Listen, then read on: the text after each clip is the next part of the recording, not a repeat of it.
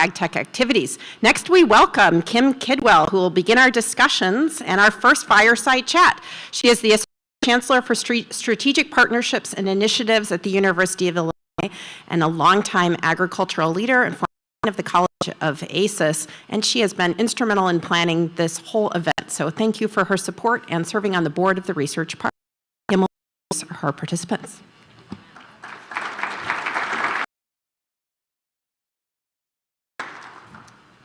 Good morning, everybody. I'm delighted to be here, and I'm going to apologize up front because there's no way I'm not going to be able to work the word whereas into my comments. I thought I'd get it out of the way because it's in my mind, so I'm cleansed. We'll see if that really happens. So I'm delighted to be here. You know, I want to congratulate Parkland and AGCO for this amazing collaboration that's happening. I will say it's a beautiful example of how this ecosystem needs to work together to promote agricultural careers for people. From high school graduates to two-year degree holders to four-year degree holders, co-cultivating an experience that gets kids excited about being in ag is important, so I commend you for doing that.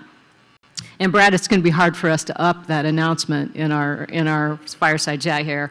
What we're going to do here is first I'm going to talk to Brad, Senior Vice President and General Manager for Precision for AGCO. We're going to talk for a few minutes, if you'll join me up here.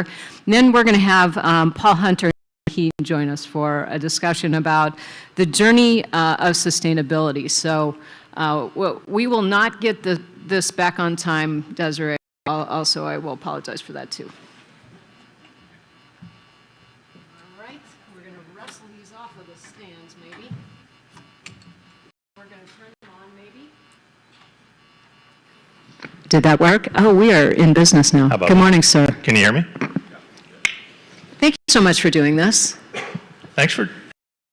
And by the way, Ash, great job on the partnership with Parkland team. We thank you so much for the partnership. The war on talent is worse than it's ever been, and our desire is to come alongside you. You come alongside us so that we can help each other make sure that we've trained up the right talent to come and address the challenges that we have in the future. So thanks so much for the partnership. Yeah, it's very, very exciting. So we're going to start our conversation about giving you a chance to define sustainability from AGCO's view, because many of us would agree that everybody has their own definition. What does AGCO think about sustainability? You know, we try and think of it in two dimensions. The first is really as a corporate citizen. You know, I think like every publicly traded company and on every institution, including the University of Illinois, has to think and act differently than we have in the past. And so our offices, our vehicles on the environment, that we're making sure that the impact that we have in our communities is positive, that the impact we have in the families of the people that serve our company is positive. And so we've formalized our sustainability program within AGCO. The last 2 years, we've published a sustainability report that kind of documents and provides for transparency in how we're moving through in our journey to accomplish that.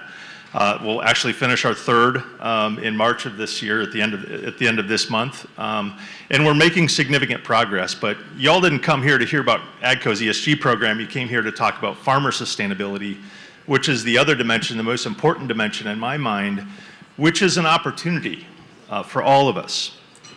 You know, we say at times at Precision Planting, which is where I kind of hail from, but I'm part of the AGCO leadership team, that variability is both the friend and the foe of the farmer. And variability is really what we're trying to address with sustainable agriculture. And so the more that we can provide information about variability of outcome, variability of the environment, the better decisions that farmers can make, therefore the more sustainable they can be. And so I want to say first and foremost, how many farmers are here? How many people actively farm? Good, I'm seeing about 30 hands or so, 25, 30 hands. They will agree with me in that there's nobody on the planet more worried about the impact that they have on their land and the environment and the communities in which they live than them. Most of their net worth is tied up in the ground. they've been in the family for generations, and so the desire of every farmer is to act sustainably, to farm sustainably. That means reaching for profit, to be sustainably financially, but also not at the expense of... A theme around trying to manage variability. The technology's gotten better. I'm curious how science fuels your decision-making and where you get your scientific information from primarily. You know, I think one thing that differentiates AgCo a little bit is the amount of on-farm research that we do. We believe that practical farm research is the only real way to learn, because we can do lots of things in the lab, both to prove out problems are real and then also prove that solutions work. But then you get to the field and you get punched in the face. And so we have research farms in Zambia, we have research farms in Switzerland. We're just kicking off a new research farm down in Argentina. But the most intensive research farm that we have is in Pontiac, Illinois, just a few miles north of here, where we farm over 400 acres. We do 160 different trials a year, most of them regenerative or sustainable in nature. We're doing things like recycling water and using that water then to fertigate the crops. We've been doing that for now 5 years. We are also doing strip cropping. We're doing cover cropping. A lot of no-till. We finally have figured out, after 5 years of no-till on this farm, that it pays. But farmers can't wait 5 years in a commercial setting to get there. And so, you know, again, all of the things that we feel like we learn to be able to transfer that knowledge into better products, into new solutions, really starts at the farm. Makes great sense. So if you had a crystal ball and you could predict the future, where do you think the future of ag is going, particularly for row crops? You know, I'm kind of a one-trick pony when it comes to that. You know, automation really is stuck in my head when we think about every task that a farmer performs across the crop cycle. I mentioned a few things on the planter, like delta force as an example, but there really is a path towards an autonomous future that's only achieved when we figured out a way to automate all of the things that each one of these farmers that raise their hand, they and their hired men and their sons and daughters do every day when they're in the equipment, to be able to adjust and ultimately optimize the task. We've got to figure out ways to be able to sense and adjust and make those decisions automatically for them, so that we can bring consistency to the outcome. So, you know, I can see another 30 years of progress, really, in perfecting automation around the crop cycle. Now, one kind of follow-up on that. How does AGCO engage in training farmers to use new technology? You know, we've got a lot through our dealers. You know, this is why we made such a sizable investment in Parkland, is because it's really through our dealers that we can extend and make practical and make simple and make reliable the technology that we create. It's not getting easier. It's not getting easier. We think that software and user experiences will make it prettier, make it a little simpler to configure perhaps, but at the end of the day, there's a lot more copper on a planter, on a sprayer, on a combine, a lot more points of failure. And so having skilled technicians and folks on their staff of farms is what's going to make it successful. Very good. Thank you so much. Desiree, do we have time for a couple questions? Or okay, we do. If anybody in the audience has a question, there's a couple mics up here. Happy to volunteer Brad to answer those.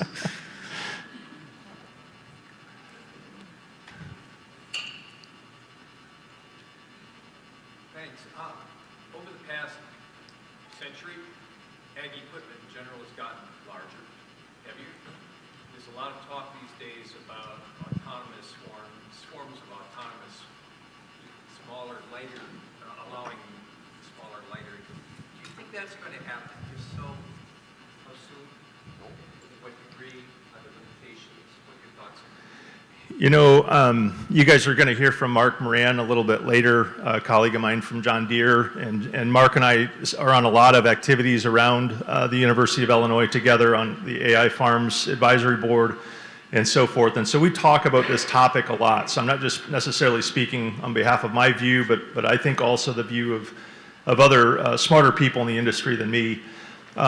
Swarm capability absolutely has a place because farms can be sections and multiple sections. And so the ability to have multiple machines in a field accomplishing a similar task is critical. Are they going to be small robots? Are they going to be cabless tractors? Are they going to be full cab tractors? What's the size of that? I don't have a clue. We've done a lot of research to say that the most cost-effective horsepower, because by the way, this is not about electronics in most of the passes. We're ground engaging. This is about physics. And physics require mass.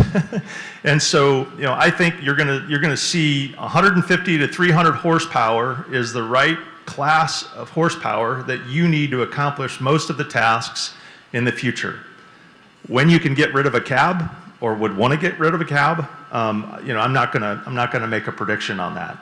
But I would say it's not going to probably go down too much further than that in large row crop commercial production environments. Excellent question, excellent response.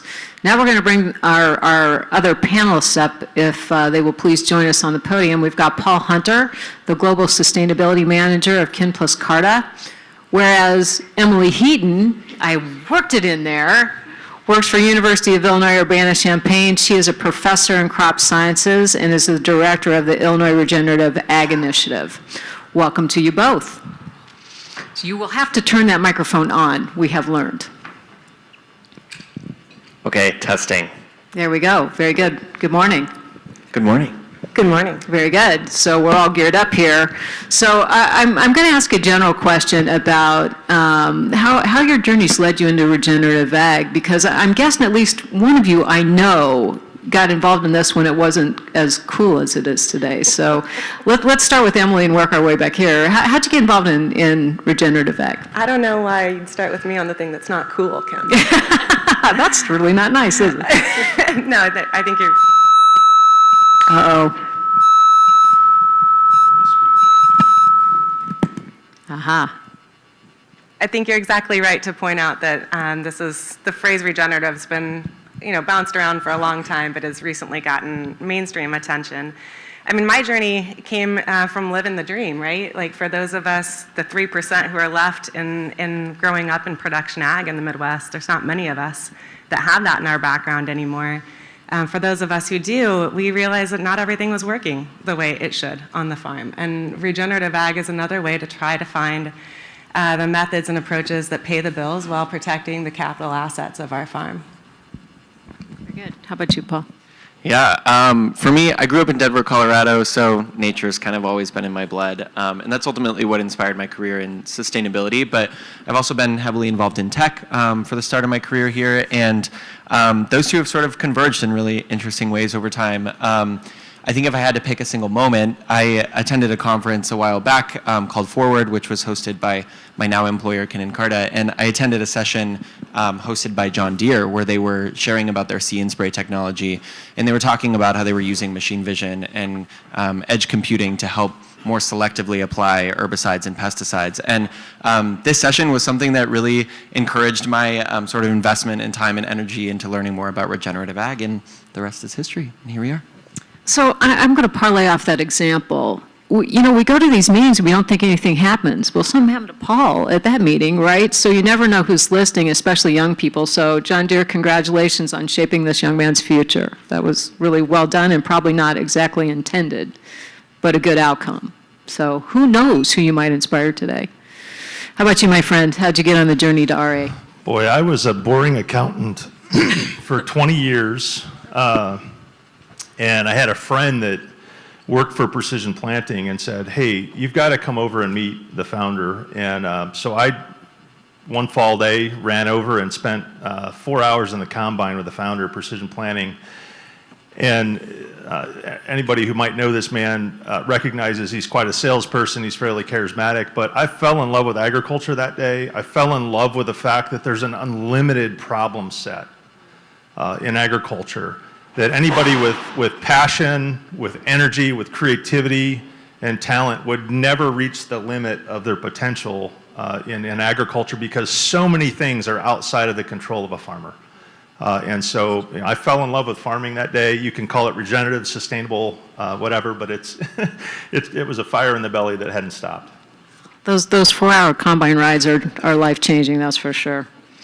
So, Paul, I'm gonna direct a question to you about data. So, people tell me that the world doesn't need more data. We've got a lot of it, and there's a lot to do with it. But I'm curious about how important it is to elevate data transparency across organizations to address some of the challenges that we're facing around climate resiliency. Yeah, I mean, when we think about creating more climate resilient agriculture systems, I really think about kind of this broader theme of transitioning from supply chain to value chain. And my thinking there is like, historically, supply chains have been very extractive in nature in that they've been focused on cost effectiveness, they've been focused on adding value to the end product in every step of the process, moving from supplier to consumer, right? And we're now in this time where we're focusing more on value chain, which is centered around this idea of adding value to every stakeholder in every step of the chain. And that group of stakeholders includes the planet. And in value chain thinking, we also incorporate sort of a longer term view. So that's where we start to get into regenerative thinking. When we think about the scale and the pace of innovation that has to happen to create more regenerative value chains or more climate resilient value chains, data transparency really quickly becomes front and center. And in my mind, that's for a few reasons. The first is that it helps more efficiently allocate capital when you're thinking about areas that you want to invest. Having data available and transparent can help you identify areas where you should invest. In my mind, this is like precision investment or precision innovation, if you will. The other area is collaboration. As you make data more transparent among members of the value chain, there's more room to collaborate around creating more sustainable value chains, more regenerative, more resilient value chains. And then lastly, transparent data is really about creating accountability in the value chain. And this is the most important in my mind because you've got, of course, like self-accountability as organizations make data transparent internally. They can hold themselves accountable for certain commitments they've made.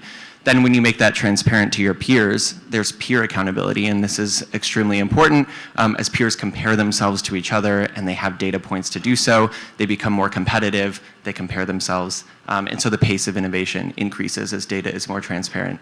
And then lastly, you've got transparency with the end consumer as well, which in the short-term economic perspective, that's where all the value of these changes is. As you make changes towards more resilient or more regenerative, more sustainable value chains, the short-term economic value of that is at the purchase point. Data transparency is complicated. There's proprietary issues involved in this, and it's one of those issues we'd love to tell you, but we can't. I'm curious if anybody, if either Brad or Emily have any thoughts about that topic as well. Well, I just want to support what was just said. Of course, coming from the academic side or from the side that's trying to understand where there's opportunity for innovation to occur and how we can help, it's hard to know, right? If we don't see the data and know how to help. So I support what you just said while also recognizing that we do have to protect people's value proposition in the marketplace. So the way that we've found this to work so far, I would say in successful examples, is being honest, right? So I think a clear complement to data transparency and moving agriculture or regenerative agriculture forward is good communication and open, honest, trusting relationships. And for me, that's come in part from days like this. Brad, do you have any thoughts on that? Yeah, I mean, just from our perspective, data transparency to within AgCo or within Precision Planting or other platforms that we have helps us improve our products. It helps us think about new problems that we could solve, but not to the extent that we jeopardize the trust relationship that we have with a farmer. And certainly not to the extent that we'd ever share data outside of the use of improving or creating new solutions for them. So that's kind of been our philosophy on it. I think it's been very helpful for us, both on the innovation side as well as building trust. Very good. It's hard to build trust and easy to lose. You have to be careful there, that's for sure. Emily, I'm going to give this one to you. How do you think land-grant universities can most effectively play in the adoption, development of regenerative ag practices? In short, by showing the path. So there's a wealth of information from this university and other land-grant institutions documenting the benefits and challenges of our current agricultural system. But there's not as much information about how to take the next best step. And I think that's what we've heard from Brad here today, too, is helping solve the problems that you have, but you're not sure how to fix, and how to take the next best step. So our land-grant universities across the Midwest in particular, but across the country, are also large landholders. I mean, the land was granted to support the university, and we still have some of that land. Just here surrounding us today, there's 3,000 acres of just research farms that we use actively in our day-to-day work here. But there's also 17,000 acres of land that this university holds elsewhere in the state, and other universities have similar magnitudes of land. So one thing we can do, in addition to working closely with our partners locally to test out new ideas, is also do what we can to push out those new ideas and practice what we preach, as it were, and show people not just the benefits, but the challenges, right? If these changes were easy, people would have already done them. So I think it's incumbent on the land-grant universities to be open about failures, about challenges, and to let people see the things that didn't work as well as the things that did, so it's obvious where there's space for innovation. I think land grants really want to be influencers, and I'm curious from your perspectives, Paul and Brad, how can we do a better job of being influencers from the outside looking in? Well, I think it takes partnership and strong work together. Speaking as an advisor on the AI Farms Advisory Board, one thing that I've observed over the last 2 years is there's lots of things that we can do. Are those things that we should do? And so, I think whether it's at a university, whether it's at a startup, whether it's in our own product development process, the challenge is to fall in love with the problem, not to fall in love with the technology. In order to do that, we need to be jointly deciding how are we going to test, different cropping methods to really identify what the problem is. How pervasive is that problem? How costly is that problem?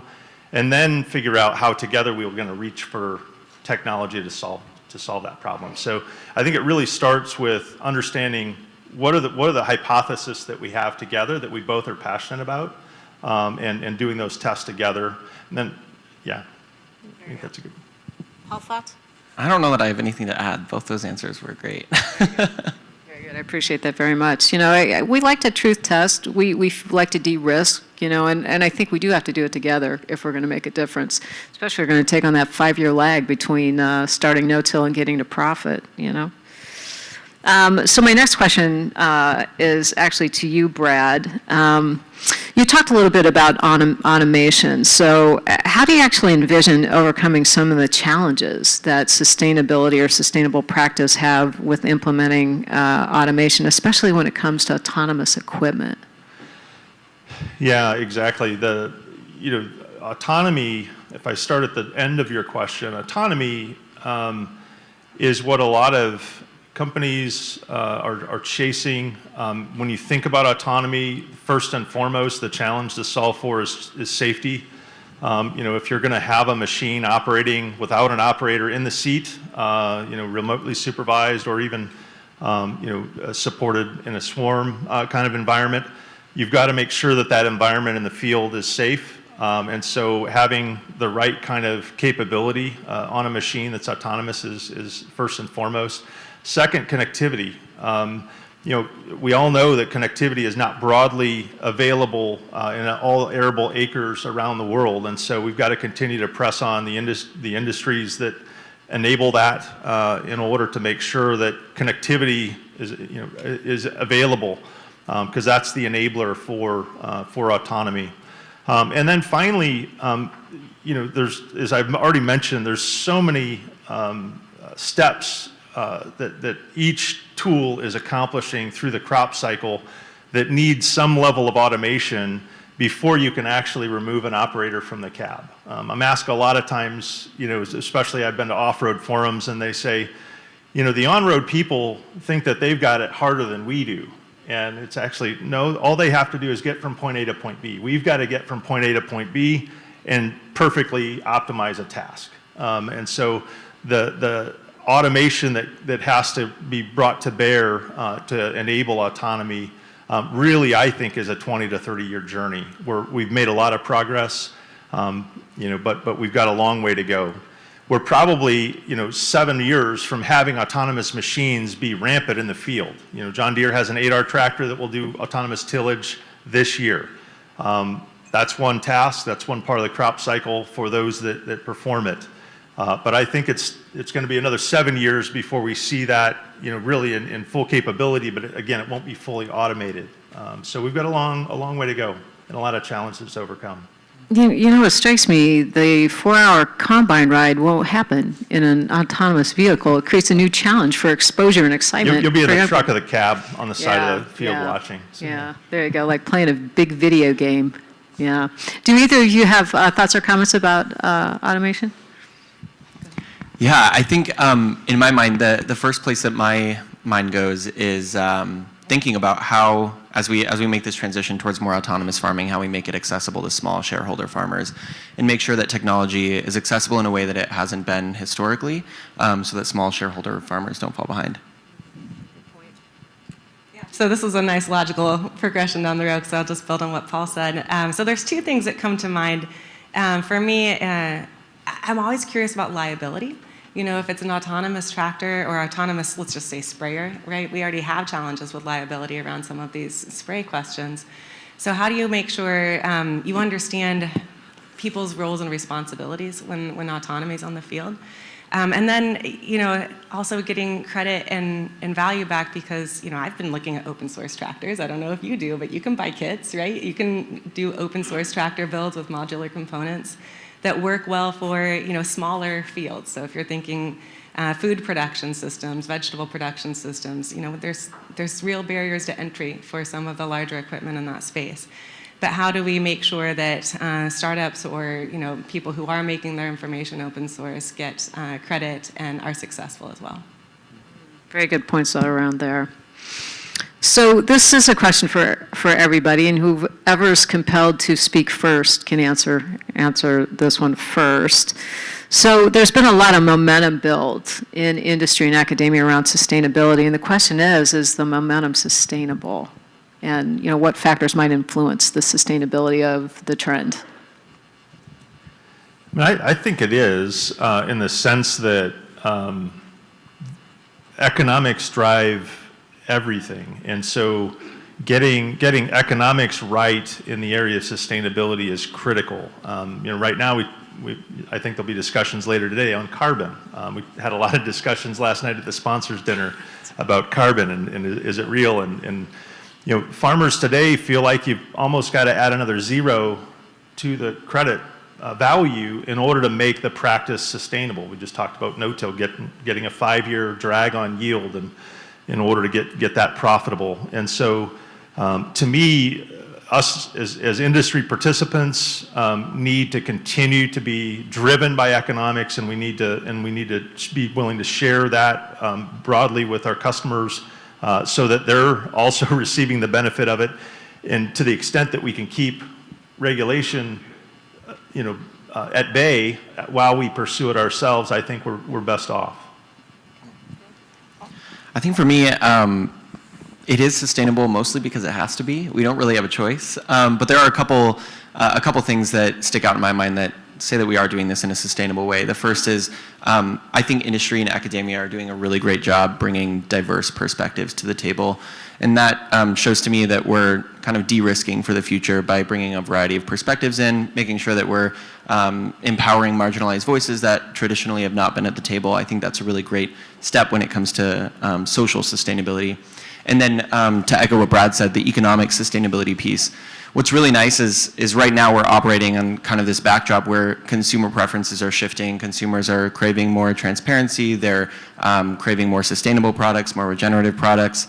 And that's creating really nice economic conditions where the incentives are nicely aligned. And hopefully, as that continues into the future, that business case becomes more and more solid, if you will.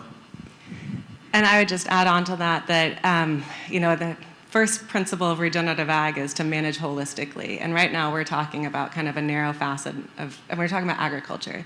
But when I think of regenerative agriculture in particular, two words dominate my thinking: health and wealth.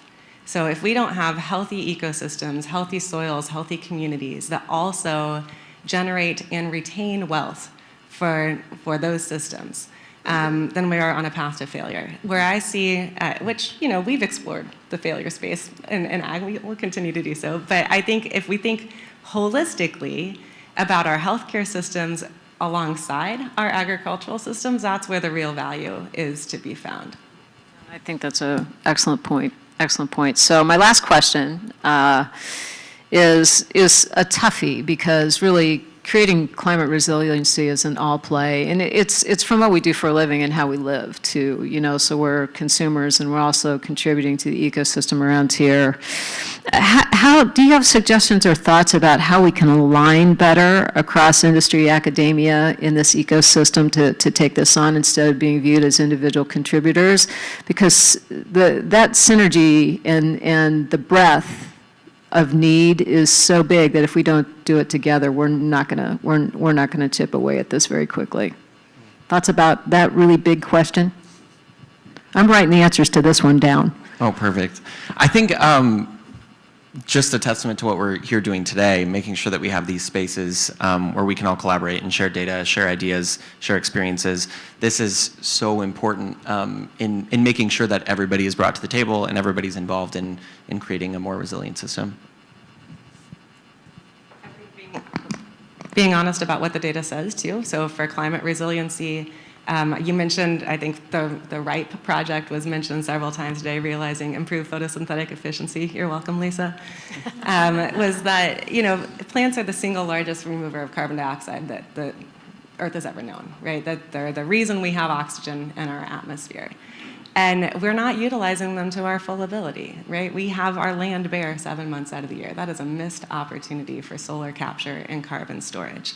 So, similarly, most of our climate challenges in this part of the world come from nitrous oxide emissions, not from carbon dioxide emissions from agriculture. So focusing on the big levers that we have to pull first, and then worrying about the tweaks later, might be an honest way for us to move forward as a holistic industry. Sir? Yeah, I think I've rung this bell a few times today, but I just will reiterate, getting in on the front end of hypothesis testing together, on-farm research together through iFarms, AI farms, other activities, bringing you guys up to our PTI farm, some professors up, to allow you to speak into the hypothesis that we feel like are important, so that we're all focused on the right problems to solve. Appreciate that. Desiree, do we have time for questions? Very good. Anybody like to head to the mic? Where is innovation being driven by ag companies?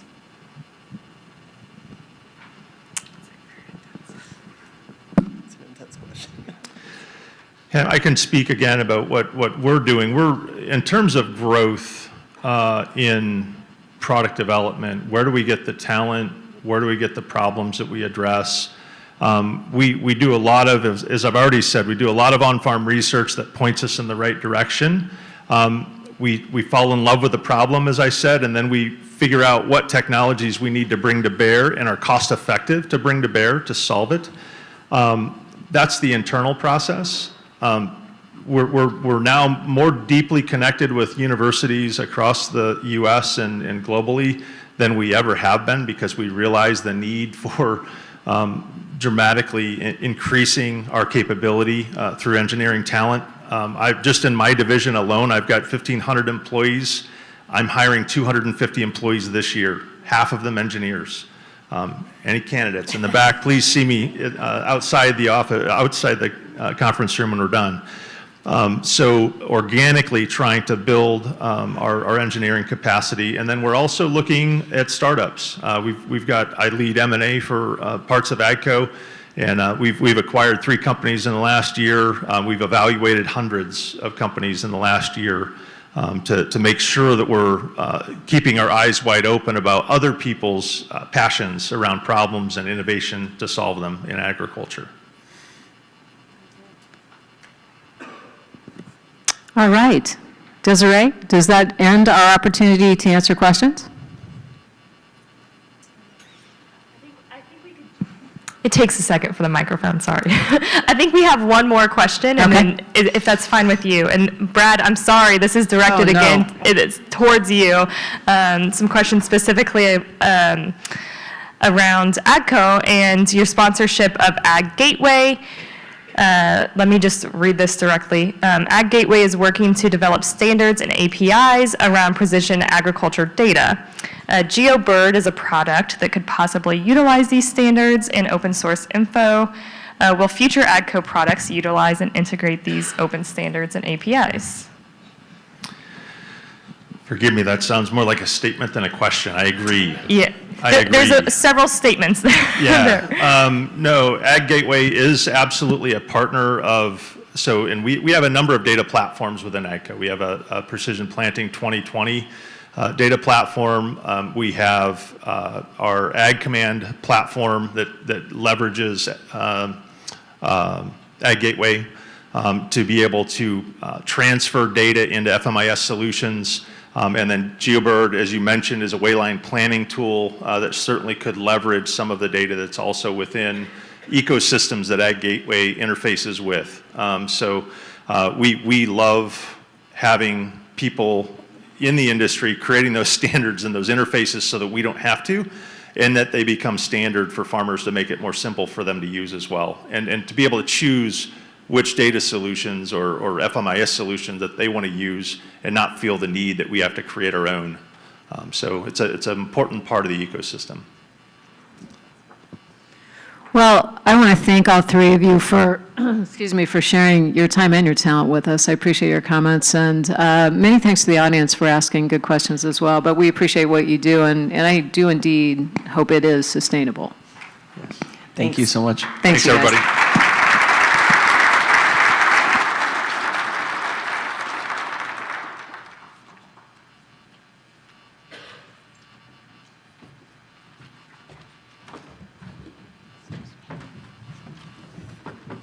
Thank you to Kim and our panelists. We're going to move to our next discussion, which is going to be opportunities in alternative proteins, and it's led by Jack Mark, who is the managing director of the Illinois AgTech Accelerator and helped to lead this program as we welcomed it into our community. Also, I'll note, he has an alum next to his name as a University of Illinois graduate, but he's also a Parkland graduate, so 2 programs here. He worked at Horizon Hobby here in our community, a great small business on precision technologies, and then as an engineer at AgriBowl before it was acquired by Nutrien, joined their team, and now is helping to bring similar exit successes to new startups. Thanks, Jack, for leading the discussion.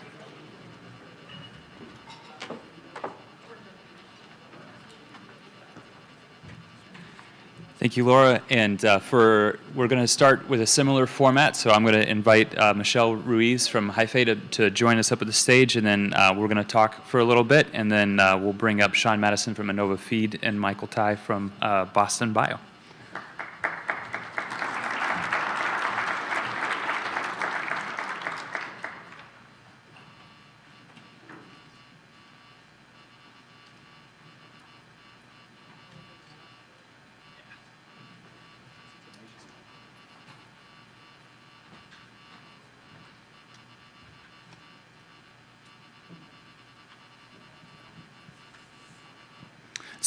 So this is actually kind of an interesting mirror of the virtual world, where there's that moment where you're kind of watching people frantically searching for the mute button, but we get to do that in real life. Oh, actually, this doesn't work. Oh. Unmute.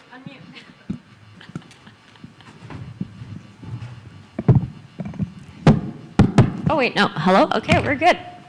I've unmuted. I've found the unmute button. I think I jinxed it.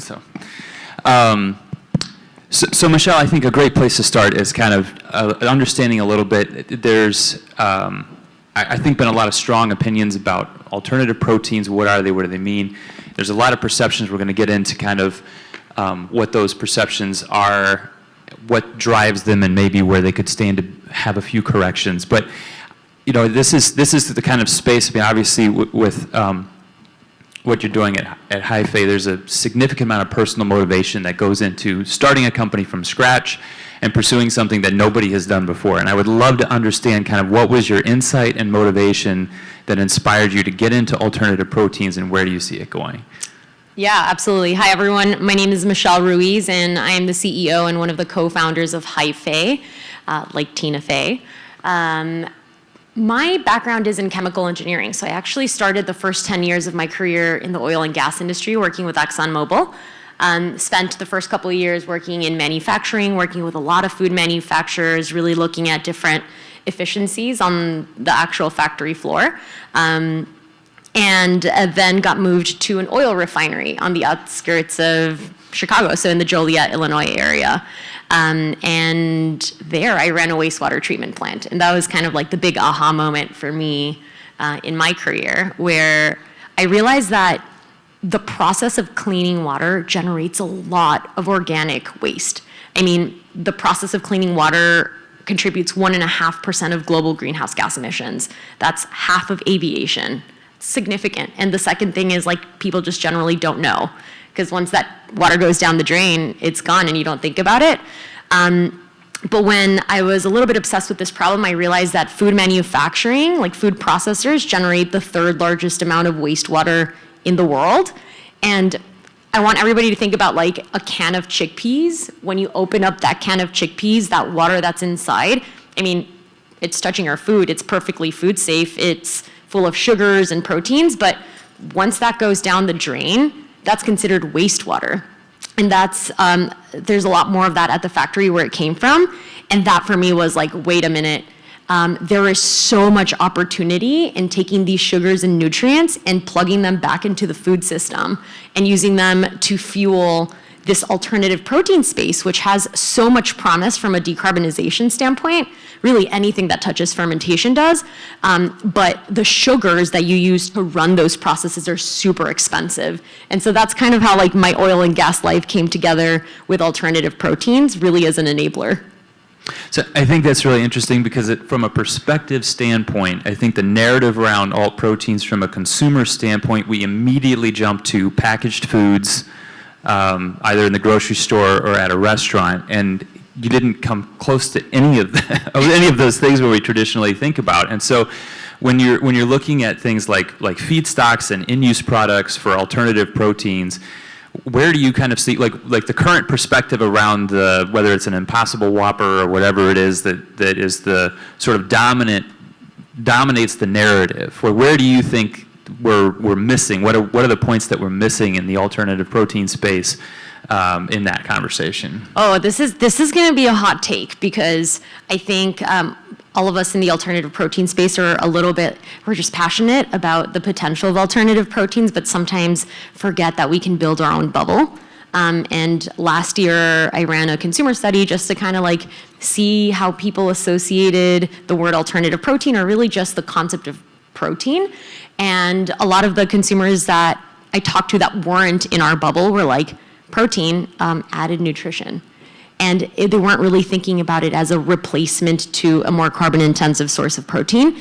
And so where I think we might be missing the mark is in how we share the story, where I think from the builder's perspective, like, we care about making alternative proteins an enabler to decarbonizing the food system, but I think that the consumer doesn't necessarily think about that when they're making a choice. And I think when it comes to something like climate change and sustainability, it's a little bit too much of an emotional topic for a consumer to like quickly make a decision at the grocery store. And so I think that the way that we like talk about the story and market alternative protein should be about health. And that's really something that's top of mind for consumers today. I mean, like, think about it. Like, you go to a McDonald's and you get a chicken nugget. Do you really know what's inside that chicken nugget? I would much rather buy a chicken nugget if I know that there's just like a whole bunch of pea protein in there. I mean, it's probably mostly soy anyway, but you know what I mean. And I think so. There was an interesting data point that I saw on allergen sensitivity that kind of implied that there's a lot of sources for proteins, but there are oftentimes allergies that are associated with those sources. And so what are your thoughts on kind of like increasing availability of proteins from multiple sources as sort of a consortia approach? Oh, yeah. Okay. So there's allergens associated, for example, with soy, which is like the one that most people think about, and then even whey protein from like a dairy standpoint. And then that kind of leaves the third sweetheart of the industry, pea protein, out there, but I think we still have challenges with like texture and flavor. That leaves a perfect opportunity for mycelium-based protein, so the root network of mushrooms, which can have a very neutral flavor, for insect protein, which I'm sure Sean's gonna be very excited to talk about, which can also have an extremely neutral flavor. I mean, I've had baked goods with insect protein, and I didn't even think about it twice. But I just think great opportunity for protein that can be really neutral, have versatility from a functionality standpoint, and be grown on waste side streams from food manufacturing. So like literally no more infrastructure additions outside of like using what you already have. The waste streams, I think, is an important point too, because this isn't necessarily let's rebuild an entirely new food chain all the way from production all the way through to consumption. What you're talking about is recycling what was cast away. Exactly. So how do you kind of see that evolving? Oh, okay. So I think earlier there was a conversation in the last panel about like how sustainable are sustainable companies, and I think this is where collaborations between corporations and startups need to start getting creative. And so if are there any like food manufacturers, like food processing ingredients companies in the audience? Like raise your hand if that's you. I saw one hand back there. These companies that we're talking to right now are looking to valorize literally every part of whatever grain or input that they're investing in. And I think that there could be really unique business models where everybody wins without having to waste anything. And does it require the creation of entirely new foods, or are you also kind of looking at drop-in ingredients for kind of the existing recipes, if you will? I think it depends on where in the value chain you want to plug in. Hyphae actually started making mycelium protein powder, and that would require the creation of a new food. And then we realized like there's a bigger issue in the fermentation alternative protein space, which is the cost of inputs. Like the cost of sugar right now is prohibitive for a lot of these alternative proteins to reach price parity, which is super important if you want wide-scale adoption.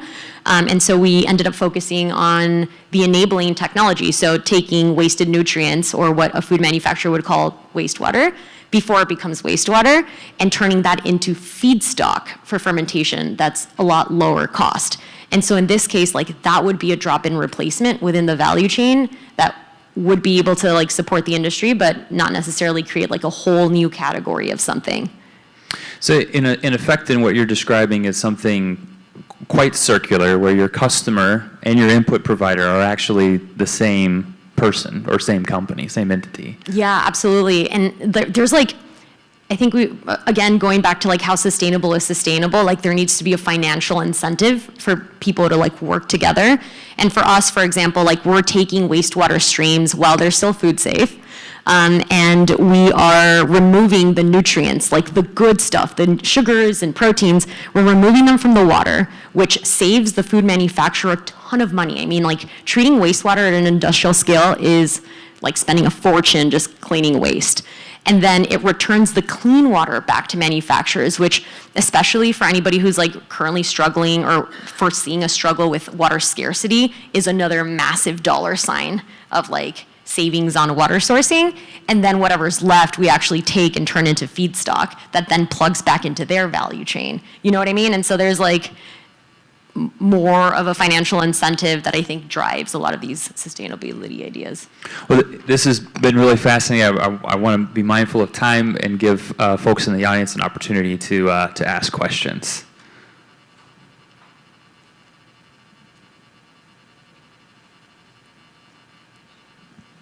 They're so like, she's talking about waste. Well, what would you say, so from a product standpoint, what would you say is the closest thing, if we were to, I'll take this back to kind of that grocery store. So if we were to walk into a grocery store, what do you think would be a product we might be able to find that is an approximation of where you think things are, the best approximation of where you think things are going? In terms of alternative proteins overall? Ooh, I mean, you can literally go find this first company in the space already, Perfect Day. Perfect Day is a precision fermentation company that makes whey without the cow. They essentially engineer microbes like yeast to make whey protein. And then they use food science to turn that whey protein into ice cream. The brand is called Brave Robot. You can find it literally at any grocery store at a good price. They just released a milk brand called Bored Cow. They have a whole bunch of different things like cream cheese. That is one perfect example of a precision fermented alternative protein that both doesn't require the animal, but could also be connected, especially through a circular process, to a dairy manufacturer that has wastewater that wants to expand their portfolio and essentially secure resiliency as, you know, the food system starts to change. Interesting. Thank you for that. I think let's go ahead and bring up Michael and Sean.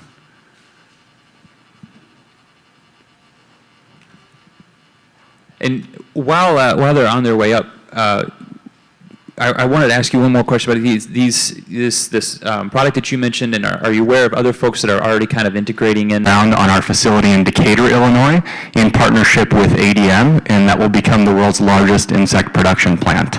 I'm a proud Illini grad, class of 2013, and my background has primarily been in the food space up to this point. I joke with people that I keep moving more and more upstream the value chain. I started in retail. I most recently was in consumer packaged goods, and now I'm basically in feed ingredients. So I'm not sure how much more upstream I can go, but we'll figure it out from there. And thank you for having me. Thank you, Sean. Michael? Sure. Thanks, Jack, and good morning. My name is Michael Tai, and I'm the co-founder and the CEO of Boston Bioprocess. And we are building a fermentation scale-up and development platform to help bio-ingredient companies to basically transform their technologies from lab and into a scalable process, and then eventually go to market. I guess as you can tell that from the name, we initially started the journey at Boston when I was still there, and because of there's tons of attractive incentives and the great sponsorship from the university, we actually moved to Champaign, Illinois, and start co-building our facility. So yeah, really glad to be here, and look forward to the discussion. So I think what I'd love to get from each one of you is sort of how, just to kind of bring that conversation back around to precision fermentation and the role that it has in what you're doing and the role that you see it playing as the all-protein space kind of emerges. And Michael, I think we'll start with you and kind of work our way backwards toward closer to a packaged good, but maybe you could kind of speak a little bit to the challenges in precision fermentation and how your company kind of resolves those. Sure. Yeah, so I guess, in a way, we're kind of playing sort of enabler or even a middleman kind of a role. And how we've seen the synbio or precision fermentation space that has been developing, particularly in the, if you want to break the development in the past 10 years and then in the past 5 years, is that there's tons of resources, including investment, that has been going into synbio space or precision fermentation space that has been enabled quite a few newer technologies or even newer generations of ingredients. For example, that like Michelle was saying, there was fungal protein fermentation, there was biomass type of fermentation, there was also ingredients fermentation. For example, companies like Impossible Foods or Motif that's producing heme bovine myoglobin from yeast platform, or some of them from fungal platform. And these molecules, in the past years, basically are all from sort of biopharma or biomedical world. And now we basically are able to using precision fermentation technology, industrial fermentation technology to get in there. So with all these booming up, let's say, of development, one particular issue here is if you look at where the resources are focused in this space, it's primarily on the upfront or upstream side of the development, where folks are having great knowledge on developing the strands, focusing on metabolic engineering, on re-engineering some of the host platforms to be able to produce or metabolize certain molecules. But then where the problems or the gap shows up is that once the lab side of the technology is relatively mature, let's say, then how do you exactly transform that into a commerciable or scalable process? So that's two questions there, right? One is yes or no. Are you able to really do it in a scalable way? And the second question is how much? Right, so are you really able to get this into an economical situation where it can be applicable in the current industrial practice? So what we do is basically to help in these two fronts, to help you answer yes or no question, and then help you answer how much question, and then we deliver a solution to help folks go to market, basically. And Sean, I think to kind of pick up the conversation that Michelle and I were having on feedstocks and upcycling feedstocks and kind of that complementary relationship with an existing production facility, maybe you could share a little bit about how you see insects being a critical part of that sort of process. Yeah, well, first of all, I think this kind of upcycling is almost a prerequisite for alternative proteins. You know, sustainability is kind of at the core of the value proposition for alternative proteins, and upcycling is one of the best ways to do that. You're basically taking these available nutrients and you're turning them into high-value ingredients. And so what we do, you know, we don't do precision fermentation, but the idea is similar. We take these existing feedstocks, and what we use is basically industrial byproducts. I actually hate the word byproducts. It's like I'm just going to call them products at this point. We take industrial products from the milling process, typically like a stillage and a bran, and we feed them to insect larvae, our black soldier fly or Hermetia lucens, and in the process of their life cycle, they can transition those nutrients into really high-value ingredients.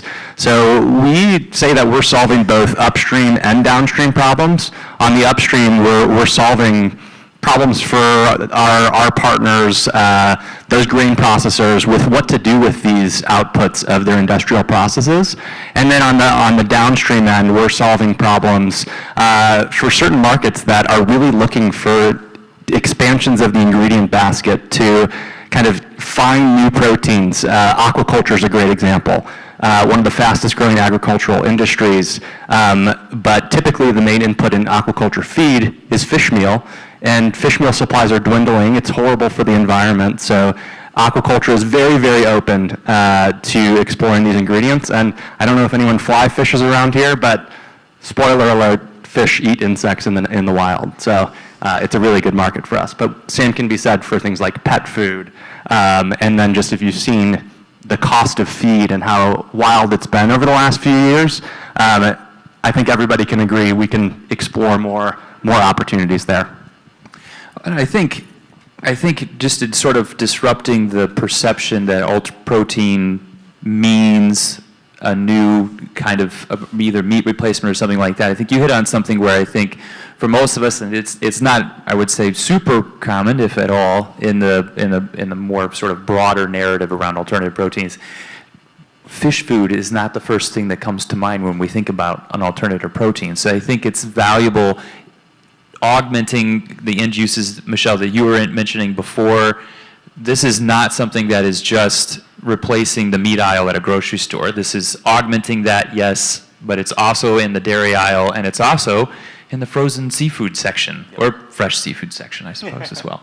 So I think one thing that I would love to get from all of you, Michelle, maybe we'll come back to you for this, is sort of like, as you kind of see this evolving, what are some of the end uses that are perhaps not top of mind for people that you think that people should be aware of? For alt proteins? Yeah. Okay, I think when you talk about alternative proteins, you think immediately like a meat replacement, for example, but there are some really curious functional proteins and amino acids that can be precursors to different types of industrial chemicals as well. And so I would say that that's probably one area just below the surface of what a protein actually means. It's not always meant to be edible. So can you expand on that a little bit? Because I remember that came up in another conversation we had a little bit earlier, and it was kind of a fascinating, again, when we think about proteins, it's sort of this very, very narrow view, but it's much, much broader than that.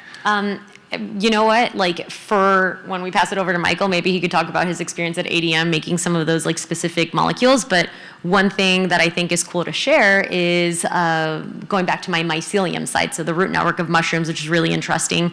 You can turn what is really a protein and fiber food into materials that are very curious. So for example, with mycelium, if you grow a block of mycelium, it's really good at insulating, like pretty competitive with styrofoam-based insulation.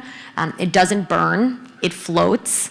And then also in terms of like stress fractures, it has microfracture failure mechanisms, which for building and construction is like huge, right? Instead of catastrophic failure. And so like, yeah, not all proteins can be food, but like we can take advantage of like the structural properties of proteins and fibers that would be used in the food industry to make some other really unique things. So, Michael, maybe you can kind of pick up there in terms of precision fermentation and the role that it has in refining proteins into non-food use and maybe some of your experience there. Sure. Yeah, I guess maybe a good point to start kind of thinking about the transition and how sort of precision fermentation is contributing more is probably maybe like looking back if you kind of thinking about how fermentation has been developing and what types of molecules it's producing, right? Is kind of a couple of good examples to sort of like mark what a fermentation era it sits in is, I mean, the first one is basically soy sauce, let's say. I mean, that's been produced through fermentation for like, 100 years or so. I mean, of course, there's not much technology in here, right? You just basically soak it and then it's a solid state fermentation. And then maybe another one is basically a lysine. So if you think about even like Michelle was saying that, I mean, ADM produces, 500 million pounds of lysine every year and a majority of them go into, the animal feed. So that's kind of maybe another molecular that can be sort of a markable sort of a molecular to represent fermentation technology in the industry space. And now where we are in is we are basically able to use precision fermentation technology to produce quite a few tons of categories, I would say, that basically can be alternative solutions for chemical industry and for agriculture industry, right? I mean, animal feeds is a good example, like lysine, serine type of technology. And then for chemical industry, there's, bioplastics, PHA, PHB, and then there's nutritional products, DHA, ARA type of products from algae. And then there's, goes into the food, right? There's yeast proteins, intracellular proteins as well. And there's alternative milk, lactoferrin, alternative cheese, which is casein. So I think that's kind of, I guess, how I see it on development and what fermentation can keep contributing to. So I think the space is quite big. And Sean, as the sort of industrial process kind of bolts on these additional facilities and capabilities, where do you kind of see that? How do you kind of see that evolving in terms of the kinds of facilities and the kinds of companies that they partner with? Yeah, it's a great question, and honestly, we chase our feedstock. That is what determines our industrial deployment. We are, just to give you a sense of the scale, we're making tens of thousands of tons of insect protein per year. We also make oils, and our insect poop is what we call frass. It's kind of a fancy term for our fertilizer product.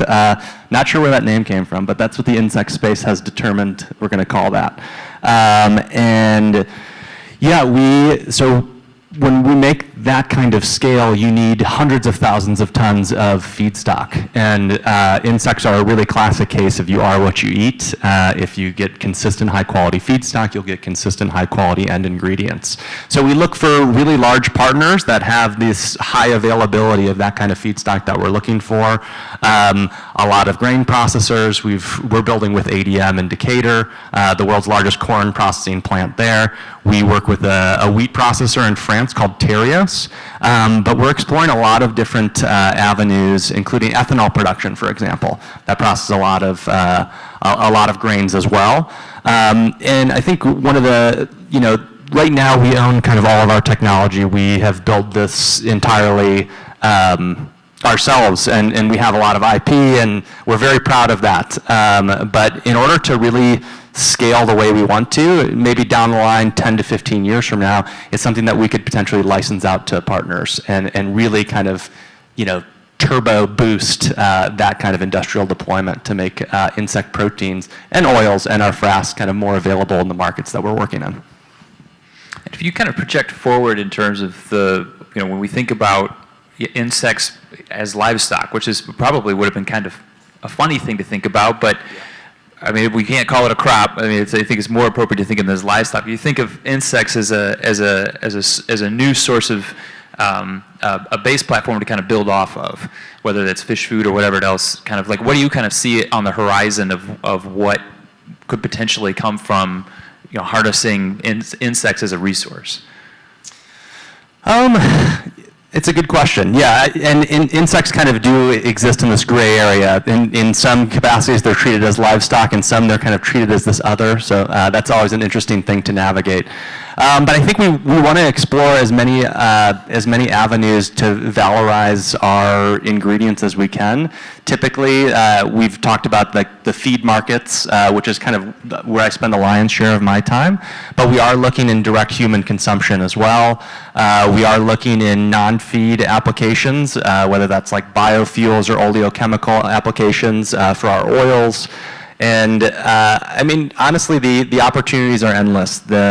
I think one of the things about alternative proteins and alternative ingredients in general is when you boil them down, the nutrient profile is what speaks for it. And where are those, it doesn't matter if it comes from insects or mycelium or what are these amino acids being used for? What are these fatty acids being used for? And so that we kind of use that as our guidepost to explore different opportunities. And Michelle, you kind of hit on that a little bit earlier, so maybe it'd be good to kind of hear you expand when you talk about repositioning the narrative to the consumer and refocusing that on the nutritional profile. Maybe you could expand a little bit on sort of that unique, what proteins bring to the table in terms of a unique nutritional profile. Yeah, so alternative proteins, many of them bring a complete protein, so digestible, fully accessible nutrition. But then they also bring benefits to the table like no cholesterol. I think the industry is still trying to transition from like what oil sources they're using, and that's just part of like an early industry growing up. But so far as we can solve for some of those ingredients that we're using that essentially try to target flavor first, so you don't kill your company before you actually get to grow and optimize it, then like we're good to go on like a full nutritional revamp of how we eat. I also think that it's not just about like how do you replace an animal, it's also how do you meat shouldn't be the enemy, right? Because then you're having people make a moral decision or an ethical decision, and that's too difficult when you're at the store. But I think it's also about like how do you give more versatility, more excitement with food to everyone in the world, so that I don't have to eat chicken every single day and get bored of it, but I can eat chicken one day, a insect patty the next day, some tofu the following day, and like just make my life a little bit more exciting from a food standpoint. I think one of the things I always kind of like to point out on that topic specifically is that 30 years ago, the idea of taking a slab of raw fish and sticking it on a chunk of rice was probably not very appetizing for a lot of people, but it's a premium food now. We see it that way. And my kids have eaten an insect burger, actually. We had some insect protein from a startup that came through the Illinois AgTech Accelerator, and I ate it on camera, and it was good, and my kids have been pestering me, when are we going to have another grasshopper burger again? And so it's something where for them, they're excited by it, they're curious about it. They weren't gross. My wife was a little bit more reticent about it, but the kids were excited about it. We'll get her there, don't worry. But for me, for example, I eat lunch in my office every single day during the work week, and I personally, as a consumer, don't like the taste of reheated meat because it tastes kind of odd. And when you microwave it, just nuke it. And so I generally use alternative protein options that reheat better in a microwave. And then over the weekend, I go eat some steak because it's my weekend and I'm relaxing. And I think having options helps. Yeah, so we have about 10 or 15 minutes left, I think. So we do have some questions. All right, great. Go for it.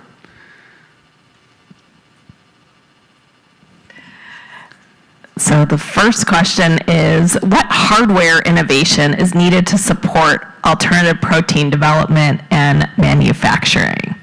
I wish someone could provide me X. And I'm looking at Michael because I know he's working in that space. Yeah, that's actually a very interesting question. So certainly there needs to be some advancement on, on hardware side, because I guess there's a name of precision fermentation for a reason, right? You need a sort of a better, tighter, and maybe more precise control. For example, when you do feeding controls of your carbon, of your nitrogen sources that are feeding into the bug while you're fermenting them, that you need a little bit of sort of a, in general terms, better side of the control of them. So that needs some advancement that comes from the hardware side. But what's kind of making this question interesting, though, is that in a lot of times that when you are developing and transitioning into new technology-based ingredients, you come into some sort of a dilemma, well, that if you have too far advancement on the hardware side, your COGS, which is your cost of goods, usually would go up together with it.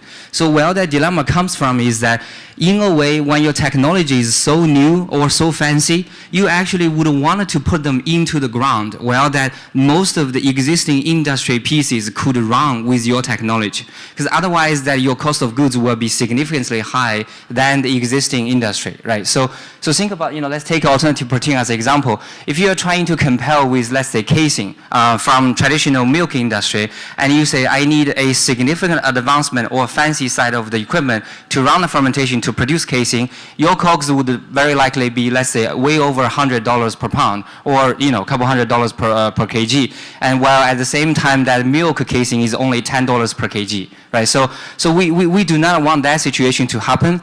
So the role that we want to play is we wanted to steadily in sort of advancing the hardware side of the things to make the infrastructure side of things more enabling for this industry, and particularly for precision fermentation.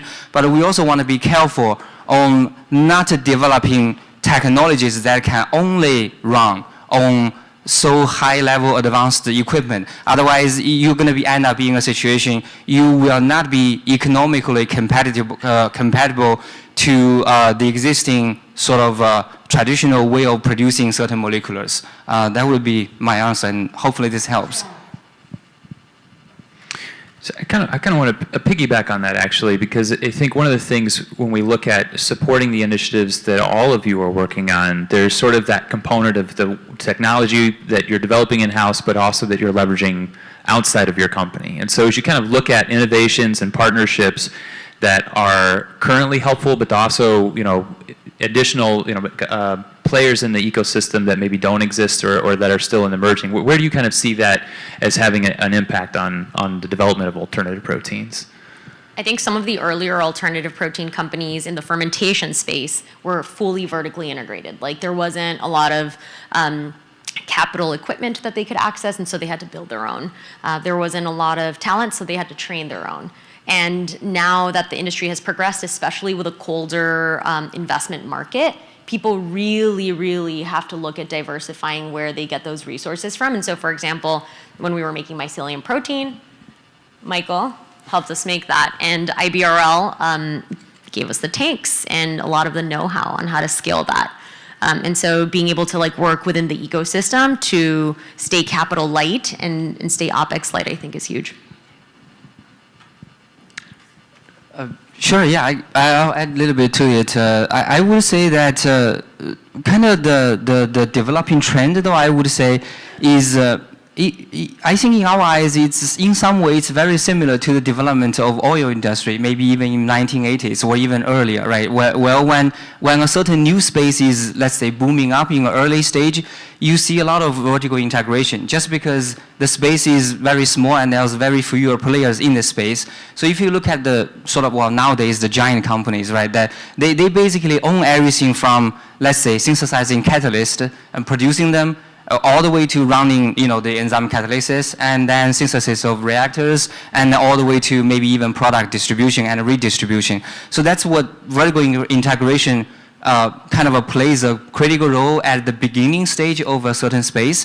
But now I think that SynBio has gotten into a stage where that was the speed of upstream technology has booming up so much in a way that it enables the relative downstream side of the things be more sort of segregated, I guess, in a positive way, right? Because at the end of the day, I think for most of the players in the existing space, you have to contribute sort of where your strongest suit is at. Because otherwise, if you keep getting bigger and bigger, you will lose the relatively not so competitive side of your business, which I think to us it's certainly a good thing, because we do want to see the landscape divides into a situation where folks who are good at metabolic engineering will develop the strengths, and then folks who are good at developing the processes, for example, RBIL is a great example, very well running business to help in this space. So that's their strongest suit, and then there's the downstream folks who focus on, let's say, how do we turn precision fermentation supply chain into more or less of a normal or traditional supply chain? Because at the end of the day, you do have to get in there. Otherwise, you won't be able to be competitive, right? So I think that's how we see the space develops into, and we hope that sort of less vertical integration and more segregated contribution could help this space advance more. So see, we do have another question, so why don't you go ahead?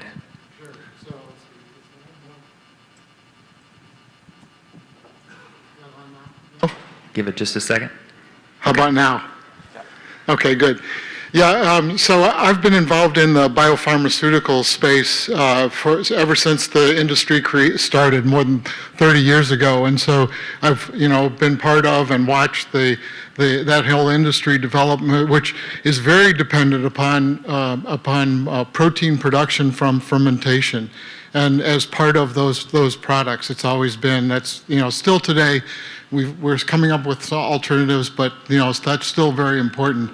But biopharmaceuticals is a drop in the bucket compared to food production, and capacity has always been an issue throughout the whole biopharmaceutical industry from the very beginning.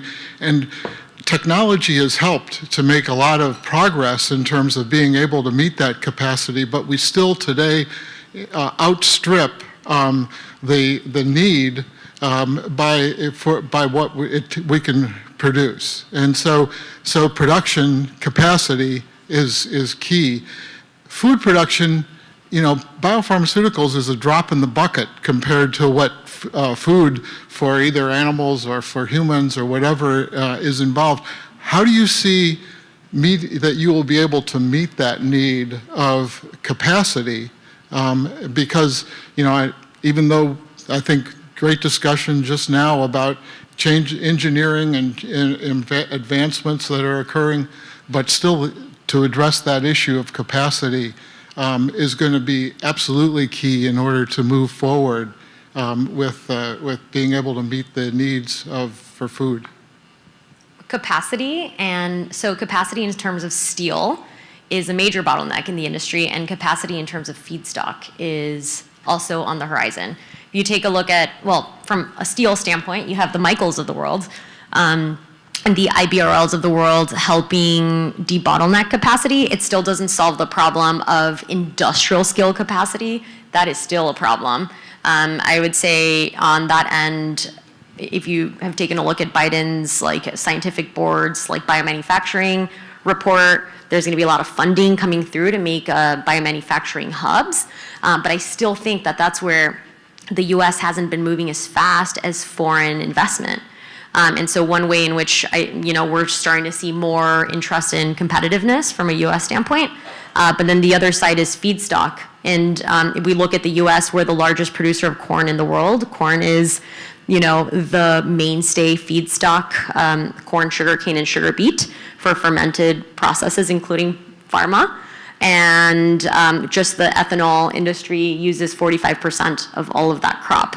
And so what we're looking at is not just a steel constraint, but also how on earth are we going to power this biomanufacturing future, which is absolutely necessary if we want to decarbonize the world.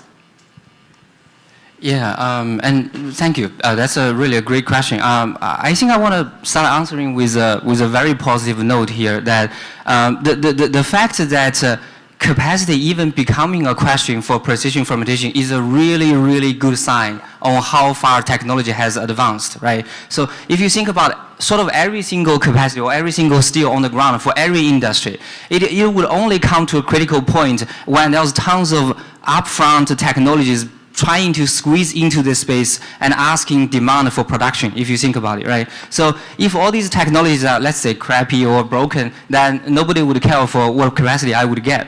So I think that would be my positive note on how far this space has been advancing, and we're very happy to see that part. And a couple kind of perspectives I wanted to share on how we try to solve this issue.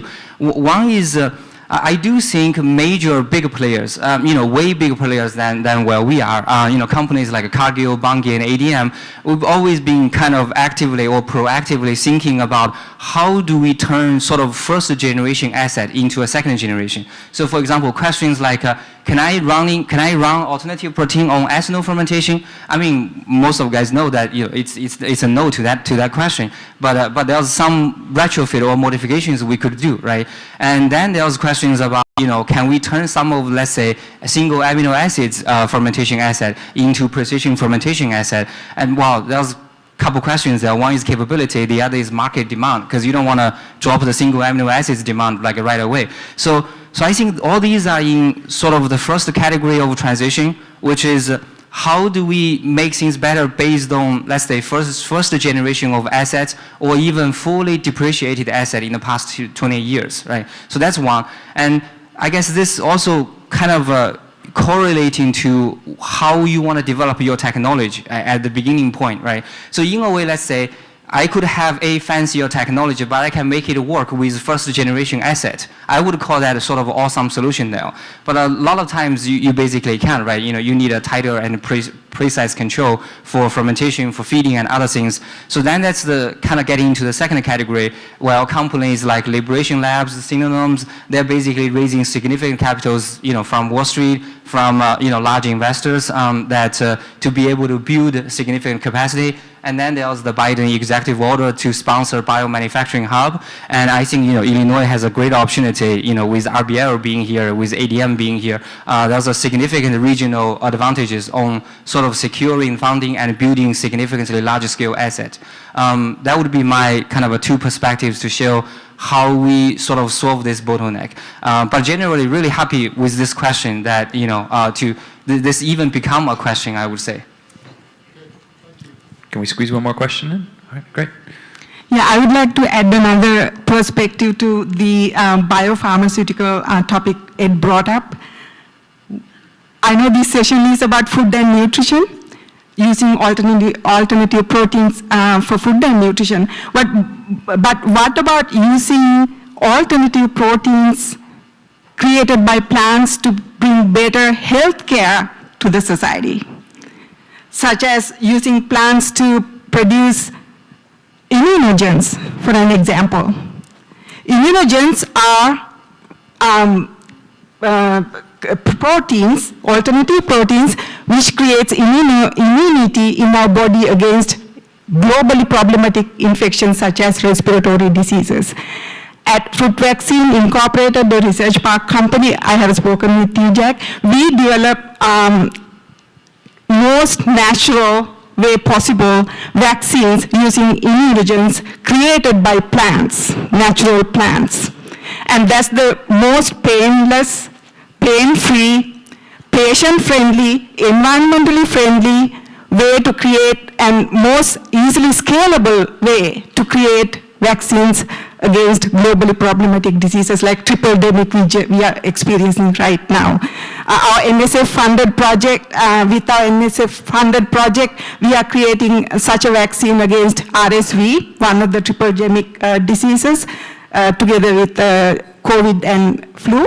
So I like to talk with you if you are interested. I hope there will be sessions like that coming up, using plants against the infections such as respiratory diseases to create vaccines and immunogens. I think it's a novel concept, and I'm also seeing that happen actually in alternative proteins and across different sectors where people are pretty much using what we have, again, in the most efficient way. Yeah, totally. And congratulations on securing the NSF funding. I mean, molecular farming is a great, another booming up technologies, right? And well, most of the folks are pretty familiar with corn, I'm assuming, but then, I mean, I can guess that a lot less of you guys probably know there's actually heme bovine myoglobin inside the corn. So that there's a lot of companies, well, not a lot, but a few companies in Boston area that are actually working on that technology, which is very similar to your technology. I think the significant advantage we could take from sort of plant is in a way, in my eyes, I think it's very similar to the sort of the second generation biofuel industry, if you think about it, right? So you're culturing a whole bunch of tobacco plants, and when you harvest the tobacco and get them into the traditional industry, and when the harvest part is done, what you're left with is tons of lignocellulose. So if I could do some molecular farming with it, and then those sort of softened lignocellulose could contribute significantly to biofuel industry and can be easily broken down by cellulase. I think that's a very similar idea there. And then you can take advantage of existing planting and existing agricultural system. You don't have, to the extent that you don't even have to worry about how to get closer to the traditional agricultural supply chain, which is really another significant advantage. So we really love that idea. Great. All right. Well, thank you to all of our panelists. And I will. Oh, yes. We actually have time for one more we question. Do. Okay, I did want to just make a quick announcement. If you just heard, it is the first Tuesday of the month at 10 a.m. So if you all just heard those sirens, that's just a test. So anyway, you alluded to this earlier, Michelle, but I wanted to know if you could, we do have a little bit more time, so if you wanted to elaborate on this. Can you talk a little bit more in depth, and this to any of you, about partnerships with alternative protein sources in non-food applications such as bioplastics or other things? Yeah, I mean, I think biomanufacturing's impact could be so much bigger than just in the protein standpoint, and especially when we look at making alternatives for carbon-intensive processes in chemicals and oil and gas. And I think there's just like so many different ways in which you can use the same platforms that you would make an alternative protein to make other components. And so, for example, precision fermentation kind of comes back into play. Like, there are people who are working on making palm oil replacements. It's not a protein, but you're still using the same pathway of engineering a microbe to create oil that will displace mass deforestation in rainforests, which end up having a carbon impact, which is the same as fossil fuels, because of how much CO2 is released. Any thoughts on your end? Yeah, I would maybe just add kind of in two major categories of, maybe for precision fermentation has been advancing. One is kind of, let's say, chemical alternative, right? Alternative solutions in chemical industry, and the other one is in agriculture. And I think basically the whole concept of alternative protein sits in agriculture. And we don't really kind of advocate or talk much on the chemical alternative is just because that part has already been sort of in a way significantly advanced, right? If you look at companies like Novozymes and DuPont, we don't really ask them how exactly you produce these enzymes, but the majority of their enzymes oftentimes actually come from fermentation. So for example, the enzymes that's in your detergent, for example, the enzymes that you use for cellulase that break down lignocellulose to convert them into sugar, that's all fermentation products. It's just we don't really, let's say, like significantly advocate them because they are very mature processes. For example, cellulase basically can get you somewhere around 180 gram per liter protein titer in a 72-hour fermentation. And relatively speaking, none of the alternative protein fermentation technologies can basically get to that kind of KPI. So that's why we need to advocate for the agricultural side of the contribution that precision fermentation is bringing in. And in that category then, I mean, there's if you kind of break them down into a few sort of subcategories, there's the alternative protein, which in alternative milk and meat and other things. And then the second major category is flavors and fragrances is basically, that could be also for, food use and cosmetic use and other chemical uses as well. And then the third one is basically renewable chemicals. And again, we don't really hear much in that third category is because things are already at a very significant scale. For example, Cargill and ADM, you guys know how much ethanol they produce for industry use. So yeah, I think these are the two general categories where precision fermentation could keep contributing to. And on the insect side, a lot of people refer to us as an insect protein company, but I mentioned earlier that we really have like three main ingredient families: our proteins, our oils, and that frass we talked about. And our oil has a very similar fatty acid profile to other premium vegetable oils like coconut oil or palm kernel oil, high in lauric acid, a medium chain triglyceride. And so we're really exploring a lot of those different avenues. I kind of alluded to this earlier, the cosmetic industry, biofuels, things like that. Again, where these nutritional profiles work well is where we're going to explore. It doesn't necessarily necessitate it being in a food or feed application. I think the question was also about partnerships, and I think like a really good example is LanzaTech. Super integrated with this topic of discussion, but LanzaTech just IPO'd through a DSPAC a couple weeks ago, and they're based out of Illinois as well and New Zealand, and they take waste gas from like a steel company. So like carbon monoxide, carbon dioxide that would otherwise just go straight into the air, and they use precision fermentation to literally turn the carbons in that wasteful gas into ethanol. And they make sustainable aviation fuel out of it. And ethanol is a precursor to plastics and to so many different types of chemical molecules. And then they're left with biomass, which is like the microbe itself. And that microbe can be used from a protein standpoint or in a material application. So like kind of overlaying food and materials companies with steel companies and fermentation companies. There's so much opportunity for partnership with different waste streams because of precision fermentation and other types of fermentation. It's still happening in their stomach, right? And insects are fermentation too. All right. Well, thank you very much to all of our guests. Well, Thank you. thank you, Jack.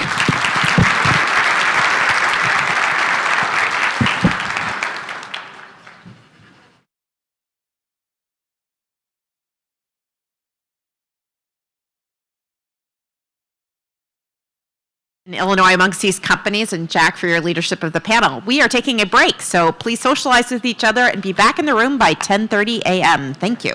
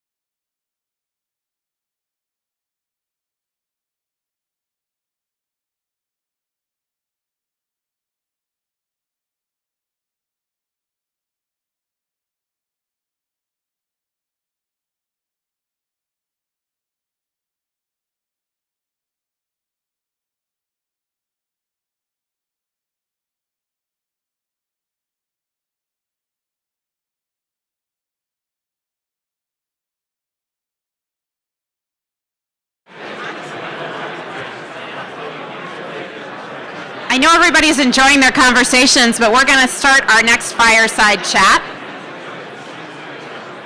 So if you want to head and take your seats, get a beverage. I'm going to welcome to the stage Lisa Ainsworth, who is a research leader at the USDA Agricultural Research Service here at the University of Illinois. You've already heard about some of the work that happens at RIPE that she's been involved with, and she can maybe tell you more. She has a number of awards, and I'm excited because she's going to have a conversation with Nick Reinke, who's the CEO of Habitaire. Habitaire is one of the companies that won the Ed Moore Prize that will be given out later today of promising startups, and it's been great to see their growth and their journey. They've won a number of awards. Perhaps Nick can tell you some of those most recent ones that they've won, Thrive and others. And I know some of our friends from St. Louis have welcomed him to be part of their community as well. But that company is here at Enterprise Works Incubator, and we look forward to a discussion with Lisa and Nick about the future of carbon strategy and ag tech.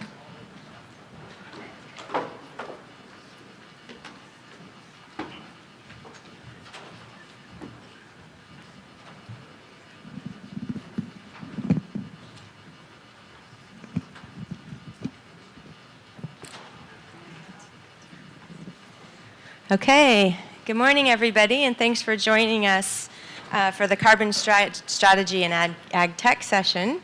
And so Nick, I thought you could just get us started with telling us a little bit about yourself and your journey to be CEO of Habitaire. Yeah, thank you. And thank you for the opportunity to have this conversation here today. I'll try and make this as brief as possible, but I get excited sometimes. So, Nick Reinke, my entire life and career have really been in agriculture. So I come from a family farm in North Dakota.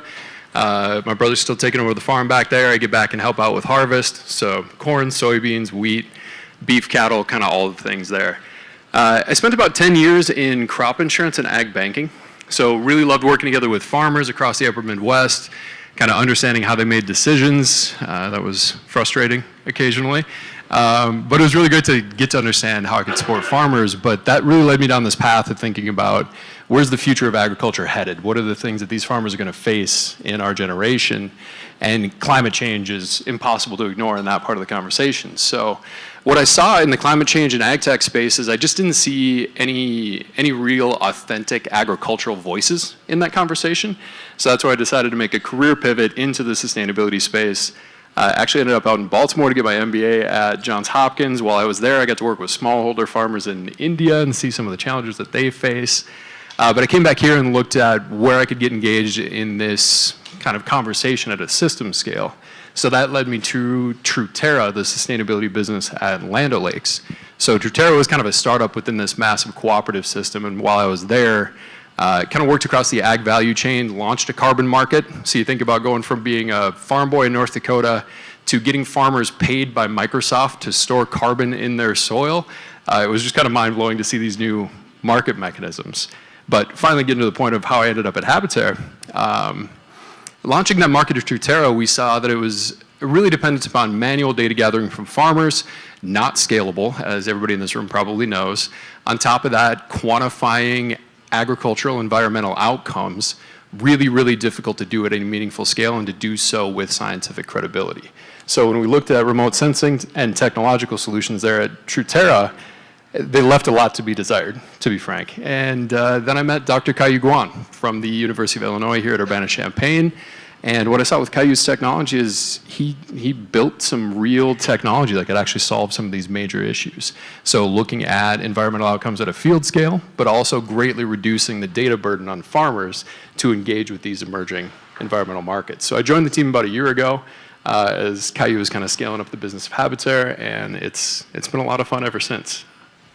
Okay, thank you. And so for people in the room that don't know what Habitaire is, maybe you could just tell us what is Habitaire and what's its carbon solution strategy?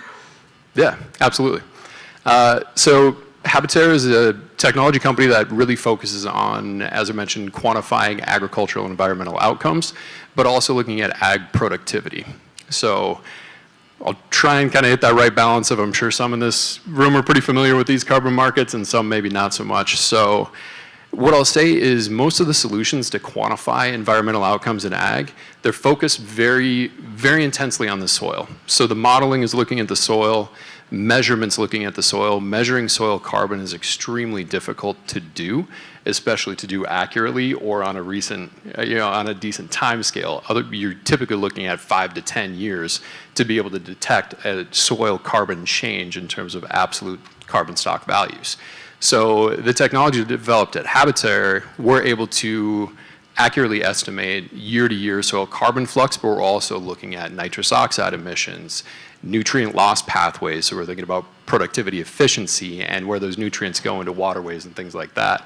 So it's a much more holistic look at this carbon picture. So rather than just focusing on soil carbon, we're actually looking at the farm production system. And when we think about adoption in agriculture, that's the key. We need to think about not just maximizing soil carbon, but let's do it in the context of overall agricultural productivity as well, to recognize, when farmers change practices, there's a chance of a yield penalty that goes along with that. And we need to think about it from that farmer lens to say, there's real risk for them to participate in these carbon markets. So let's think about the production system, not just soil carbon. So that's really the core of our solution.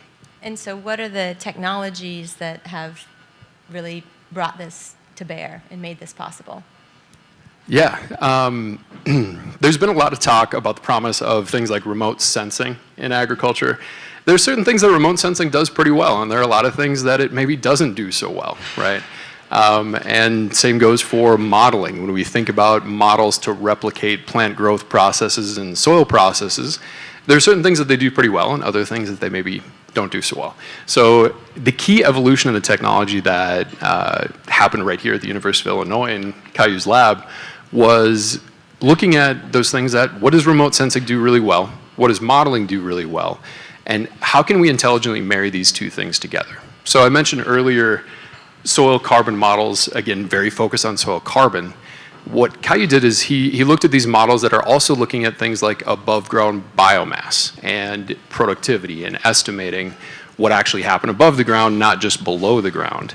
And by doing that with the model, now we have this model that's actually looking at soil carbon input, photosynthesis. That's your only real input of carbon into the system. So if you look at photosynthesis in, you look at yield out, you can really accurately estimate plant respiration, soil respiration, and ultimately your remainder is soil carbon. So the key advance in the technology here, we're not trying to measure absolute carbon at two different points in time, which is incredibly difficult, as I said, to do accurately.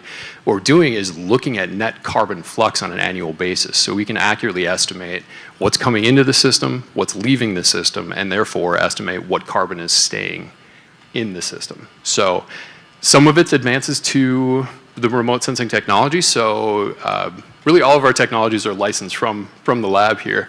One of the key pieces of IP is a satellite fusion algorithm. So that takes publicly available satellite data, fuses it together in a way that you can get cloud-free, gap-free imagery.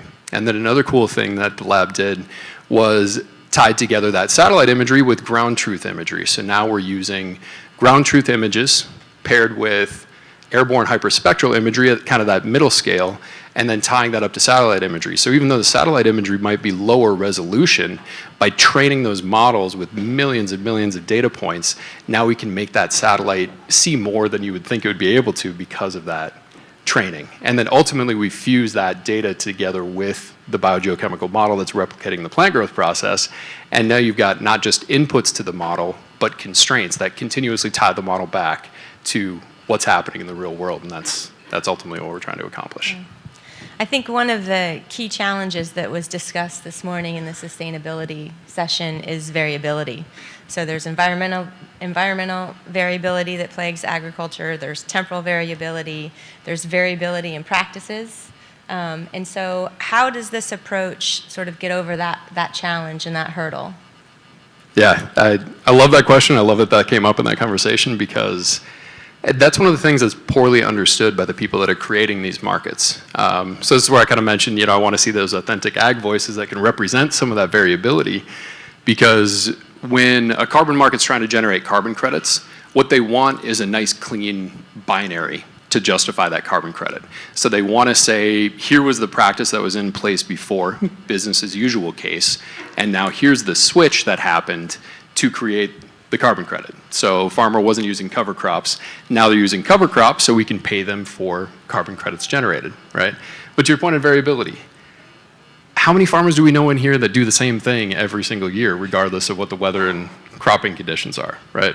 It's highly variable. So more often than not, you've got a cover crop one year, the next year maybe the timing doesn't work out or it doesn't fit with the rotation. So you don't have that clean binary that the market's looking for. So what can happen to address that is, you know, for us, rather than kind of taking that high level view of what's happening across a landscape or trying to shoehorn highly variable practices into that false binary that we're talking about, we start everything at the field scale. So we're looking at what that farmer actually did in that actual field, and then we can aggregate that up at scale. But because we can look at each individual field, now we can get a lot more nuanced in saying, you know, what actually happened in that field? What were their weather conditions, soil conditions? How was that field managed? What was the timing of those practices? And now we can have a lot more thoughtful conversation on what progress have we made with these practice changes, rather than trying to fit farmers into a few prescriptive boxes. Right. I mean, I think the National Agricultural Statistics Service that the USDA has would argue that some of what they've done in the past, right? They have boots in the field, right, that do yield predictions and look at the field, and they've collected hundreds of years of data, so you can say, okay, this year is just like 1979, and so therefore, you know, this is what we expect. And so, you know, how does this advance that really basic sort of approach to understanding and being able to be predictive when you know, we can't know the weather in advance for any growing season?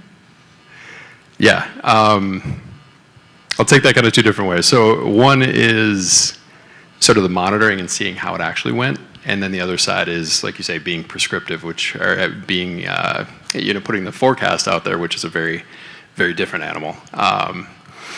So a big thing that I think gets lost in these conversations is when we propose advanced technologies like ours, they often feel like an either or kind of propositions. You've got that great boots on the ground resource, massive resources by whether it's NAS, NRCS, you know, you have these boots on the ground resources that you absolutely need.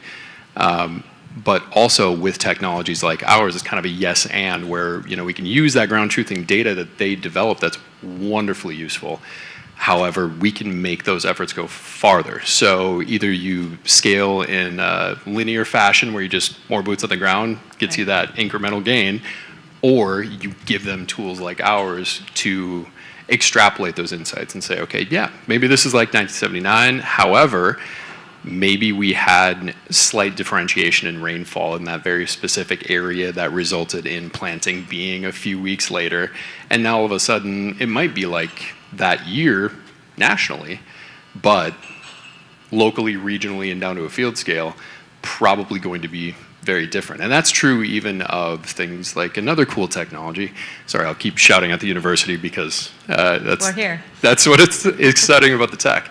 But another cool aspect is we're looking at like daily time step photosynthetic productivity, right?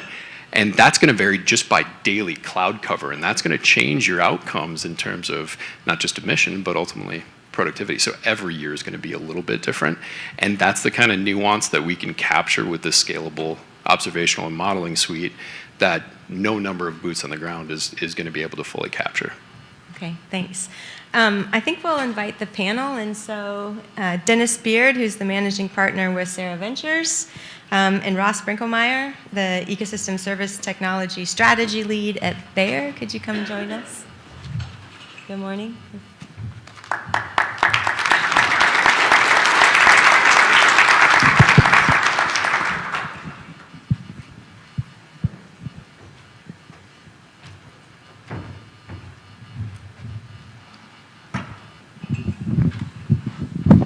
Well, Ross, you're seated, so maybe we'll get started with you. And I was hoping you could give us some historical perspective about carbon credits and how the moment that we're in now compares to the efforts in the early 2000s with the Chicago Climate Exchange. Well, thanks, Lisa, and thanks to everyone for giving me the opportunity to come and talk to you all today. I love this question for a lot of different reasons. One is that a lot of folks that I talk to in the carbon space, they don't even realize that there was a carbon credit market 20 years ago.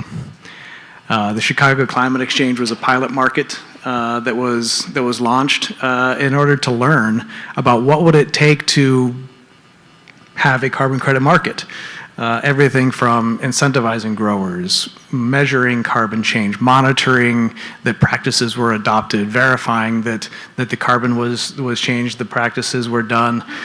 That was 20 years ago. I was just coming out of my master's degree and found myself working with growers in Montana and having conversations about how might this work? How could growers earn revenue from changing practices that for a lot of intents and purposes are better for sustainability and yield resilience in general, like no-till.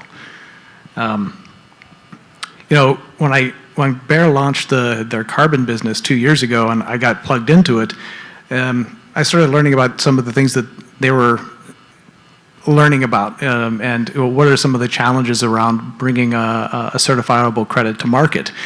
And they were talking about concepts like additionality and permanence. That additionality being if in the absence of the project that the practice wouldn't be adopted. And permanence, how long does carbon need to be in the soil and so forth.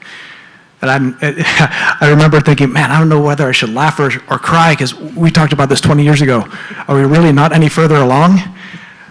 But then looking back, we've actually made a lot of strides in the last 20 years around the science of carbon, understanding the mechanisms that carbon, how carbon is stored in soil. We have new models and ways of measuring, reporting, and verifying carbon change in the soil. We also learned a lot from that experiment of the Chicago Climate Exchange around the value of trust and transparency in generating a carbon credit. How real is it? And today, there are organizations, there are several of them out there, names like Verra, Gold Standard, Climate Action Reserve, so-called carbon registries. And they're the ones that are setting the protocols, the rules, to help ensure that the projects that are being brought to the market today are science-based, they are certifiable, and that the credits are real. Thank you. Dennis, maybe you could tell us about some of the investments just that Sarah Ventures is making in startups that are involved in carbon solutions today. Okay, sure. So I'm Dennis Beard. First of all, what a great turnout. Thanks everybody for coming. I'm just knocked out at how big and how successful this event has grown to be over the years. It's delightful to be here. So if you don't know about Sarah Ventures, we're headquartered in Champaign with offices in Chicago and the West Coast. We have 4 managing partners, and two of my partners are here. Tim and Rob are over there on the side. Tim's our CEO and founder. And if you don't know much about venture capital, a better way maybe to describe what we do, we are matching organizations and people that want to invest in ag and food technology to companies that are building new technologies in ag and food. And we use mechanisms like limited partnerships, and we help manage that process. So we're the conduit, if you will, to match money to these interesting new things that are popping up. And a little over 2 years ago, Sarah, this Sarah Capital Ag Fund, AgTech Fund, really nudged by a couple of our investors in our previous general technology funds who really wanted to focus in this area. So we launched it a little more than 2 years ago. We've got about 20 companies in the portfolio right now. We're looking for a few more companies to fill out that portfolio. It's about $45 million. And we're just delighted on how it's going. But if you look back, we have been doing investing more broadly, starting right here at the U of I Research Park. And some of our previous investments were in ag as well. So I would be remiss in not mentioning one of our early investments, which many of you are familiar with, that came out of the research park called Agrible. And Agrible, as it turned out, a key part of their data platform was tracking sustainability and traceability for crops, several different crops.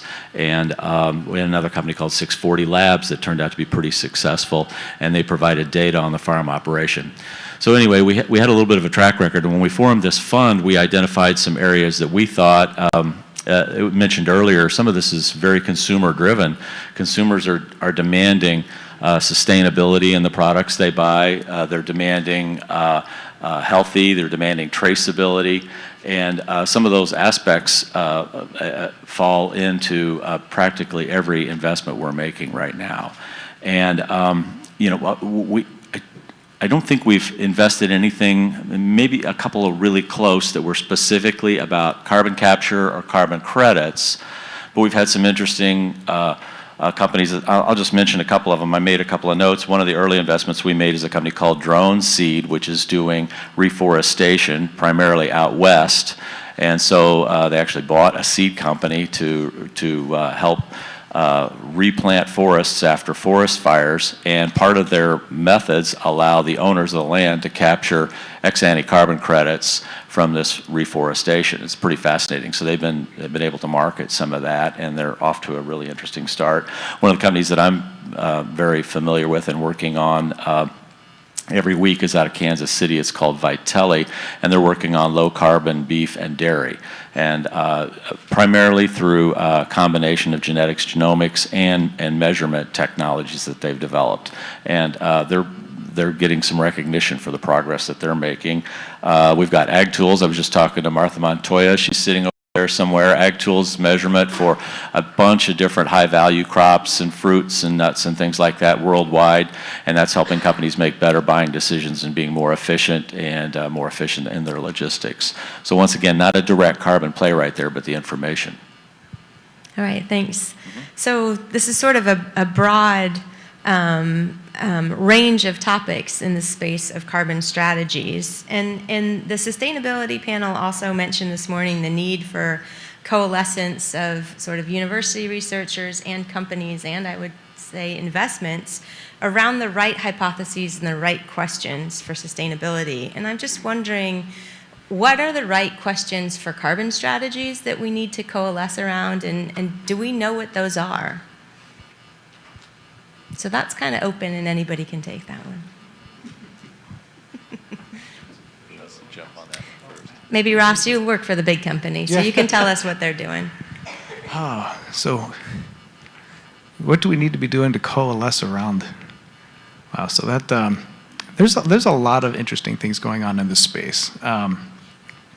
So again, kind of tying back to what we learned from the early experience, right? So what measuring, reporting, and verifying is a key component to the success of a carbon market. Whether it's direct measurement, which everyone in this room would agree that going out and poking a bunch of holes in millions of acres of farmland is not scalable or sustainable. But there's new technologies that are out there.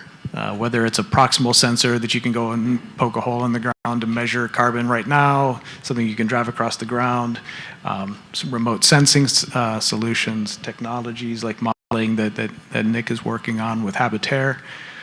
In terms of coalescing, one of the things that I think needs to happen is really to influence a lot of these carbon registries to be more open to these new technologies to make this happen. They're moving in the right direction, although albeit conservatively. But if we can, between the investing in new technologies and getting them to a point where they're accurate, scalable through venture capital, as well as the science of new startups that's going on there, and partnering with several companies like Bayer and others who have these large carbon projects that are working directly with the registries, and influencing them to be more flexible about the technologies, as well as, yeah, you're right, practice adoption or not practice adoption. Even if you have variability within that, there's still going to be benefit from a sustainability greenhouse gas space. Yeah, well said, Ross. And maybe to build off that a little bit, like you say, that advocacy is a huge piece. And for us as a smaller startup, we don't have the funding to throw a bunch of money after, PR campaigns. And even if we did, there's a clear bias in the kind of message that we're trying to carry, right? So there's going to be a bias in favor of our technology being the right way, obviously. So that's where I think some really, really cool things can happen with the advocacy around the science. What do we really see in the science? Because one of the things that we have a hard time messaging is when we get out there and we're competing with other entities in this space, Caillou in the lab here, they took the time to really build deep, rigorous bodies of research and actually went out and ground truth this. But, in the startup space, if you're talking to non-technical people, and even when you are talking to technical people that don't have the time to review all the research, it gets pretty hard to decipher between a really shiny pitch deck and actual science and technology. So that's a place where, first off, really credit to the innovation ecosystem here at the university, where to me it's that perfect marriage of applied science and actually getting that applied science out into the field. So the ability to do extensive ground truthing research on the university side, but then to have a good relationship with licensing to see that research gets deployed. But to your point on advocacy with these regulatory bodies, that's another place where the private market has a voice, but it's a little bit limited. You need that kind of third-party source of truth and credibility that can be a little bit independent of commercial motives, similar to the registries, to say, actually, here's the way that we should be looking at carbon gains in agriculture, and here's why it's different than those registry applications from forestry or other things. So that's an opportunity that I agree with you. I see that on the university side to be potentially more vocal in terms of advocacy for the latest and best science and how that supports some of the outcomes and technological advances that we see. I would just add, Nick, I agree. Some of our companies, as private companies and small companies with limited resources, can only go so far, but I see some of them being pretty active in participating in standard setting and working with the people that are trying to establish what the baselines are. Just another thought that occurred to me, and maybe Rob and some of the other guys in our firm were thinking more explicitly about this from the beginning, but we're also seeing investments in things that really aren't focused on making a profit or getting specific measurements from, say, carbon credits and carbon efficiency, but nonetheless we know they're having an impact, and we think it's appealing on multiple fronts. For example, one company we made an investment in is called Veritas Substrates, and they make substrates for planting in greenhouses and also in the field for berries and a lot of different fruits and plants. And I didn't realize this till we were looking at that company, but peat is a huge release of carbon into the environment, and now it's becoming not very nice to be harvesting that peat and releasing all that carbon. So these are low carbon methods that come back in. They don't anticipate generating credits necessarily at this point, but they're doing a great thing for the environment, and we think it's a wise investment and will sell well with growers around the world. Right. So I guess in terms of a broad carbon strategy in ag tech, that is more than just carbon credits. And I think that top of mind for a lot of people are carbon credits and scalable carbon credits, and where do we go after no-till and cover crops? What's next? Yeah. There are some exciting emerging technologies that actually get back to points that Ross made, and some of the struggles that we see in carbon credit markets, where they're looking for those things like additionality and permanence. Both of those are a little bit difficult in these highly variable systems that we're talking about, and we recognize carbon is constantly in flux in the soil. Just by the very nature of it, that carbon that's going into the soil isn't particularly permanent. So a few technologies that are out there that I'm kind of excited about are things like rock weathering. So now you can use this rock as a soil amendment. The chemical process secures that carbon very long term, so it really satisfies both the additionality and permanence side of the market. But it can also be a really beneficial soil amendment. It has some pH impacts and things like that that can make it a pretty interesting soil amendment. And biochar is another one. I'll not claim to be any particular expert on that or how that scales up, but there are a few interesting things like that that I think are exciting in the fairly near-term horizon, but would love to hear your guys' thoughts too. Yeah, sure. You kind of hit the product space, right? So I think there's a lot of new opportunities beyond no-till and cover crops. Some is that product space, whether it's a biological or it's a new product like the rock weathering approach, biochar. I also think that there's other opportunities more directly related to production ag today around water usage, water quality.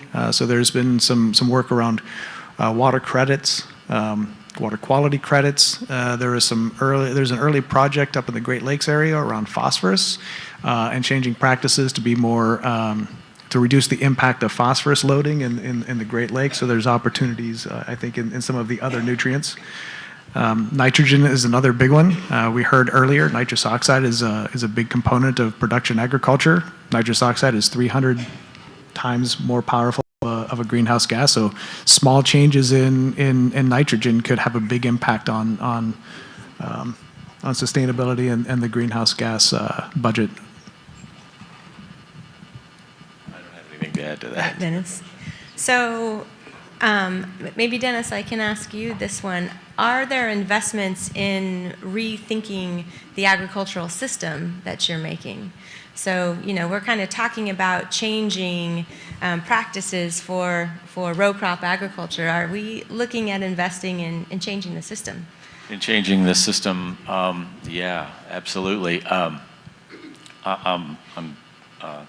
thinking of a couple of investments we've recently made that deal with robotics on the farm. Labor-saving, fuel-saving devices, more efficient. We also have a company over in Indiana called Smart Apply. That's their product name, I think, and they're an efficient sprayer. So they're using the latest in technologies to minimize whatever you're spraying on the crops, and that includes trees and nuts and grapes and all kinds of things like that. And maybe unrelated to carbon in a sense today, although you can start to imagine some benefits from it. There's a huge labor shortage in agriculture right now, which is driving a lot of change. So we're seeing information technologies and also mechanization using robotics that are helping to replace some of that labor in the field. And that's something we're tuned into. We see such a wide breadth of opportunities and trying to tune in on how it can solve some of these great big problems of sustainability or labor shortages or food safety and traceability. Those kinds of things always gets our attention. And so in thinking broadly about some of the technologies that you've mentioned, I just want to ask who you think are the beneficiaries of this technology. So maybe both directly and indirectly. So, when you're marketing these or when you're thinking about your market, who are the beneficiaries?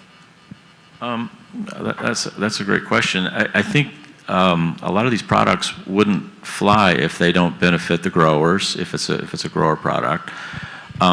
But that has to translate to buyers and providers of the products and services up and down the chain. It might work if it just helped the grower maybe save a little bit of money, but it might not have the kind of impact, might be easily replicatable. So, just to think a little bit about the Smart Apply spraying technology, that's going to be very beneficial to the environment if we can spray fewer pesticides, fewer chemicals, but also could be a time saver and a cost saver for the grower as well. And it just makes for a more efficient farm and probably a better crop output. And that's just one of, I could go down the list of all 20 companies and probably come up with some examples on every one of them, but you don't really want to hear that. Nick, who do you think of? Are farmers your customers? Yeah, customers versus beneficiaries is an interesting question, right? And there's part of me that can't help but just take a moment and get a little starry-eyed and say, well, we're helping the planet, we're helping humanity, we're making agriculture more resilient to a changing climate. All of these dreams and promises of these environmental marketplaces. And, I say that a little bit facetiously in this moment, but the truth is there's a real opportunity that if we get these markets right, that if we create this new market mechanism around incentivizing better stewardship of our resources, it really does have that level of implication. And if we get it wrong, we all know what it's like to get something wrong with farmers. You don't lose them for a year, you lose them for a generation, right? And I think that's the promise and the risk of what's happening in these markets. And to Ross's point, it's not just carbon. These practices are great for farm resilience and water retention. They're also great to limit that nutrient loss to the waterways. So now we're talking about watershed impacts, water quality impacts, both in terms of drinking water and things like the hypoxic zone in the Gulf of Mexico and all that kind of stuff. So forgive me my little soapbox rant there.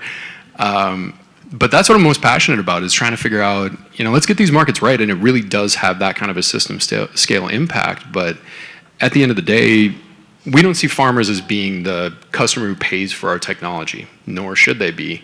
Where there's an opportunity to capitalize on this market is you have this influx of capital from entities that have a motivation to make some sort of a climate claim, right? But in order for these markets to function, we need to help them reach farmers in a meaningful way that meets farmers where they're at, helps them engage with these markets, makes it not an additional burden, but purely an opportunity that's aligned with the best outcomes of the farm. So it doesn't need to be this parallel thing to farming practices.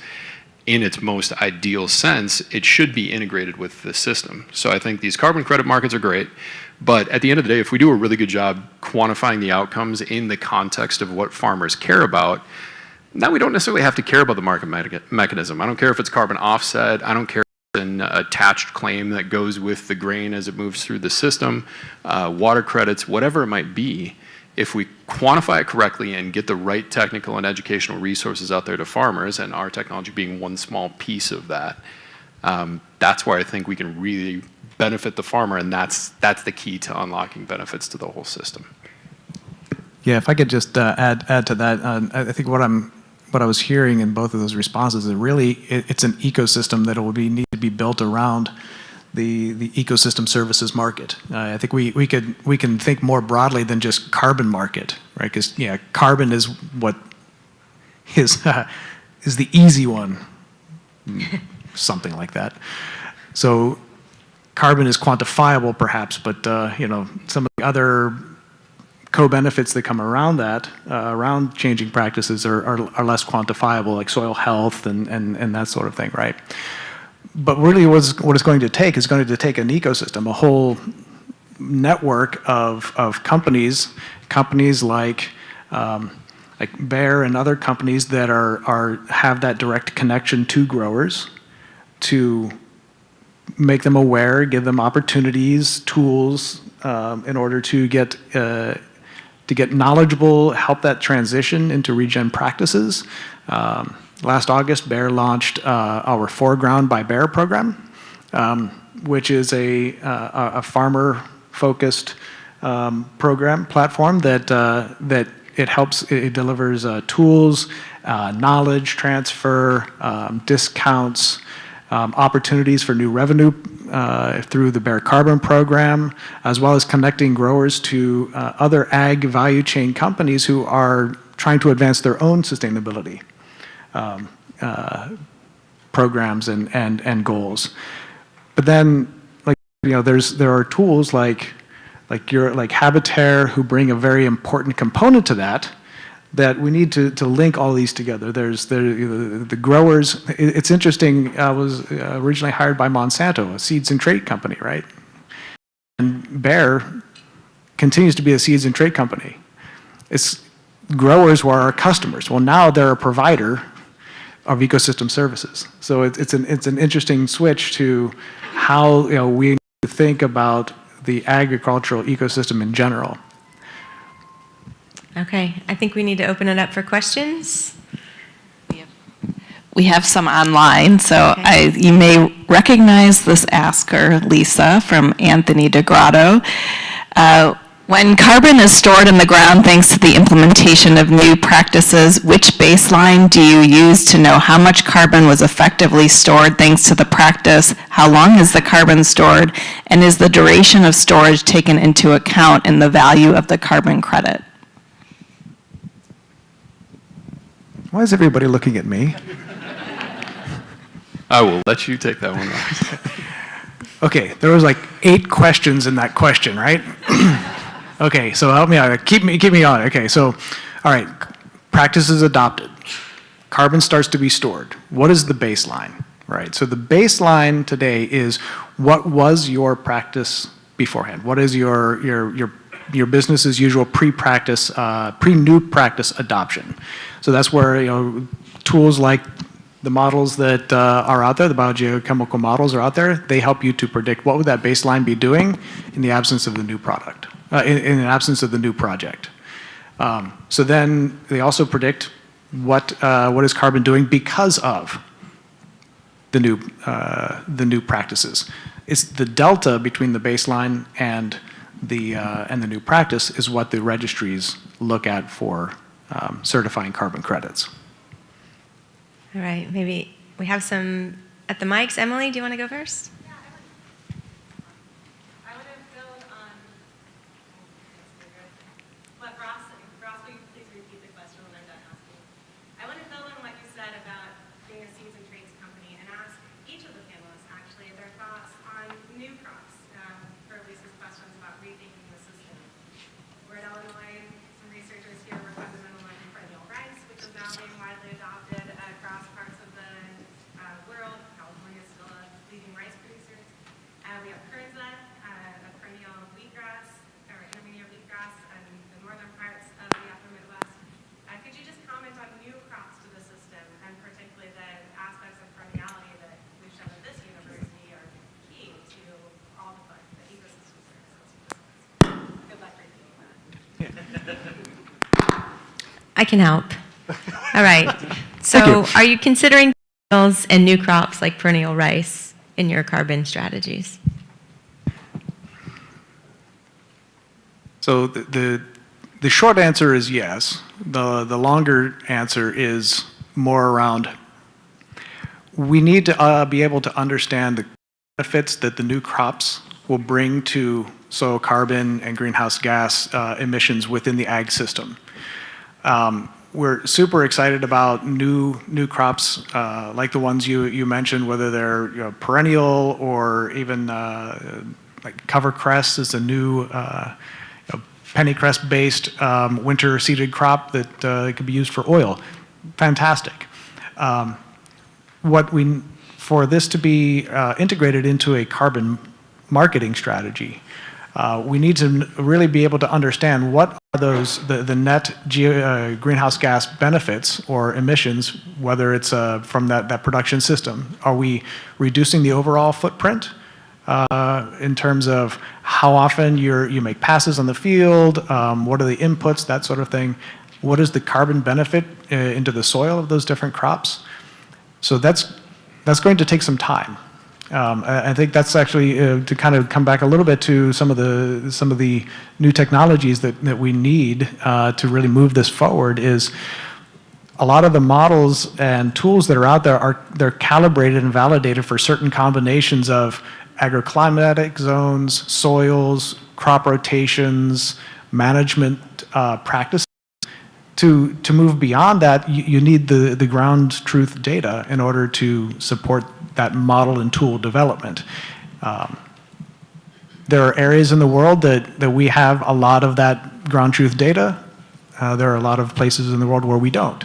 So how can we accelerate getting that ground truth data, and for the new crops, generating that data that shows as you change management practices and integrate them into the system, what is the overall greenhouse gas benefit?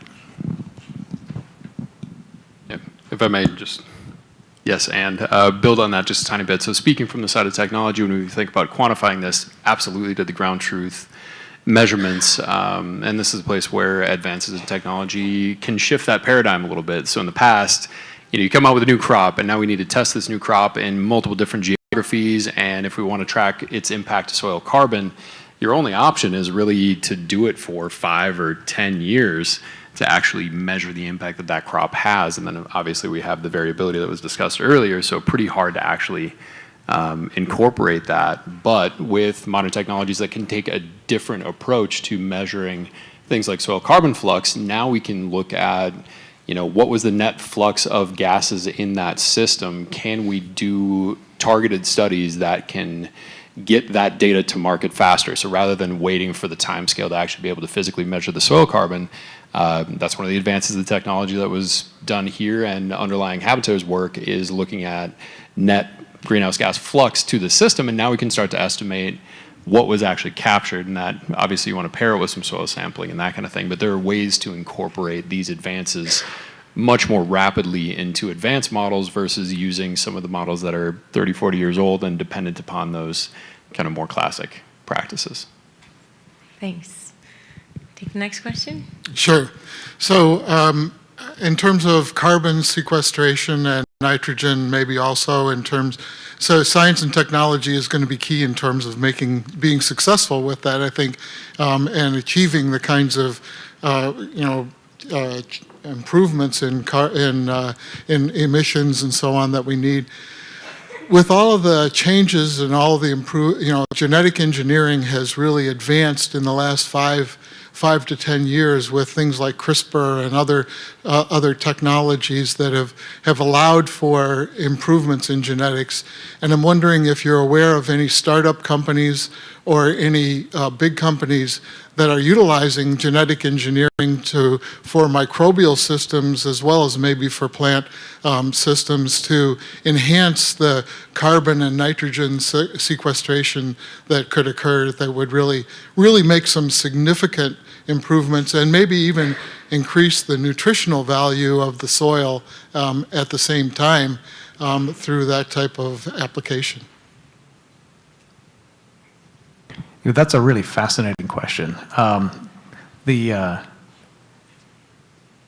myself am not aware of companies that are working on that. That's a little beyond the scope of what I'm currently working on. Now, that doesn't say that there are companies out there that are working on it. I would love to learn more about that. Well, and certainly, so as I said before, I'm coming from the biopharmaceutical space. Genetic engineering today is making such significant strides using these new genetic engineering technologies, CRISPR in particular, that, it seems to me there would be application for that technology in the agricultural space that could significantly improve the ability to capture carbon and nitrogen in soil and capture it in a beneficial nutritional way. Being conscious of time and conscious of expertise or absolute lack thereof, I have talked to a few entities that are working on that, and I'll say a couple of there's great promise in it, but a couple of the big challenges that I've heard from these entities, number one, it is back to that spatial variability and soil diversity. So you think about these diverse microbial ecosystems and they find their own balance, right? So if you create that product might work great in field A and be absolutely killed off by the current population in field B. So that's really difficult. And then the other thing I've heard about some of these that have started to try to scale commercially is where they start to fall apart is moving from the lab to the application. So work great in the lab, work great in the soil. It gummed up my equipment, I'm not going to use it, right? But they're out there, and I think there's exciting potential. I would add we have an investment in a company based in San Diego called CRISPR QC, and they are a set of tools and techniques to help the researchers move along on products like that. And what we've found out to our surprise recently with briefings from the company is they're doing more and more work in the ag field. And so we're kind of excited about that. That's an investment we made in an earlier fund, but it seems to be pretty relevant now in ag. That's good. Yeah. I think that's the right approach. Yeah. Picks and shovels instead of doing the actual gold mine ourselves. Yeah. Can we get Wes's question next, or do you want to do one from the audience? I'm not going to interrupt Wes. Okay. Well, I'll try to be fast, but sort of a comment question. You mentioned what's beyond cover crops and no-till, asked at Lisa asked that. About 5 miles from here, there's a silvopasture goat dairy that we manage and run, and it's perennial, diverse, biodiverse. I think it's doing a lot of good things for the environment and for the animals we're raising and for the people who are eating our products. So I'm hoping, and it was all corn and bean ground before we started on it, and it's converting now. So I hope the scope extends further than row crop management, and perennial rice was mentioned. That's a step. But we're creating highly diverse systems that are actually producing food. Also, they're not just for looks or wildlife, although wildlife is benefiting from it. We had a herd of 20 deer out on our place not long ago, and they were enjoying goat food as well as wild stuff. So anyway, just wanted to throw that in. I think that's a great comment. So is there space in carbon strategies for more integrated agriculture? Yeah, so I see that I see integrated as something that's coming in the future. Although something more tangible today is there was a project in Bayer's environmental science program. There was a product that they developed that would kill annual grasses in historically perennial systems out west, where like cheatgrass was a big problem, right? And so they were looking at it not only from a rangeland restoration, but perennial systems, they store carbon at a more permanently and at a greater rate than annual grasses in particular. And so they were looking at a carbon credit associated with remediating the rangeland from the annual grasses. So I think there's opportunity there. I just don't know exactly when that might launch. Just a comment, after working in California, anything that gets rid of cheatgrass is a good thing.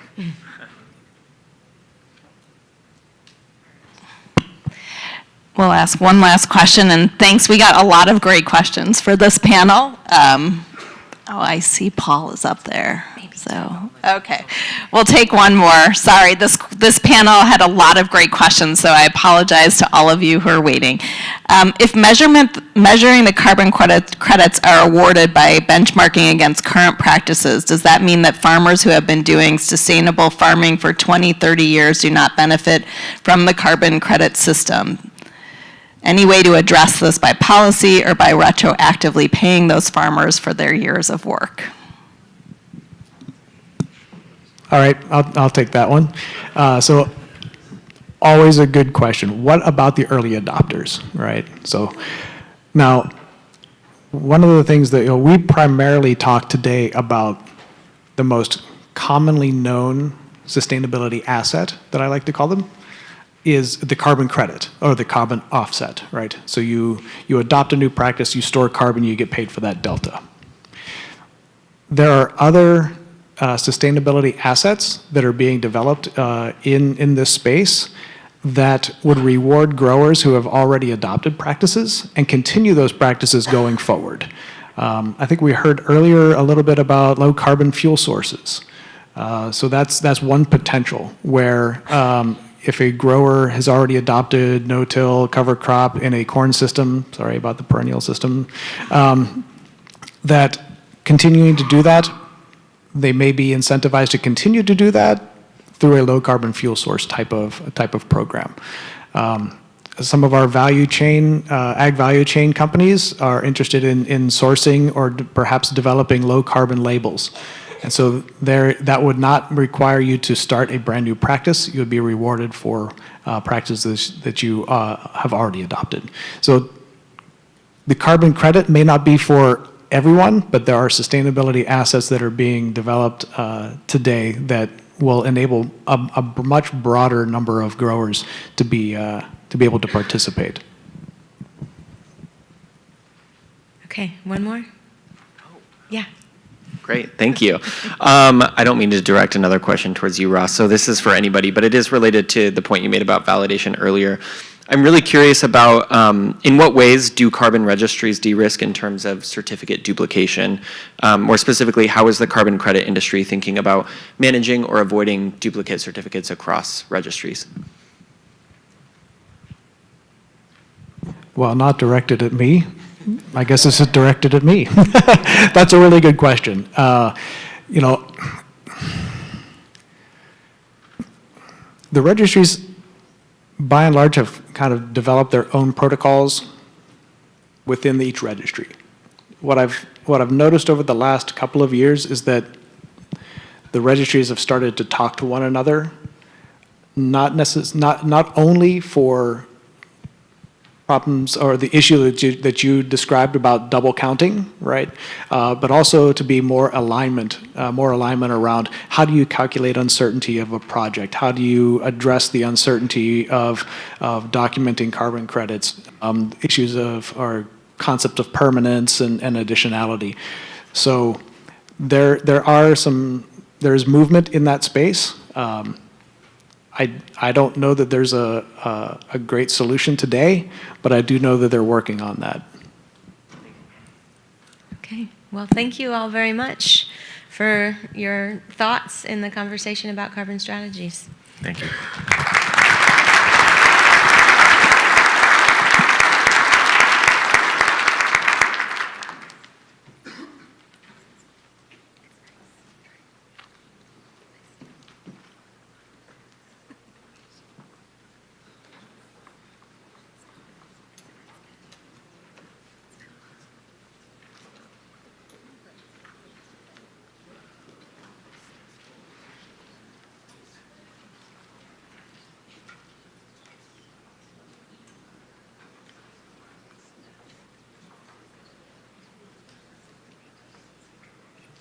Hello. Welcome, everyone, again. It's great to see such a full room here. This is where we get into our mini Oscar or Emmy presentation type part of the program, a little bit of something different. My name is Laura Blyle. I'm the Director of External Engagement here at the University of Illinois Research Park. If there's one thing that you can take away from today's events, it's that, of course, yes, Champaign-Urbana is the epicenter of AgTech, and also that the University of Illinois Research Park is a hub for industry partnerships as well as the rest of our campus, which is very adept at working with industry across our region, across our state, across the globe, frankly, to find win-wins, as we like to call them. So ways that we can partner together to advance different aspects of our organizations. And I think that this prize that we have right now is emblematic of those associations that we've developed. So we were very pleased 3 years ago when our friends from Brant approached us about adding a second award. We'll have the OG award later, but our second award to our program. And this award is in honor and memory of a unique innovator, and I'll let Carl talk about that innovator in one moment, but this is our third year of the Glenn G.B. Brant Prize for Ag Entrepreneurism. You will hear later from last year's winner, but it is really an honor that we have that we partner with Brant to give out this award. This award exemplifies an entrepreneurial spirit. It goes to a grower or producer that exemplifies an entrepreneurial spirit and advances innovation through their business practices, crop growing processes, or product usage. It's my honor to introduce Carl Barnhart, the Chief Marketing Officer of Brant, who will tell us about the prize, how it got initiated, as well as introduce this year's winner. So thank you, Carl.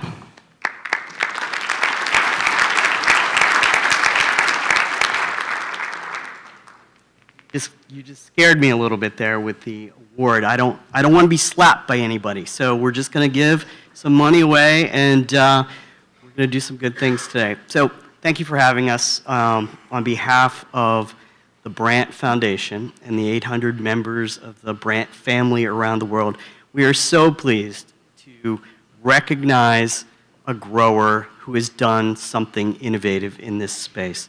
This is the third year that we've been doing this. We've given out 2 awards to beer companies. Gotta love that. This year we get to we get to go back into the production ag space, which we're very excited about. So this award honors Brandt's founder, Glenn G.B. Brandt. He died in 2020 at the age of 92, and he was one of the world's great entrepreneurs. Not only did he found Brandt, he founded a nitrogen company, a drainage company, a tank company, and he was involved in a whole bunch of other businesses. He made some mistakes along the way.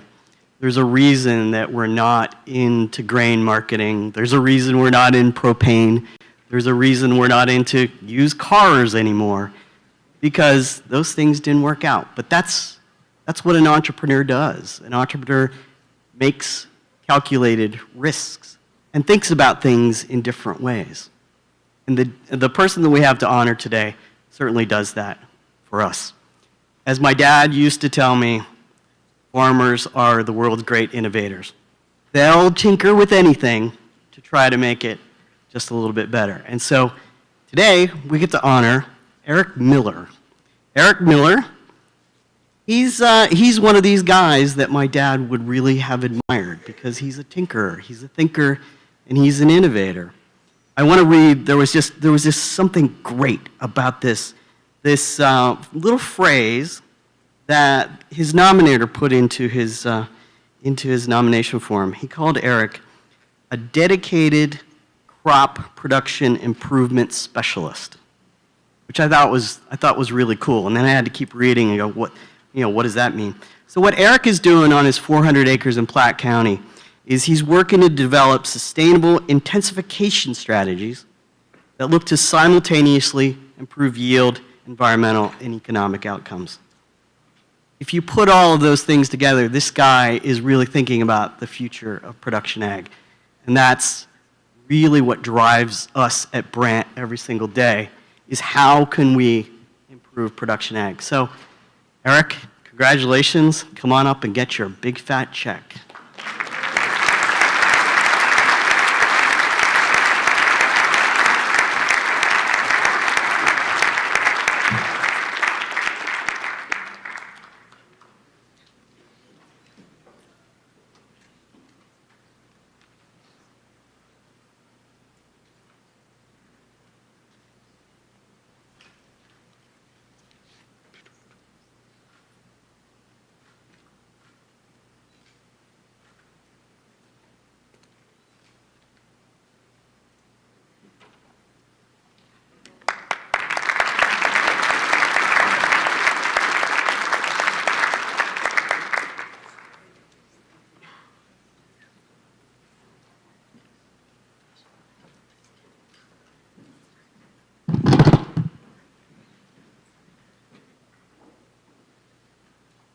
So there's officially an introverted farmer at the mic. So this thing could spiral out of control.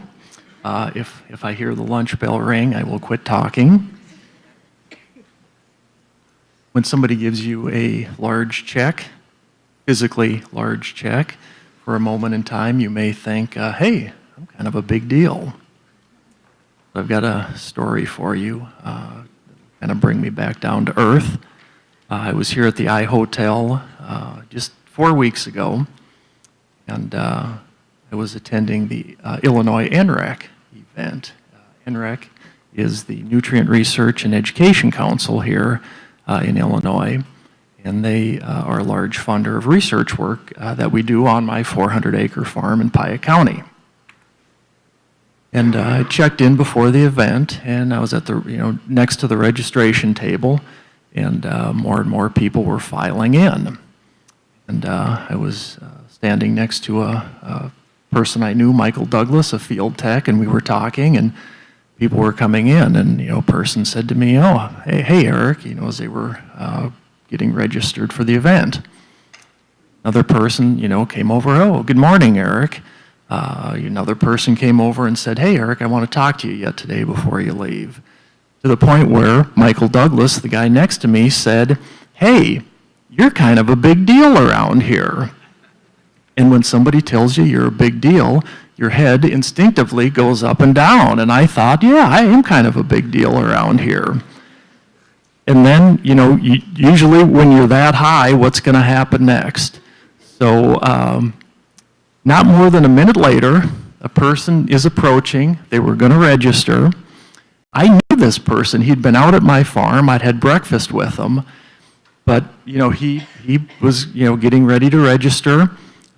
He, saw me, made eye contact with me, put his hand in the air and waved and said, "Good morning, Eric." Or, oh no, I killed my punchline. Good morning, Kevin.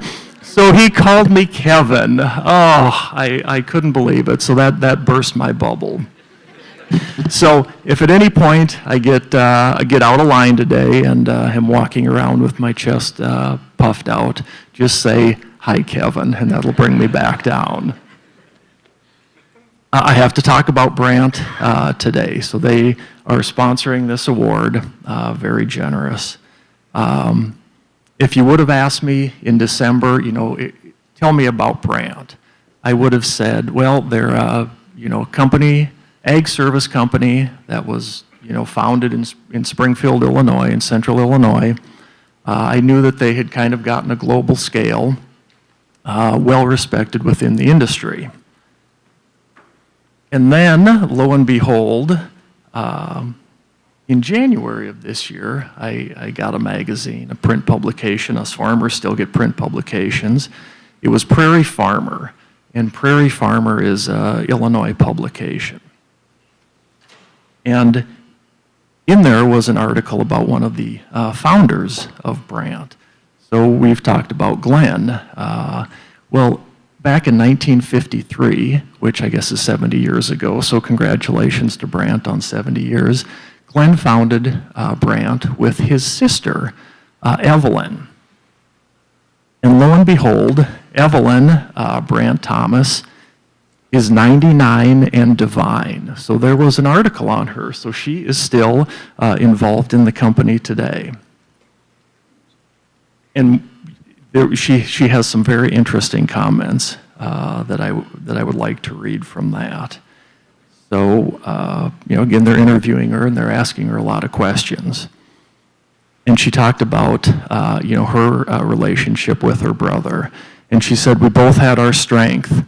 Glenn could sell anything, and I held the purse strings. I held them quite tight, too."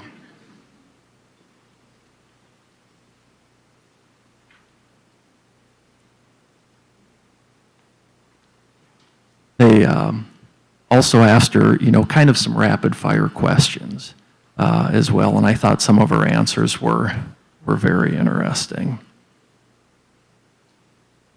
They asked her what it was like to be a woman in ag in the 1950s.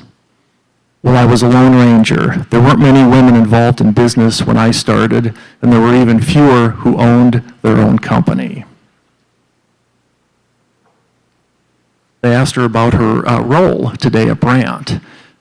She really sounds like she's very involved in the philanthropic endeavor of the company. So, I obviously am benefiting from that, so I appreciate that. Then they asked her a series of kind of rapid fire questions that I thought were pretty good. How to live a long life? She said, "Work until you're 99. What's your favorite vehicle? My personal 500 horsepower Camaro. Street legal, she says. It's going to get better. What's your guilty pleasure? Giving the middle finger. And then she concludes, drink, question mark, vodka. So I'm thinking to myself, am I proud to accept an award from a company that was founded by a hardworking, self-made wealthy, generous, 500 horsepower Camaro driving, middle finger waving, vodka drinking badass? Yeah, I am. So thank you, Brandt. And thank you, Evelyn, as well, and thanks, to all the folks at Brandt. I've got to thank a few people today. They are over in the crowd, seated with me. So Dr. Emerson Nafziger was aware of this award, and he sent a nice one-sentence email to Dan Schaefer, who officially nominated me. And it was basically, Eric would be perfect for this award. So that means a lot coming from Dr. Nafziger. Most of us know who he is, so thank you, Emerson. Thank you, Dan Schaefer, for officially nominating me. Dan is with the Illinois Fertilizer and Chemical Association. He's their nutrient stewardship director. He's been doing that for probably about 10 years. And before that, he was in ag retail with Align IFS. Dan is the one that knows the people, knows the contacts, has the resources that makes all of our field research work. The next person I would like to thank is Lowell Gentry. He is the PI, the principal investigator at our site. He has been there since day one. He started with an idea and a concept. He has continued to build on that over the years to the point where we've probably had a dozen folks from the University of Illinois do research at our farm. So I can't begin to tell about all the stuff that we do out there, but if those two could stand up, please, Dan and Lowell. They'll be around today, so you can certainly ask them questions. I've got to thank my sister. Boy, this is getting like the Oscar ceremony here, isn't it? I need to thank my sister. She is a co-owner on our 400-acre farm in Piatt County, and she has been allowing this nonsense to go on since 2014 when those two showed up. And getting back to those two for a second, you need to be very careful when you invite somebody, into your home or into your farm. I thought we were just going to work on one simple little research project, and here we are 7 or 8 years later, and it's continuing to the point where I've actually looked at the squatter rights laws in Illinois, and it's 20 years, but it's shortened to 7 years if they pay the property taxes. So if they start paying property taxes, I need to be cautious. So I thank my sister. I would also like to just acknowledge my parents. Life is much better when you can call your role models mom and dad, so thanks to them. And lastly, what am I going to do with $10,000? I looked at our two previous winners. I know Will Glazik. They actually produce their organic farm, Regenerative, but they also produce vodka, which Evelyn would like. Last year's winner was Matt Riggs, from Riggs Beer Company. So I guess one option is I probably need to go out and buy a still tomorrow and start making bourbon, maybe. But, as these things sometimes work out well in life, it just so happened the week before I found out I was the winner of the prize today, we entered into an agreement to build some facilities at our farm. We have been land rich, and we have been machinery rich, and we have been people rich, but we are not physical facilities rich. So there has never been a building project in the history of the world that has come in at or under budget, so that extra money is appreciated. But I think I'm going to get together with Carl and see if we can't do a very specific project that will honor Glenn for this award today. So with that, keeping with our Oscars theme, it's selfie time. Do you remember when Ellen DeGeneres did that? So I'm never going to get to speak in front of 200 people again, so I'm going to take some selfies, so start smiling, people.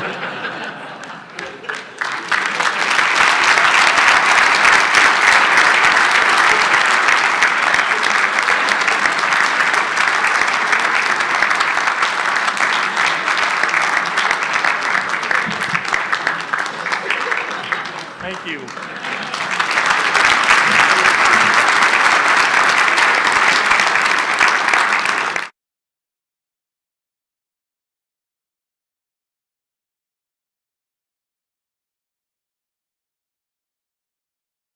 Eric, we're following that with lunch. So thanks to all the growers and producers in the room that enable us to eat.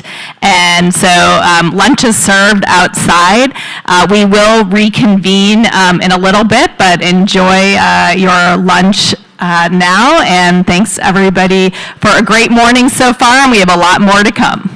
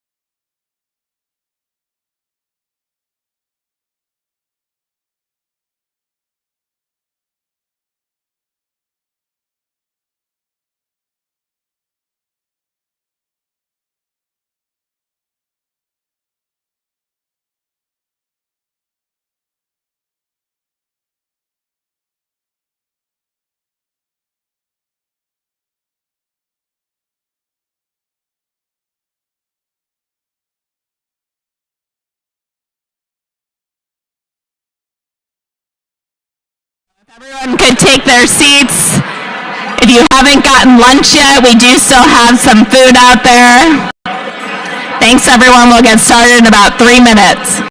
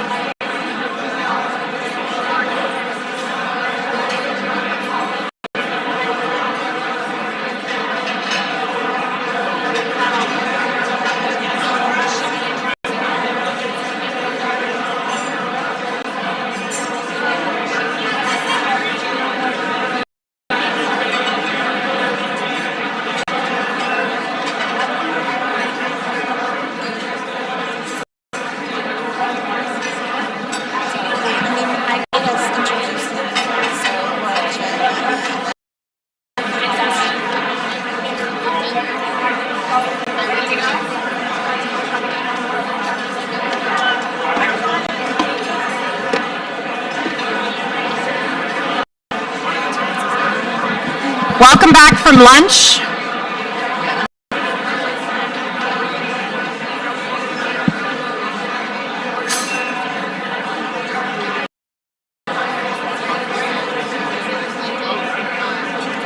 I think we're in business. Welcome back, everyone.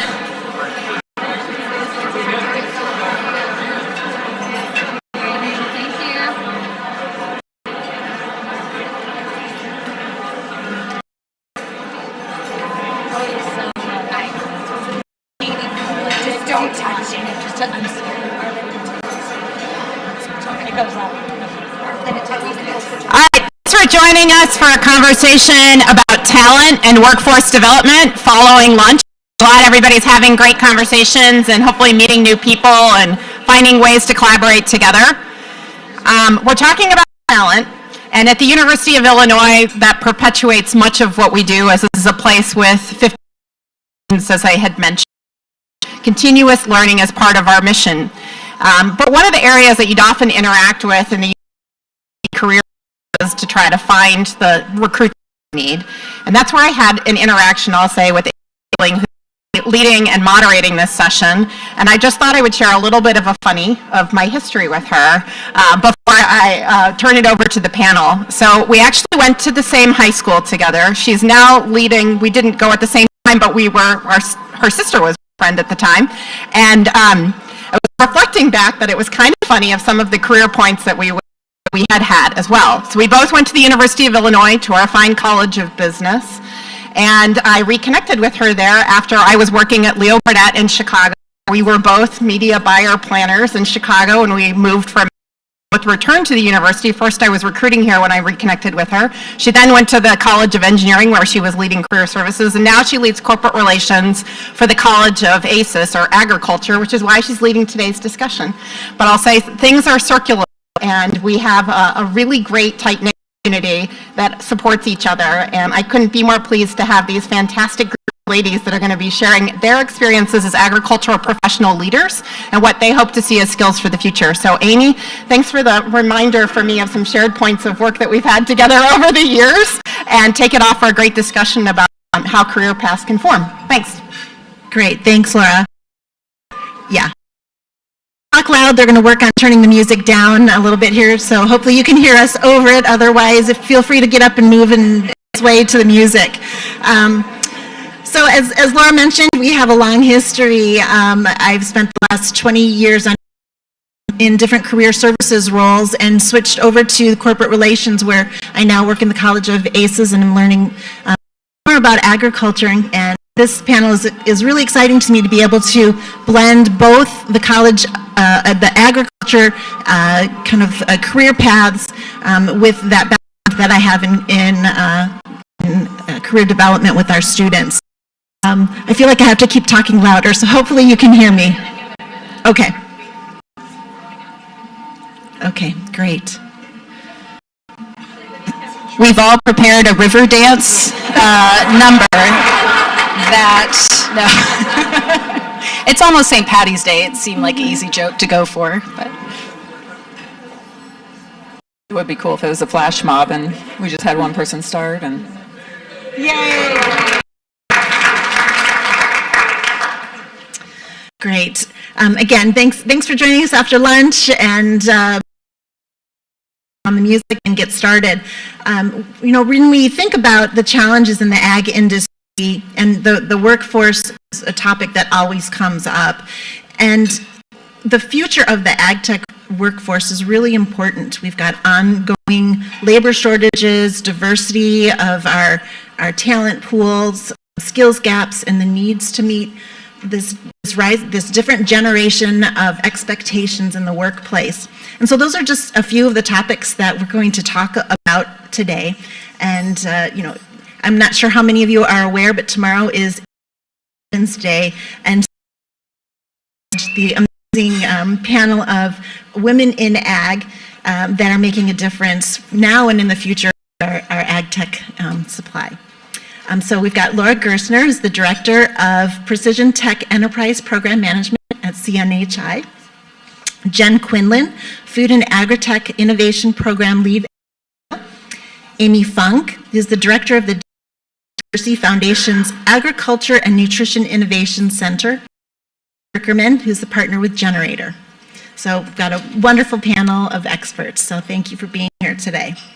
I'd like to kick off our panel discussion with a pretty broad question around where you see the greatest need for talent, and then what you think the challenges are to filling those roles. Excellent. Well, again, I'm Jen Quinlan with Cargill. Through my role here in Research Park, so I am a local, and I'm the site director within Research Park for the Cargill Innovation Lab at UIUC. In a nutshell, I have the pleasure of getting to work with students to do digital prototype work, but more broadly, that program is a part of our talent pipeline to try to find the next round of STEM leaders within our org. You know, we're preparing and organizing our thoughts for this talk. Something really stood out to me when thinking about this panel and my personal journey. Is really, really hard to find. Good ag tech talent is really hard to find. I come from a startup background. I amazed Laura when she learned that I was moving to Champaign, Illinois to be part of this scene. And you know, when I look around even the broader team I'm part of, there are many, many tech professional skills, but they have an ag literacy problem. You know, a quick joke to hopefully break the ice with the room as we transition from lunch. When I first started this program Cargill 4 years ago, and I started going into the engineering quad part of campus and said, "Hey, how are you doing? I'm Jen. I'm here with Cargill. Have you heard of Cargill before?" our top 5 CS students would kind of head tilt and eyes would squint and they go, yeah, I do have a Carhartt hat. The response was, actually, that's partially true because most Cargill people do wear Carhartt hats as well, but in fact, that is not the organization that I'm representing here today. But in all seriousness, even within students in our lab, coming from aspiring to work at the Amazons and the Metas and maybe the Teslas of the world, and if I ask them, hey, did you grow up in a rural community? Have you stepped foot on a farm in the United States? Very few hands go in the air. For fellow tech peers that might feel like I'm picking on you as we commence this pipeline talk, I also would like to pivot to thinking of professionals with ag domain expertise. A lot of ag professionals, industry side, also may struggle when it comes time to our digital or data acumen. A silly story within some of the prototype work that I do within our lab, I was working with a out of Canada, and he has stellar experience as far as poultry facility and doing really transformative work within Cargill. Working on an app as far as migrating stuff that was written on paper as far as records into a digital experience, and I started utilizing my common tech jargon about dummy data, and I saw his face pale, and he believed I had critiqued him, or even for UX or design professionals, flowing lorem ipsum on design prototypes, and the team asked me why the heck was I building software for people that speak Latin. So these are things as we reach across the bridge on both sides of the fence. It's really hard to find ag tech talent, and then more broadly, hopefully throughout today, we can explore some ways to try to bridge that gap.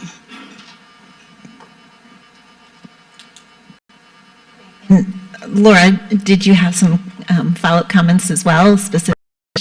Yeah, absolutely. So thanks again for letting us come here today to talk about all of the changes we're making in this space to make sure we do have the right layer of tech talent.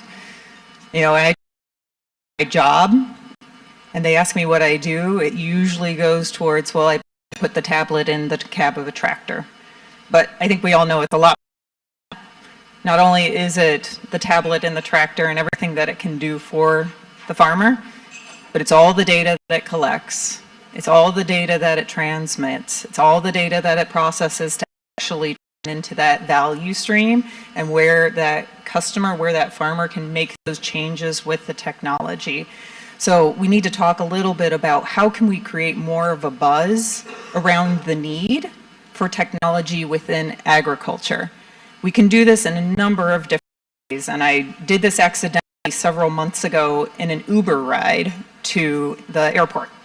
We were driving by a cornfield, and I was talking to my driver about what I do, and DNA was. So I was like, oh, well, red, blue tractors, combines, and he's like, oh, okay, yeah, I think I've seen those things working on the side of the field. He's like, well, what does technology have to do with it? And I was like, well, you think about a stalk of corn, right? And the combine will take that stalk of corn, it'll process it, and it will spit out individual grains of corn. And he got to thinking about it a little bit, and he's like, you know what, you're right. I never really thought about that before. How do we get the food?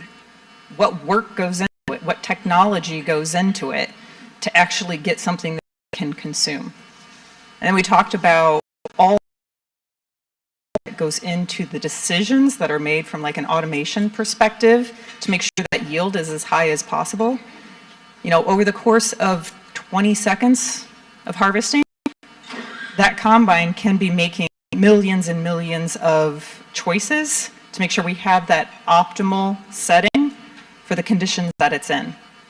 That's where this technology really comes into play.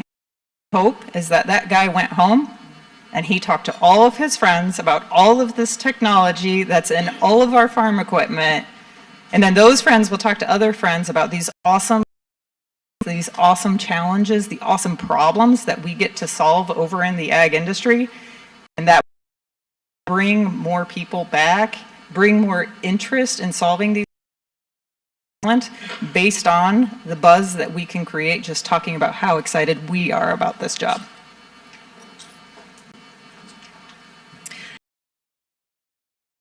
VC venture capitalist perspective, can you maybe talk a little bit about how the greatest for talent is really impacting, or how you're impacting that talent ecosystem through the VC approach.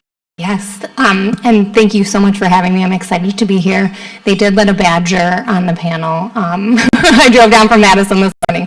But I'm Maggie. I'm with Regenerative, which is a venture fund and startup accelerator. We are headquartered in Wisconsin, but we have the privilege of working very closely with many people in the room, including Church Park, with the county EDC, Sarah Ventures, on an AgTech accelerator.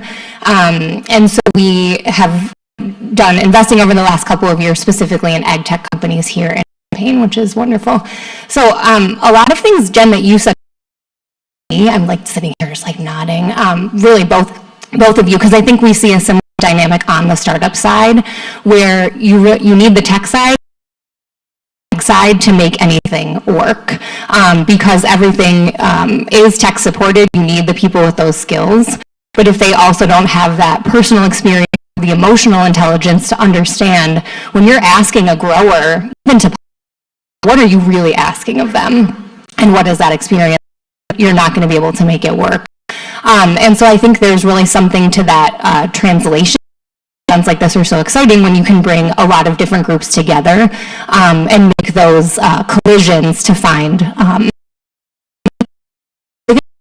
And I do think it's something that the venture community helps with in terms of just bringing together these disparate groups and creating collisions and validating what the problems are.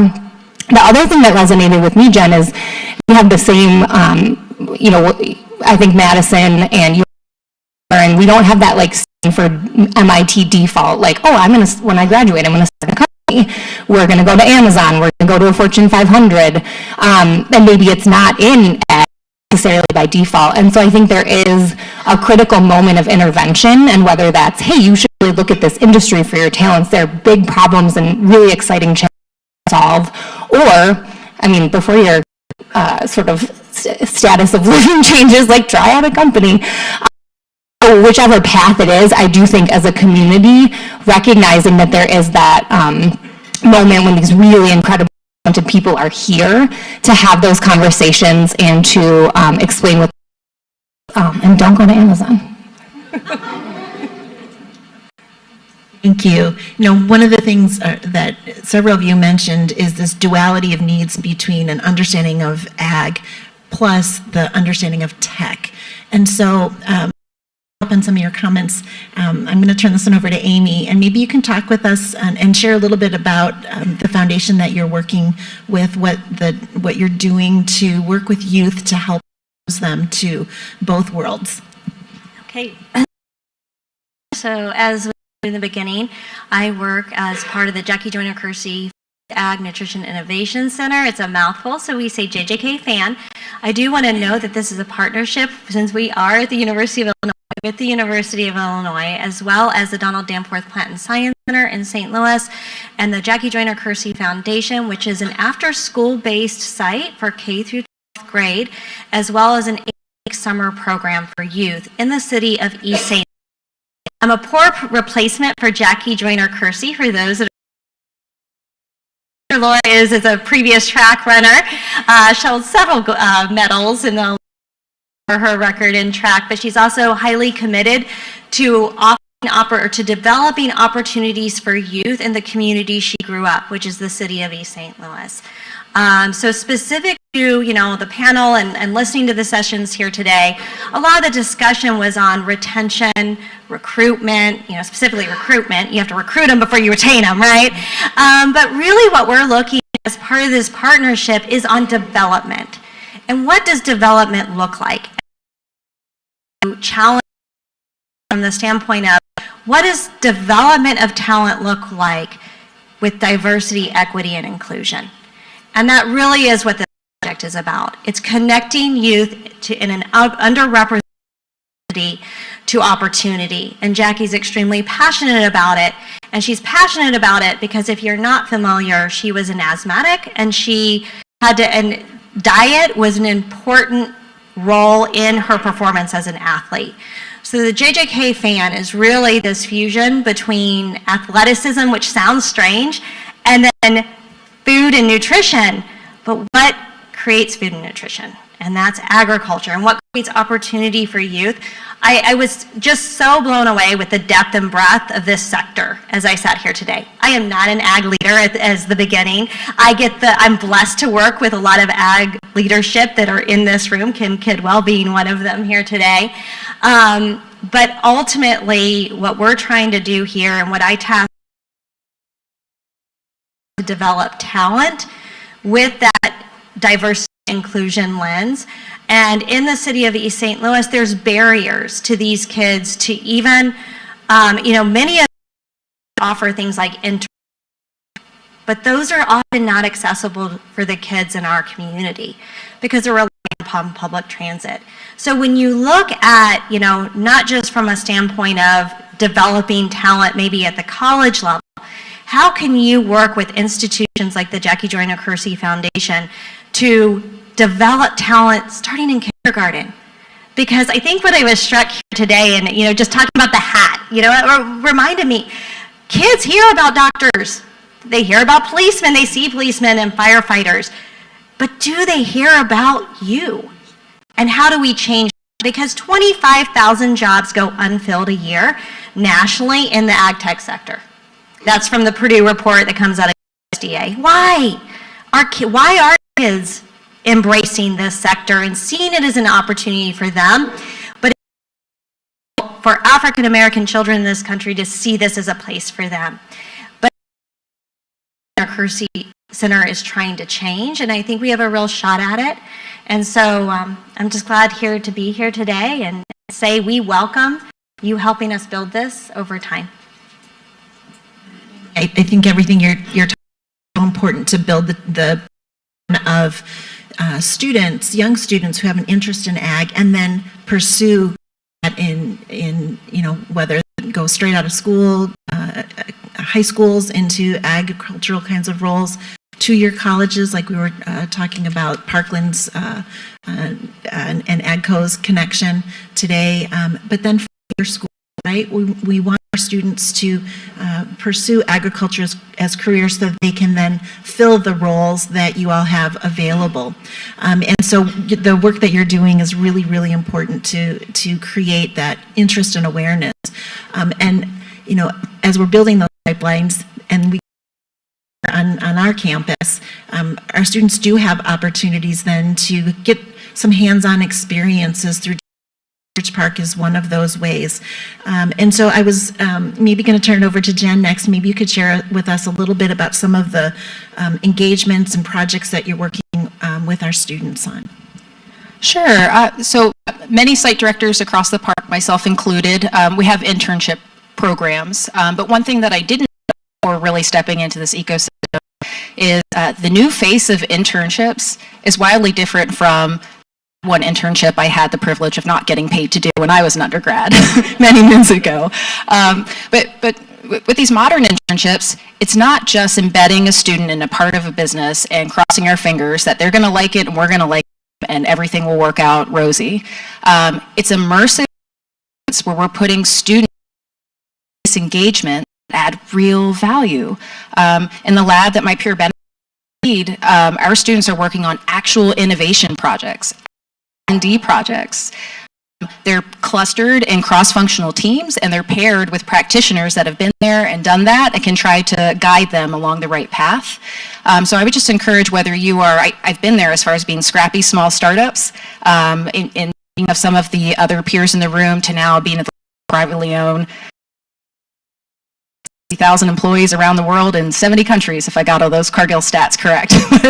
But or you're small, universities can offer a myriad of opportunities, but opportunity to embed students in the project-based work and treat them as a full-time employee is a win-win for the student, the skills, those hard skills and soft skills, and then also to move forward our objectives. And if I may, one other element in regards to changing the face out communities, as Amy referenced, International Women's Day is coming up tomorrow. I had an opportunity to connect with other Cargill women in tech about some unique recruiting strategies as far as to the face of who and the composition of these teams. For global organizations, the talent needs are very different. For some of my peers in Costa Rica, women representation in tech is very low, and actually a barrier to entry are certification programs. Cargill employees in that particular market partner with nonprofits like Rocket Girls as far as at elementary youth age to show we're in tech, here are the accreditations you need to get, and guess what, I'm going to mentor you to get you there. Or even returning to workforce. Peers in our bachelor office started a new program within Cargill called MOMO. Motivated Mothers is what that represents, as far as encouraging women stepping back into their career to decrease some of that friction in those first steps to get back into picking up wherever they pause their career at that point in time. So I just wanted to highlight those, for example, as some other profiles of programs that are creative recruiting strategies to ensure that we have inclusive teams as well. Great, and when we were preparing for this panel, one of the things that Laura actually about that really stood out to my mind was what makes great employees in the ag industry, right? And skills are. All right, so I will say what makes a great employee is really two things, and completely not related to ag. And I'll pivot back to the ag portion. After many, many years of it, I have come to the conclusion with many, many of my coworkers that there are two things that make a great employee. Number one, do what you say you're going to do. And number two, your gears are turning while you're doing it, thinking it through. You're wondering, should I be doing it that way? Maybe I should have it. And they're very independent from ag. So as we think about ag technology and how do we get more people to apply to these jobs, we can really think about that core skill set. What do we need at its core to be able to make this position successful? It can be something as simple as, did I find someone who's going to do what they say they're going to do? Did I find someone who's going to think it through while they're doing it? Have I really narrowed it down to what are the core needs? Have I written in a way that will entice them to submit that application? So we have changed some of what we've done at our company over the last several years to do things like change the way we put verbiage in the script, gearing towards one specific. We no longer put in the preferred qualifications growing up on a farm. We know if you grew up on a farm, you're going to mention it during the application process. We know that, wouldn't you, right? But putting that verbiage in there at the bottom may actually deter other people from applying. They may say, oh, well, really, to be absolute best in this job, I need to have an ag background. And that's not always true. You really need diversity of thought, diversity of backgrounds to really come to some of these innovative solutions that we need. So as you're putting those job descriptions out there, consider what that diversity should look like for your team. You know, I have someone on my team that came from a telecom industry. They came from a cell phone carrier. They didn't know a thing about agriculture when they came in, but they knew a heck of a lot about data, how it was transmitted, what was important for a cellular carrier, what should be important for a consumer when it comes to that connectivity. And they were able to apply a lot of that knowledge that they had around connectivity to an environment that was brand new for them. You're out in the middle of a field, coverage is low. What else can we do to increase those? So they can learn quicker if they have the team to support them, and you know that going into the job. Focus on what's in those job descriptions to make sure we get as many applicants as possible so that we can get as much diversity as possible that will lead to those innovations. That's great. And yeah, like you said, a lot of those attitudes are but we do have this duality of needs in agriculture, and the pool of applicants is match the we have available. And so it'd be great, Maggie, if you could share from, again, your perspective on how you're bringing together talent in ways that can solve problems that come from those diversity of thoughts, right? Diversity of experience. Reality around it, I think, is key. And that's for our own company. So we've grown. I was the second employee. We're now 120 people. So your description really resonates. We're always looking for super capable people who have demonstrated that they can work really hard and make something out of nothing. It doesn't really matter if it's been in venture capital or with startups, because we're confident we can train them in that. And so I do think but knowing that we will need to train them and sort of bring them along, I think, is key. And that's something that I think is relevant to this conversation. Could you repeat the question you directly asked me? You could share some of the programs or approaches that you as a VC have to bring together diverse people and backgrounds, whether it's technology or agriculture or other industries. Yes, thank you. So I think two things come to mind. So one, just the benefit of an accelerator and a VC is what we've intentionally built is a very wide network of a lot of different kinds of people, because if you're starting a company, you need a wide network of people to help you. And so I think in our programs, it's a really big deliverable for us, is into a lot of different people who can things, because usually there are 2 or 3 or 4 people. So that's sort of like built in and a given. And in our case, a lot of the people that we want to talk to are the types of people who are sitting on stage here, who have sort of that corporate experience. They might be a potential partner, and certainly in the ag tech space, people who grower networks as well. One thing that we do, and we were saying this in terms of just kind of the skills question and how it's relevant from a perspective.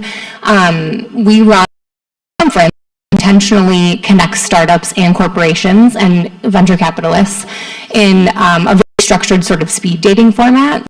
And the whole goal, again, is to allow these startups to validate that they're solving a really big problem. And so I do think that the skills and kind of pipeline question is one that founders look at in a wide variety of industries. We actually have a conference around workforce development and innovation. Hopefully we'll see more people tackling this in this particular space. Thank you. Amy, I'm going to have you start with this one. As you're talking about the youth programs that you have, can you tell us a little bit about the approaches that are being taken with your programs to build the talent pipeline? Yeah, thank you. So really, when I say we're starting with exposure, some of that starts with offering programming. We have 3 educators that represent 3 of the organizations, providing various plant science, STEM-related programs, incorporating technology within those programs. Most popular with the teens, if I'm being honest, is drones. So when we get into ag, that's a fun one. It seems to really resonate with the youth, anything related to technology. We find that's a sweet spot as we try to connect with the teenage population. In addition to that, we currently are operating in a greenhouse, 3 different aquaponics systems that you would see commercially used in indoor agriculture that we utilize as a teaching tool for youth. And also, this is also a food access initiative. I would not be doing this project. I would be doing the project a disservice. That East St. Louis is a food desert. 86% of the population lives with low access and low food security. So all the food that these kids help grow gets donated to the community or utilized in their programming. So they're getting an opportunity to not only plant the food and utilize aquaponics. It's a great learning tool. Fish are also an enticer for kids too. One of the reasons why we've erred on that versus hydroponics. But then they also get to see what the food can be used for from a standpoint they made one day. So really what we're trying to do is make ag relevant to them and the space in which they live. And so right down to plants that grow. So we grow greens in our greenhouse. We're very strategic about what we plant. We want to make sure it lands and resonates with the community we're serving. And so the youth are part of that decision making. So that's one aspect to really make them feel as though they are part of this system, part of this work, and they see themselves starting at a young age. These kids are coming to the greenhouse starting in kindergarten. In addition to that, exposure piece, when it comes to career exposure, we have been blessed to have, I don't know if he's here, Blake with Bear. I'm going to go ahead because he came with, Bear has diversity, I believe, is one of their values, and he want to find a way to work with your kids. And we're open. We'll be patient, and that's what we need. It's an school-based site, so it gets a little squirrely on any given day as it relates to that environment. And we have about 180 kids a day, average daily. So right now, what we do is we do monthly career exposure days for the youth, so they can learn about someone, and sometimes with Bear, because the reality of it is there's tons of positions supporting what you do every day that might be outside of STEM. But ultimately, what we want to do is a pipeline of students that want to be in science and math. And of it is, and I'm actually going to mention BioSTL in our region that has done a pretty impressive report on the status of in the St. Louis metropolitan area. One of the barriers or reasons why, in terms from a talent pool, basically not having the talent available for positions, the lack of number of individuals of youth that are going into STEM. It's not happening. And the question we have to ask is why? And so what we are doing is being very intentional on how we basically work with students, and it's got to be hands-on. So no charts. And, I can't take credit for this description with Donald Danforth. Her name's Chris Callis-Duell. She often will give the description of the fact that when we teach basketball, do we give charts? Do we do a PowerPoint first before we teach them how to play basketball? We don't. But we do that with science. We give them a worksheet. We give them a bunch of words to define. So when we talk about ag and tech literacy, how do we make that relevant to the spaces that our youth and we start doing it in a way like we teach basketball out in the field. So that's the approach we're taking as part of this program. And then we're trying to deepen that relationship with institutions here, and there's others that have approached us on developing mentorship and internships. So that is how we are trying to create that pipeline so that when they graduate high school, there is that intrinsic interest and desire to want to explore opportunities in your space. Because they've had the exposure, but they've also had an environment that's safe for them to explore and feel like they belong. And that's another important factor in their own backyard. They don't have to learn these things, and I think that's really important to what we're doing. So much of what you said I could just ask a million questions going in deeper and deeper. But one of the things that really stood out was the partnership with corporate to expose students to STEM, to agriculture, and frankly to build the company's brand with these youth so that when they're looking for jobs, they recognize who a particular company is. And as well, even coming here to job fairs and having students or meeting students who don't know who Cargill is. So maybe following at the next step, Jen, could you tell us a little bit more about some of the action learning you're doing to help students understand what it is that Cargill does? Yeah, one example that in thinking of also some fellow panelists up here, something that surprised me that's actually worked quite well for us. So we too have partnered with an accelerator. I won't name them out of respect for my venture peers here, but they have a farm to fork accelerator. Startups participate, they gain mentorship. Outcomes of that are stories we can tell as an industry that excite and engage potential early career professionals to join us. The projects I do within our or even within our R&D team, often we can't talk about them externally. And that makes it really tricky and tough as far as interest and exciting a 19-year-old CS major that is competent markets to go into. And they have a perception often that, you know, ag might be a little bit sleepy or ag might be a laggard. And that's when I can really peel back that onion and break into are doing in-house. But in fact, I mean, Cargill's partnership with Ecolab to co-sponsor an accelerator has been amazing because we're then curating and being associated with the startup in the food tech and ag tech space, which helps me when we have strategic hires high up on our corporate ladder within a team within global IT. And it's very difficult when you're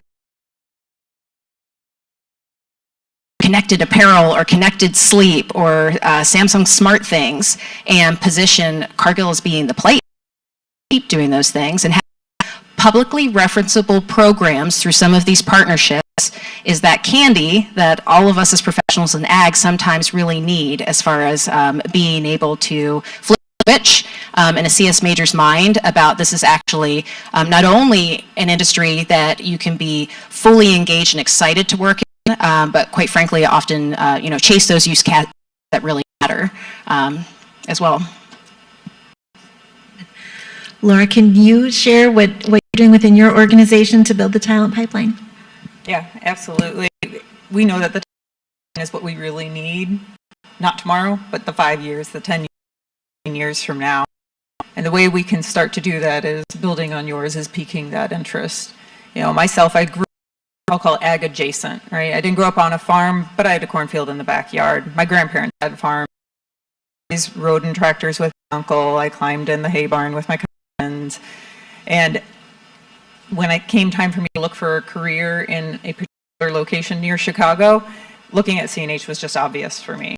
I knew what was there. I knew what the challenges were. I knew that was somewhere where I could make a difference. But if I grew up with that experience, I wouldn't have that in mind.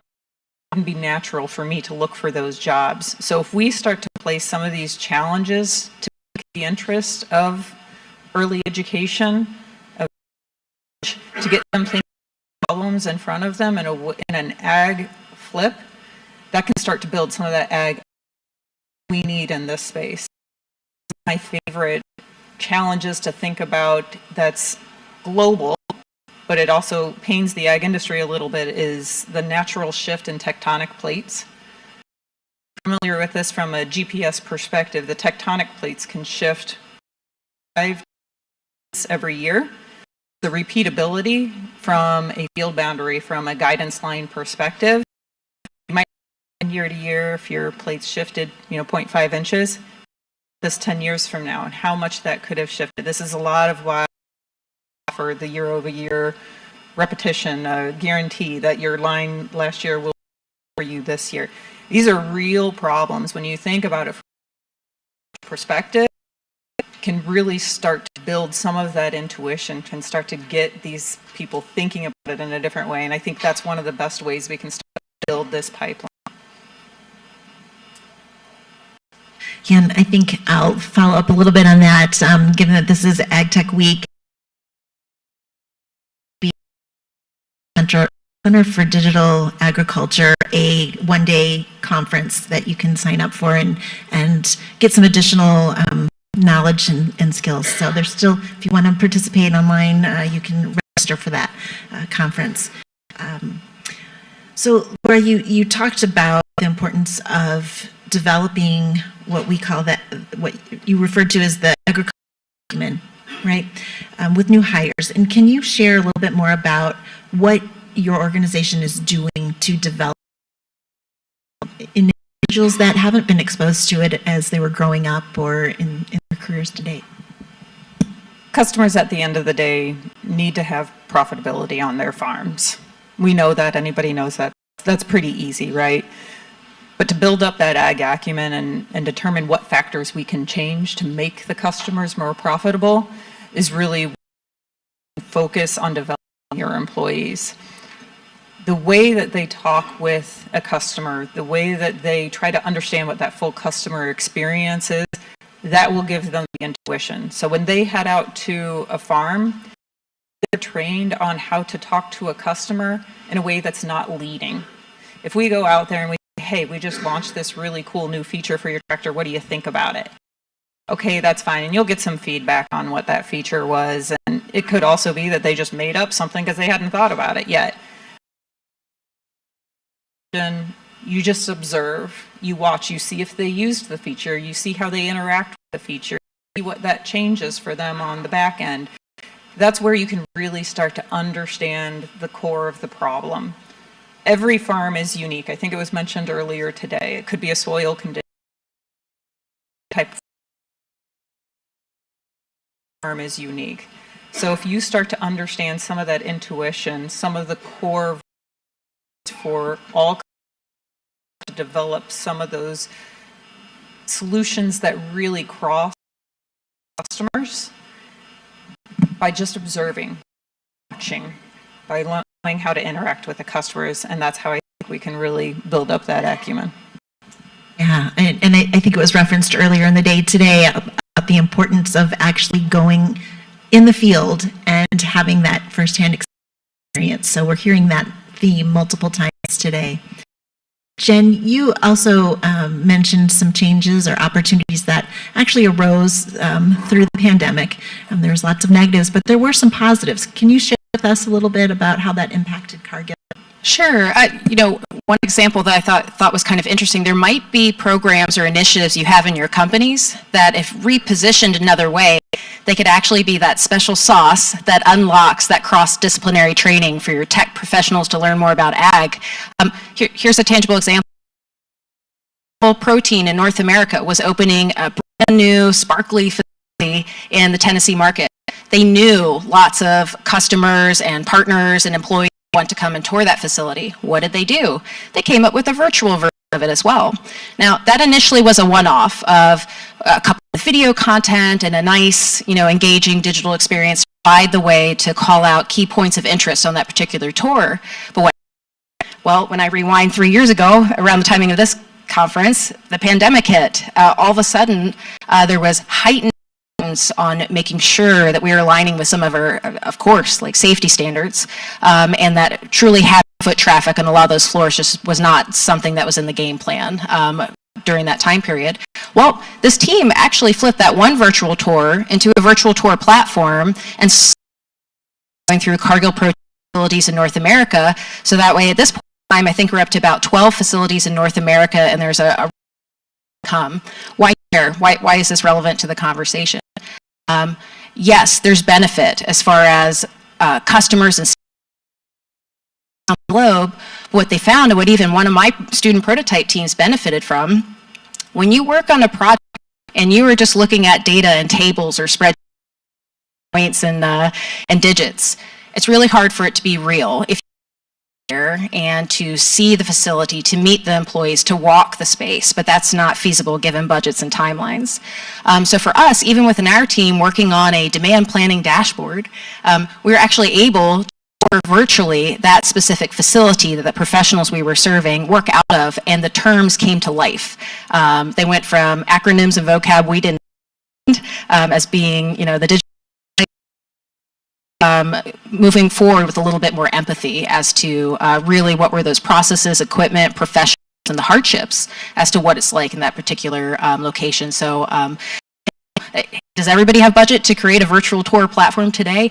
No, that is a formidable challenge that uniquely the Cargill team was able to navigate, get some investment in that area.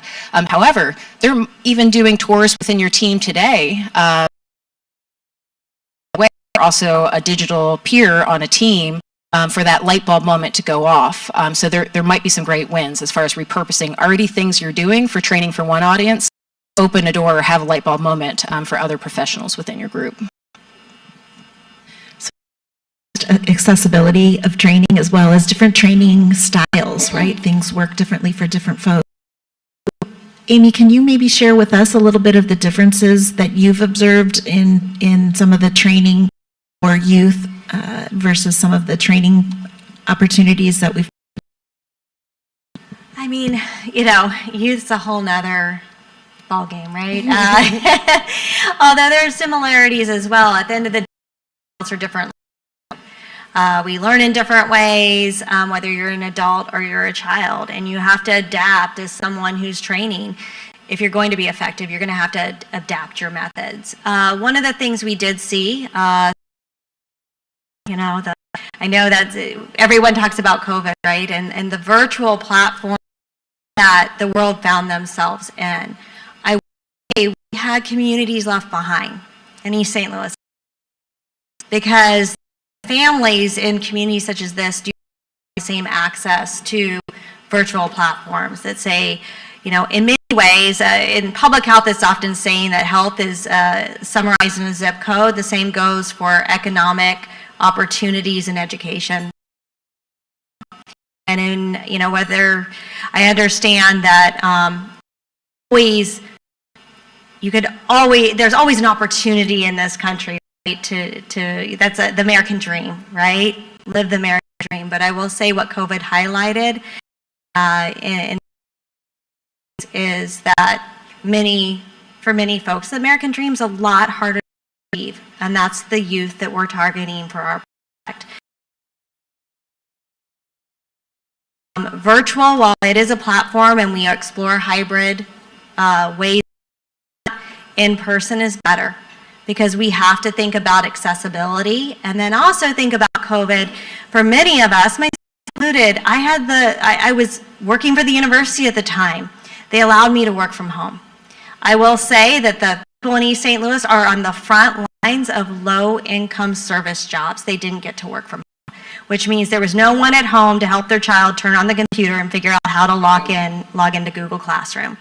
So what we are seeing, we're seeing a group of youth that are full of spark and they're extremely smart, but they aren't reading at the reading level that they need to be or performing at the math level that they need to perform because they basically lost 2 years of academics.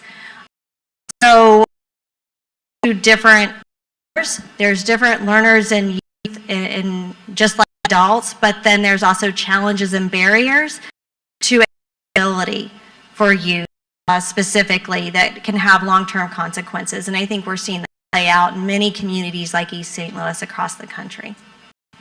I'm glad you pointed that out because one of the things I've been observing, obviously we've been talking about ag tech, and I think that quickly gets into like your CS departments and your coders and can we translate into ag requires digital literacy. So like your on-farm like task list, like all of that from every end of the spectrum requires digital literacy. That is like really an industry-wide problem, not just sort of I'm at my laptop coding something. So there's certainly some opportunities in training, continuing to find ways to educate the entire population about how important agriculture, technology, and kind of the blending of both of them are. I was getting the flag from Laura over here that we have some questions, so I'd like to open up the microphones for those questions at this point.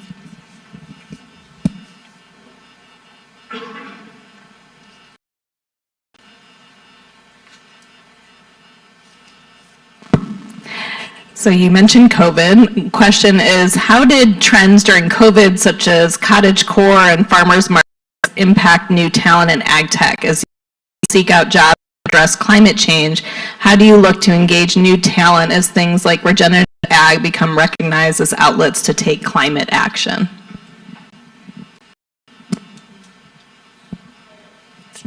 Sure, I'll start.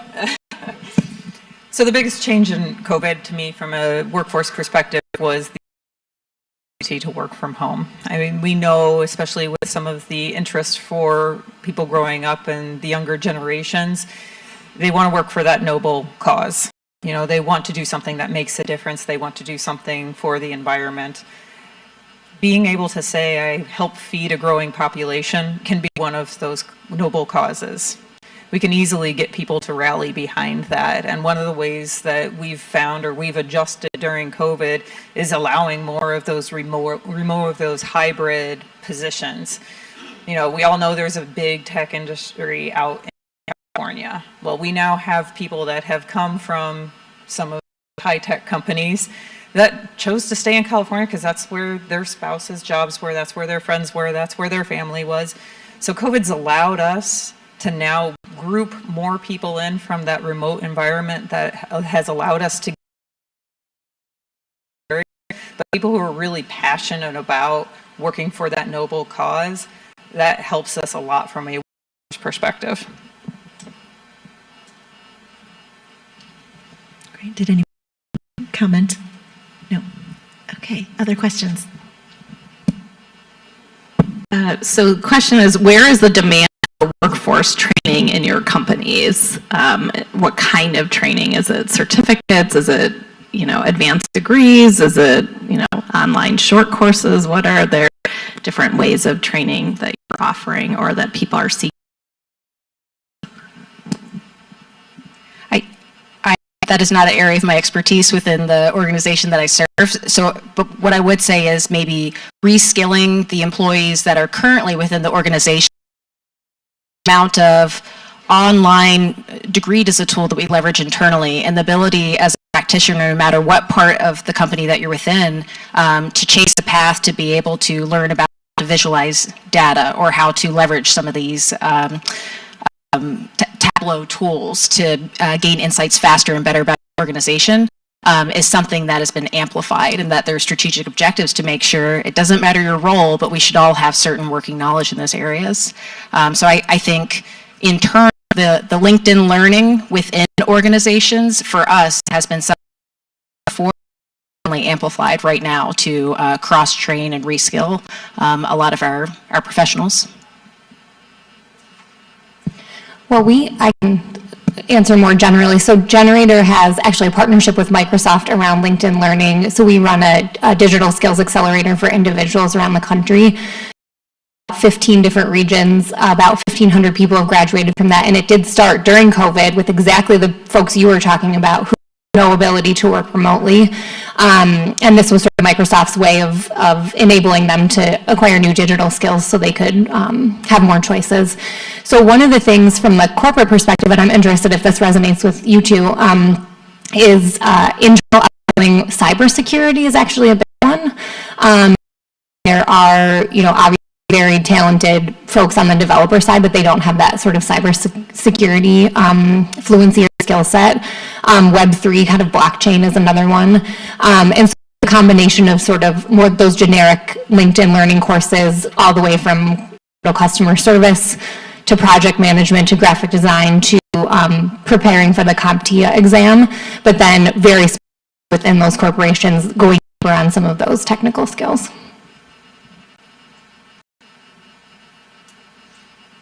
Okay.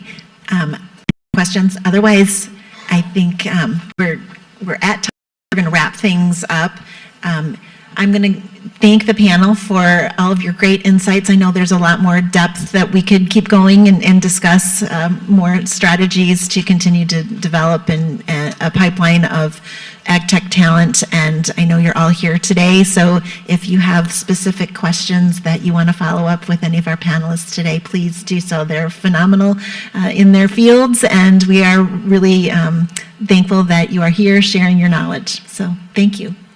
Are we supposed to say our names? I'm so hard about it.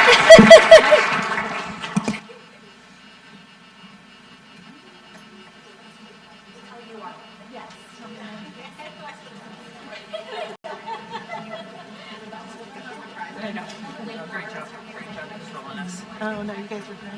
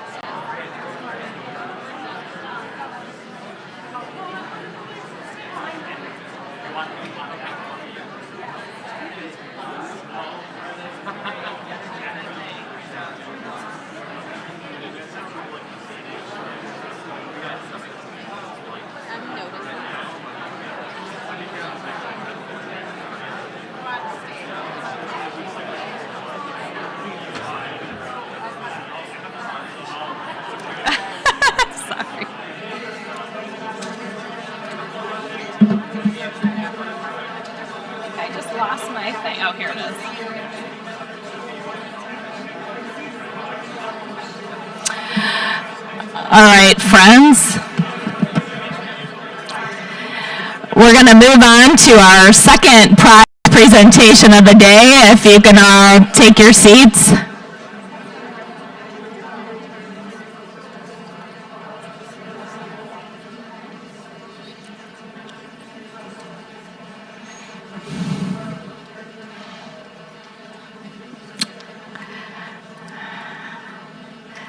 Excellent. Once again, thank you all for being here today. What a great turnout. I know we're coming after lunch. We do still have more coffee if you need that. If you're getting into your lunchtime nap, to avoid that, we can help you out with that. But we promise we will not put you to sleep this afternoon. We have a lot more of exciting content. But before we move on, we wanted to, of course, as we said, give out our second prize of the day. And I say last but not least because actually this prize has been around almost as long as the AgTech Summit itself. How many of you here, so we're going to get to the interactive portion of the day. How many of you were here for the first AgTech Summit 8 years ago? Stand up. Other than me. Laura, I see a smattering of hands. Carly, there you go. So this is our 8th year. And this prize, the More Innovation Prize, has been around, this is actually our 7th year. So we are very excited for that. But of course, this prize comes from a family that has a long history and legacy with this university, which extends well beyond the AgTech Summit itself. So we are very grateful to a family of outstanding alums and friends. The Moore family, I am told that they number more than 100. We will have 4 of them, and we'll have Ed give a couple of remarks today. But this is another example of the power of the Illinois family. So I know some of you have alumni tags on your, if you picked one up, or you may have one on your name tag. If you're an alum of the university, stand up. We're going to give you all a round of applause. We love our alums. And so thank you so much to this family. So the Edwin Moore Family Agriculture Innovation Prize's goal is to encourage startup companies engage in the development of new innovative technologies that may lead to increased productivity and/or efficiency in farming, or to create new agricultural opportunities, including new processes, new crops, and new food production systems. So I am going to ask Ed and his family to come up and give a few remarks about this prize and the family farm and the history of why the Moores are so committed to ag innovation.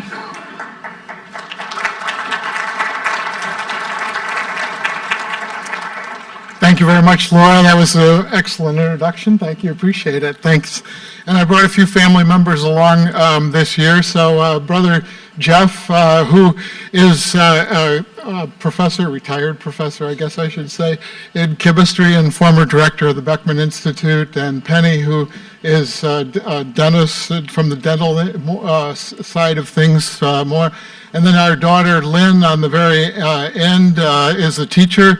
And Sarah is a high school student, but now Sarah may get us back into the ag space because Sarah's interested in animal science and maybe becoming a vet, so she'll maybe another next generation. But we've got 3 generations of family here, and but it really all starts back with Grandpa, who was a University of Illinois graduate in 1923, I think it was, and when he completed his degree in agriculture, decided that he wanted to go back and farm, and he actually, not go back, I mean, he wasn't a farmer, he persuaded his father to buy him a farm, and he started farming, but he brought innovative practices back with him from the university, and back in the early 1920s, innovative practices meant machinery, but nonetheless, throughout his farming career, he used innovative practices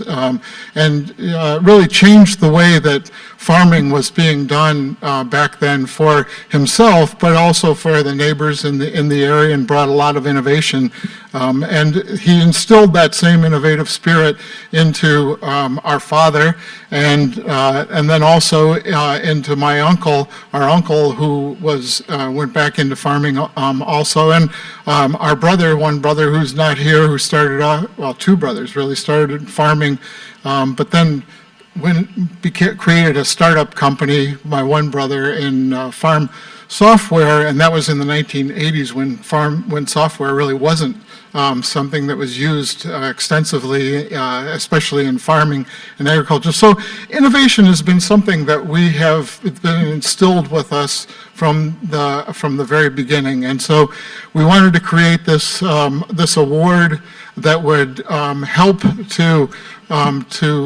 instill innovation in startup companies that are progressing here. And I'm glad to say, like Laura said, there's been 6 previous winners of this award, and all of those folks, many of them I think are here today, but all of them, I'm glad to say, have continued to be successful. So hats off to them for really making their innovation into a successful startup company, and doing great work in the various areas that they have been doing startup work in for their company. So, and I think the winner today is no less worthy of that innovation recognition than any of the previous 6 winners. It's another opportunity, another good company who I think has some very creative and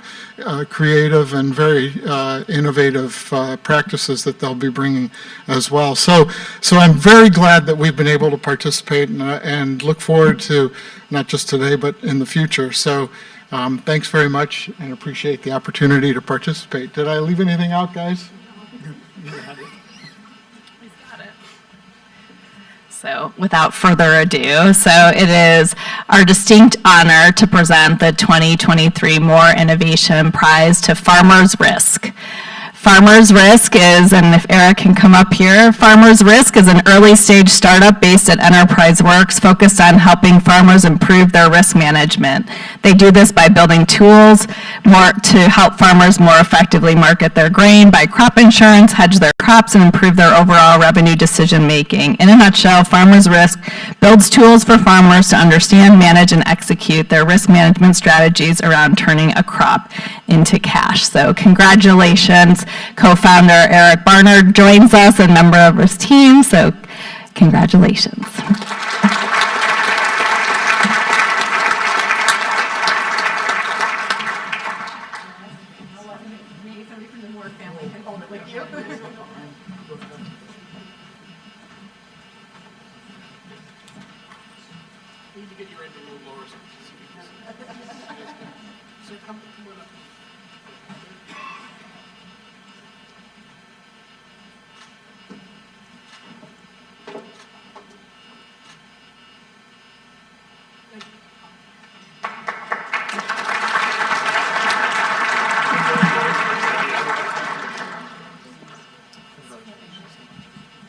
And I'm going to invite Eric up to the podium to tell us more about Farmers Risk.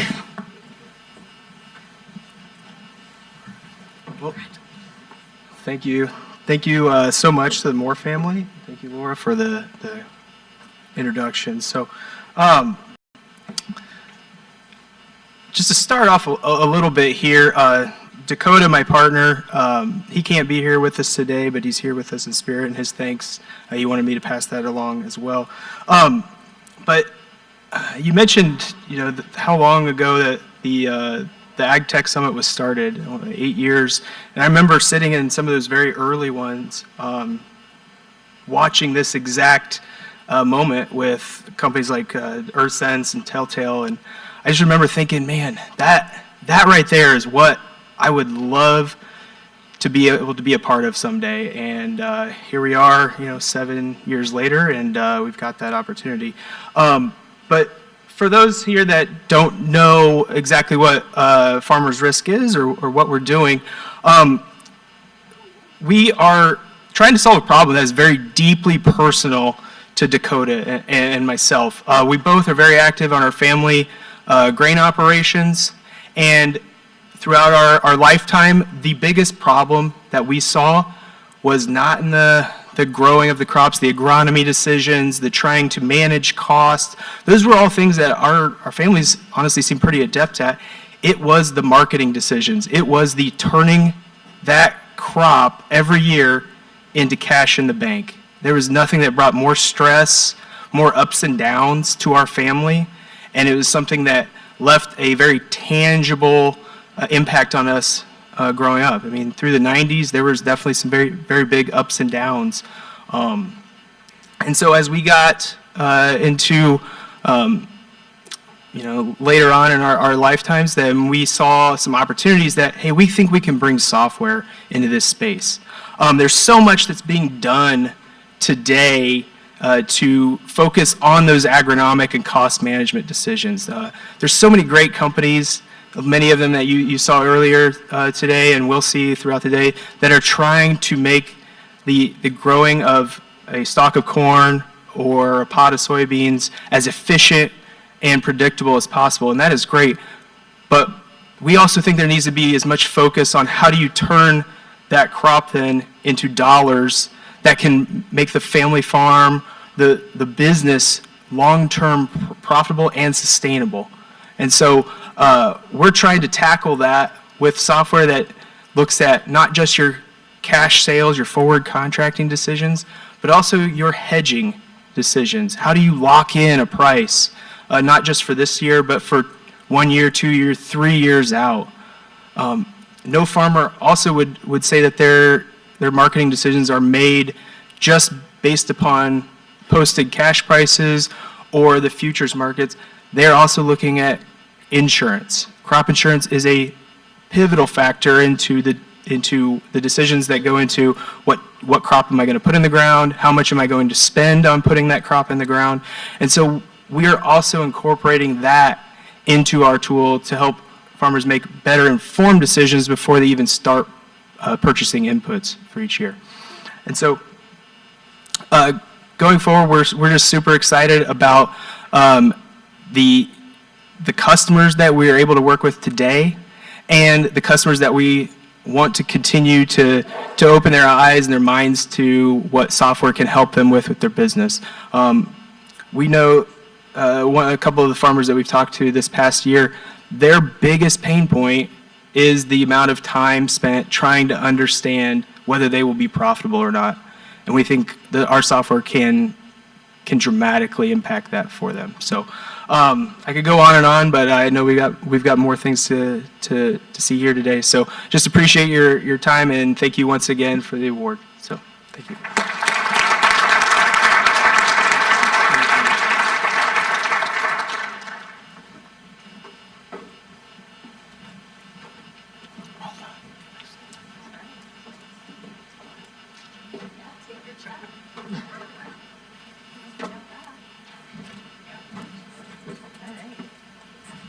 Y'all are so quiet, man. Come on, let's get, liven it up here a little bit. So thank you to the Moore family once again. Congratulations to Eric. Just before we break, though, I know we have at least one other Moore Innovation Prize winner in the house. I see you, Manfredo. I saw Angela of Telltale earlier. Who else am I missing? If you stand up, Manfredo, I'm sorry, I'm putting you on the spot. Frost Defense was a winner previously of last year's Moore Prize, and if I don't see you out there, I'm sorry. So you can see the whole list on our website, and thank you once again, the Moore family, quite a legacy that you have left, and congrats to all the companies. We're going to take a break now. We have 2 more panels for the day. Also, we will have cocktails and conversation as well as snacks at our AgTech Showcase, which is at 4 o'clock. So we'll take a quick break and we'll be back here at 2 p.m.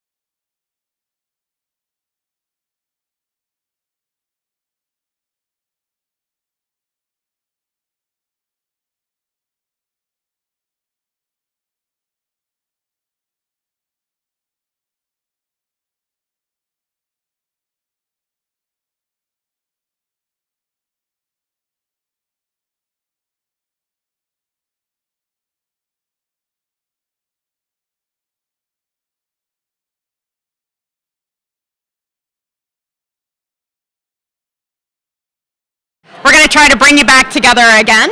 And our leader for the next panel is going to be talking about the intelligent farm. And I think everybody recognizes that farm systems are getting more and more complex and more technology rich, which has been discussed throughout the day.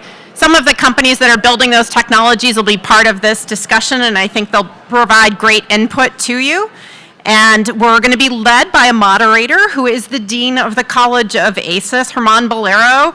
Has been in this role for a couple of years, but he had led the research of the College of ACES before that and had long been in crop sciences. He's been at this university for 30 years, and he's been a great partner in building our AgTech community. So thank you, Dean Bolero, for leading this discussion today, and thank you to all our company's panelists for being part of this discussion about the really smart farms that hopefully inspire all that talent we heard about earlier today that we need to get excited about working in ag. Thanks. Okay, well, good afternoon. I'm Germán Bolero. I'm the interim dean of the College of ACES. I'm delighted to be here. We got a tremendous panel about a great topic, the intelligent farm, the intelligent farming. And of course, I have to be careful when I say that because I think we've always been intelligent at farming, but there's different degrees of intelligence that has grown in the past few years with technology.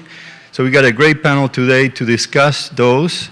Probably the optimizing of our resources through information, communication, technologies, trying to find ways to optimize those resources to, decide how we're going to grow food and how much food we're going to grow. So I think that we are going to be discussing issues like sensors, software, communication, location, things that makes the intelligent farm, and hopefully we'll have a good discussion. We're going to leave a few more minutes than usual for questions so we can all participate on this. And with the first question, I will take that first question also to give the panelists the opportunity to introduce themselves. And I'd like to ask them not only about their background, but their role and focus of interest of their companies, of themselves, into the intelligent farm or intelligent farming, and if there is anything particular in your companies that you want to highlight about intelligent farming. Mark? Great. Hi, everyone. I'm Mark Moran. I'm the head of the John Deere Technology Innovation Center here in Research Park. I've been with Deere for about 1 million years, I think. My whole career has really been about how information and communication technology can transform and disrupt companies. I actually started at our data center, and the equipment we have in the field today has that same scale of processing as our data center did decades ago. And that's definitely the perspective that I come from. My team here in Champaign is focused on advanced sensing, and the amount of intelligence that we're now able to put on the equipment. I've said for a few years that our equipment is both a mobile data center and a mobile factory. I think I would add mobile lab to that now. Another important perspective for Deere, of course, is all that data's got to go somewhere. There's lots of platforms. We think John Deere Operations Center is a really good one for storing that data. And when you start to put all that data in one place at scale, you start to be able to make some important inferences, whether that's the level of the farm or at the level of the globe. Thank you. Jeff? Yeah, good afternoon, and thank you. It's a privilege to join the team today in the discussion. For Cargill, I lead our North American digital strategy across our grain, our crush, and our corn milling businesses, mostly focused on the farmer. I've been with Cargill about 19 years in a variety of different business leadership roles, managing different parts of the business, but I keep coming back to digital and why. Because if you're really obsessed with helping the industry, if you're obsessed with helping the farmer solve problems and become more successful, what are some of the most interesting ways to do that? And it's really leveraging digital and technology capabilities. And so when we think about some of those biggest problems to solve, Cargill spends a lot of time thinking about the areas of the farm that can be the most consequential. We're super fortunate that, I suppose, that there's no lack of problems to solve across agriculture. right? As we seek to feed the world in a safe, sustainable, and responsible way, it's going to take technology. It's going to take digital solutions. And those challenges are likely never going to end, right, as new problems continue to face the globe. And so when we think about the success of the farmer, what are some of those areas that are most consequential?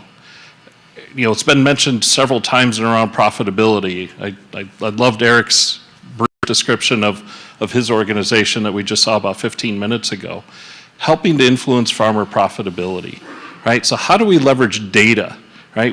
There's a lot of discussion, a lot of talk about the data coming off of sensors, data that exists across the industry, across the supply chain. But how do we put that together? What insights can we take to help the farmer solve maybe some of the most significant problems that they face, and that is helping to influence their profitability. And you know, it's been said, right, that one of the most emotional decisions farmers make is in the sale of their crop. How do we help to make that easier? How do we help to take the emotion out of that and help farmers to become more successful in the selling of their crops? And so I suspect we'll have the opportunity to dig into this in a little bit more detail, but that's one of the many areas that we're focused, but we think that's one of the most important areas where we can have positive consequential impacts on farmers across North America. Thank you, Connie. Hi, everyone. I'm Connie Bowen with Farmhand Ventures. I come, I guess, bearing kind of the more venture capital startup investment side of the. So I, over the past several years in my career, have looked at thousands of different ag tech, precision tech, kind of early stage companies, and all of the kind of widgets and doohickeys that promise to enable this intelligent farm. At Farmhand Ventures, we run a venture studio, actually, so we actually build companies and provide the resources beyond capital to actually build companies, focusing narrowly on and also widely on the future of work in agriculture. So we're actually taking an approach that is a little bit more human-centric when we look at all of the enabling engineering technology components, and not saying so much, how can I capture the most data? But actually saying, okay, how can I make the person doing the work have an easier time, while also enabling them to adopt that technology? The best products, when you really stop and think about it, you don't even think about them as technology products because they're so seamless, right? And there's not necessarily as many companies like that in agriculture as I wish there were. And so that's really what I focus on at Farmhand Ventures. And when I think about how do we get to that intelligent farm, I'm thinking not just about the technology engineering components, which are essential, but on some level, at least I'm an engineer by academia, so in my mind, like, that's almost the easy part of the equation. Thinking about how to integrate that with the operational end of the farm operation is, I think, a really critical part of getting to the intelligent farm. All right, I'm Brian Sutton, and really I'm just a farmer from Indiana that happens to fly airplanes, so not sure where I fit in this, but it's a bit of a long story. I mean, I grew up on a farm. I was fifth generation. Farm's been there since 1862. I also grew up with little airplanes. I learned to fly when I was 13. I was actually in line to take over the farm. I was the oldest son, 4-H FFA. We hit the mid-'80s when I graduated from high school, and we had a farm crisis. And literally, there was farm auctions about every other weekend of my friends losing their farms. And my dad had to have a conversation with me at that time. It was basically, Brian, I think you need to go find something else to do, because he wasn't sure he was going to be able to hang on to the farm. So the only other thing I liked doing was flying airplanes, so I went down that path. Eventually got hired by TWA, which is part of American Airlines, and I now fly internationally. But I call that my night job. Farming was always in my blood. It's what I wanted to do. I came back to the farm in the mid-'90s. Once we kind of got things stabilized a bit, Dad was having some health issues, so my brother and I took over the farm. And at that time, we went as high-tech as we could at that time. GPS was just coming onto the scene. We got that, put it into the tractors. We got our first yield monitor. And one of the things I was starting to do was look at imagery, how we could use, what I was seeing from the airplanes to be able to fit into the farm. And where this really became key was the the technology that came out with the GPS and such allowed us to start to do some incredible things, but we didn't know how to tell the technology what to do with it. In other words, we didn't have the proper zones to tell the technology what to plant. So, we had created our own variable rate planter at that time. This was before Rawson and precision planting and everybody else came along, but we still needed the zones. So I got a near-infrared camera that I'd heard a lot about back in the 80s, put it into a little airplane we had, and we started taking pictures, and basically I just failed over and over and over again to be able to create those zones that I was needing to drive a variable rate planting map or a variable rate nitrogen map. And it really wasn't until 2010 before I kind of stumbled into thermal technology and was able to start pairing it with other wavelengths to be able to create zones out of what I've been seeing my entire life. And that's how Air Scout was born. I didn't set out to start a business flying planes and doing imagery. I set out as a farmer to be able to farm better, and it turned into something else. But today, that's really what we focus on is, our job is to gather the imagery and look at your fields in various, with various wavelengths so that we can create zones within those fields so that we can put on proper seeding rates, we can put in proper nitrogen, we can put on fungicides or insecticides in only the places where they're needed.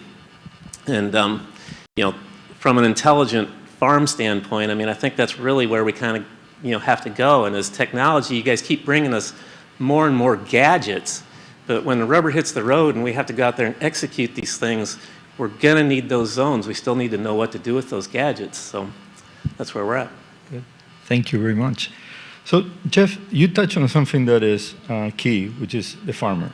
And what's the motivator for the farmer how do they think about intelligent farming or intelligent farms? Is it the resource savings? Is the increased yields? You said something about, does it make their life easier? Could you give us some insight on your experience on that? What is the true motivator? What is it that is driving this from the farmer's perspective?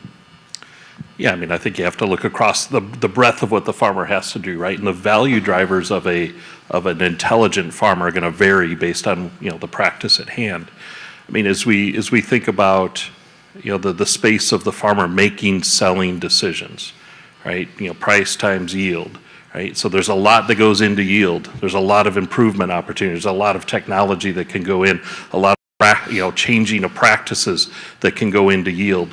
But where is the focus on the price side? And so if you think about it, and I think most everybody today, if not everybody, agreed that at the end of the day, profitability does matter. Farmers have to be profitable over the long term. And so where are the tools and the solutions that's helping the farmer to improve that profitability? As we look across the Cargill network, and even as we collaborate with peers, right, and trying to solve some of these problems, we know that 60 to 70% of farmers will sell in the bottom third of the market. It's not because farmers are not intelligent, not smart, all of those things, because all of us would make those exact same selling decisions. So what's the solution? Right? There are opportunities to combine these data sets coming off all of these other pieces of technology, the gadgets, right? How do we aggregate those data sets to provide real, meaningful, tangible, but simple insights for the farmer to make better decision making? When the farmer doesn't know what yield is going to be next fall, how do you know what your break even is? How do you make selling decisions based on that? Do they understand how to leverage crop insurance? And is that being served up in a simple, easy way? So in my space, it's really about helping the farmer understand profitability, and that's the measure in this segment of what a farmer has to do, how they would judge the value of a connected, intelligent farm. Thank you, Mark. What's the motivator for John Deere customers? Yeah, the financial bottom line is, of course, important because these have to be sustainable businesses as well. I think there's also, we see with our customers, there's an appetite to get more information, really just to maybe tighten up that standard deviation, let them make not necessarily always the most profitable decision. Sometimes they'll take a more certain, less profitable decision. They can, just like any other business, if they can de-risk. We also see for Brian, you alluded to this, right? Like for most farmers, there's a side hustle, right? Or farming is the side hustle, no matter how you think. I think USDA says 93% of farmers have off-farm income. We see a lot of appetite around technology if it improves their ability to spend more time with family. So there's a strong cultural piece of technology on the farm as well. Those would be two I'd add to. Of course, it's got to be a successful business.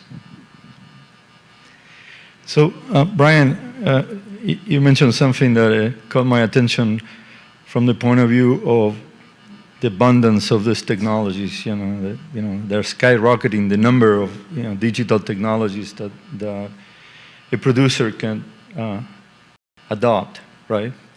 So, what would be your recommendation for prioritizing these technologies from a farmer perspective?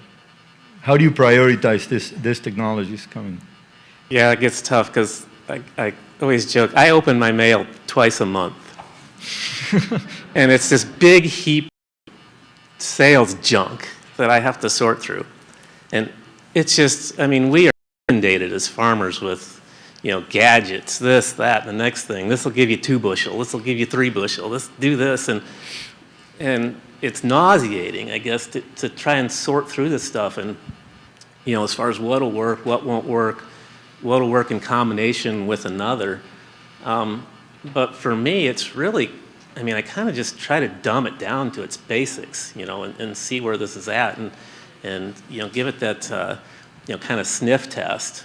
And, if I can see it, then I can start to believe it. And then maybe we'll, try a little bit of it and kind of go down that path. But like everybody says, if I try it and it's wrong, I probably won't ever look at it again, even if it was maybe the mistake on my side. So they have to be real careful about how they approach us, I guess, with all the things. But for us, it's really return on investment and simplicity. Because a lot of the things, it looks like they have potential, and it all works great in theory, all the way up until the time it touches dirt. And then everything falls apart. So more of the simple things, I guess, and we try and branch out from there. So, Connie, with all these available options, how do we prioritize in these technologies? Well, I guess it doesn't matter so much how I prioritize. It matters a lot more how Brian prioritizes, actually.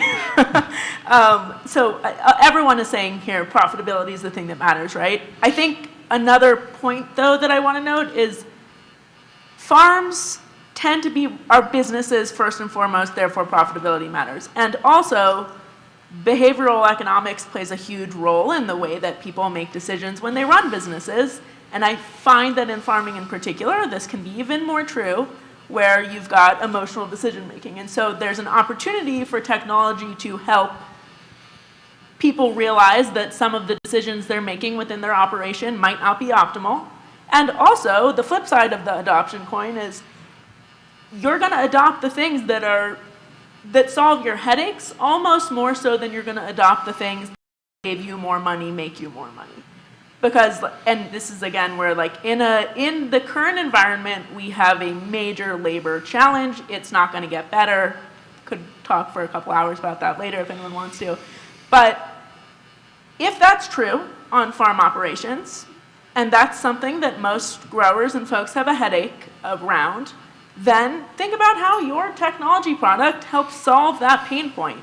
It has to be, again, around both profitability and ease of adoption, or better yet, ease of pain point. And the classic example of that is I find very many precision ag, I'll just generalize, kind of companies don't think about the additional hours and time that either the farmer or the farmer's workers need to put into running an additional pass, et cetera, et cetera.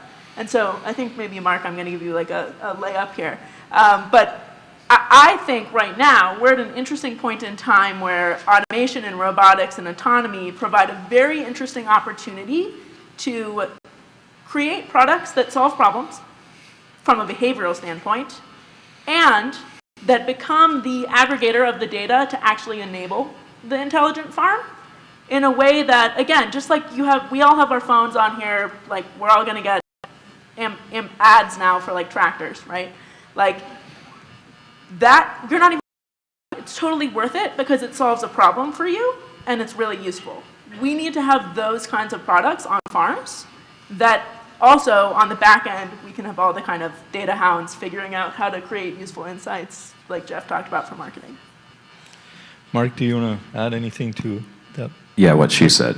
Okay. Brad pointed to this morning as well. You know, there's a long runway of automation tasks that really do get to a couple of things. A couple things you pointed out, Connie. One, if we do it right, there's some labor savings. Also, if we do it right, we're making it easier. I mean, we're talking.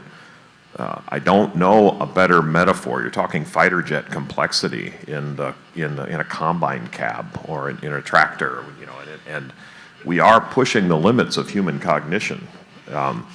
So we got to make it easier. We have to continue to make it easier, but we have to continue to automate more. And that labor shortage idea, that's not a U.S. thing, that's a global thing, right? Every market you go into, it may take different forms, but there's a global appetite for that. Jeff, I don't know if you want to add anything to that. No, I think it's really about some of the, I think when you think about data and helping decision making, what are some of those advanced capabilities, right? So you start to combining data sets. What are some of the advanced analytics, AI, ML that we can start to apply to those things? So I think it just builds on the narrative, but again, in different segments of everything that the farmer's got to deal with. Thank you. So let me add one layer to that, and it is something that we talked this morning about. What's the role of intelligent farming? What's the place in intelligent farming and sustainable or regenerative agriculture from your perspective? Anyone in the panel? Yeah, I guess the sustainability term, always comes up, and I always get back to, what an old farmer once told me right off the bat, and he said, if it's not profitable, it's not sustainable. And I guess lock that in your head, because no matter how you want to talk going forward, if it's not profitable, it's not sustainable. So how do we then use the technology that we have in a way that it can make this profitable or work better for us? And in our case on our farm, like I said, we created these zones so we could see the differences in the soil.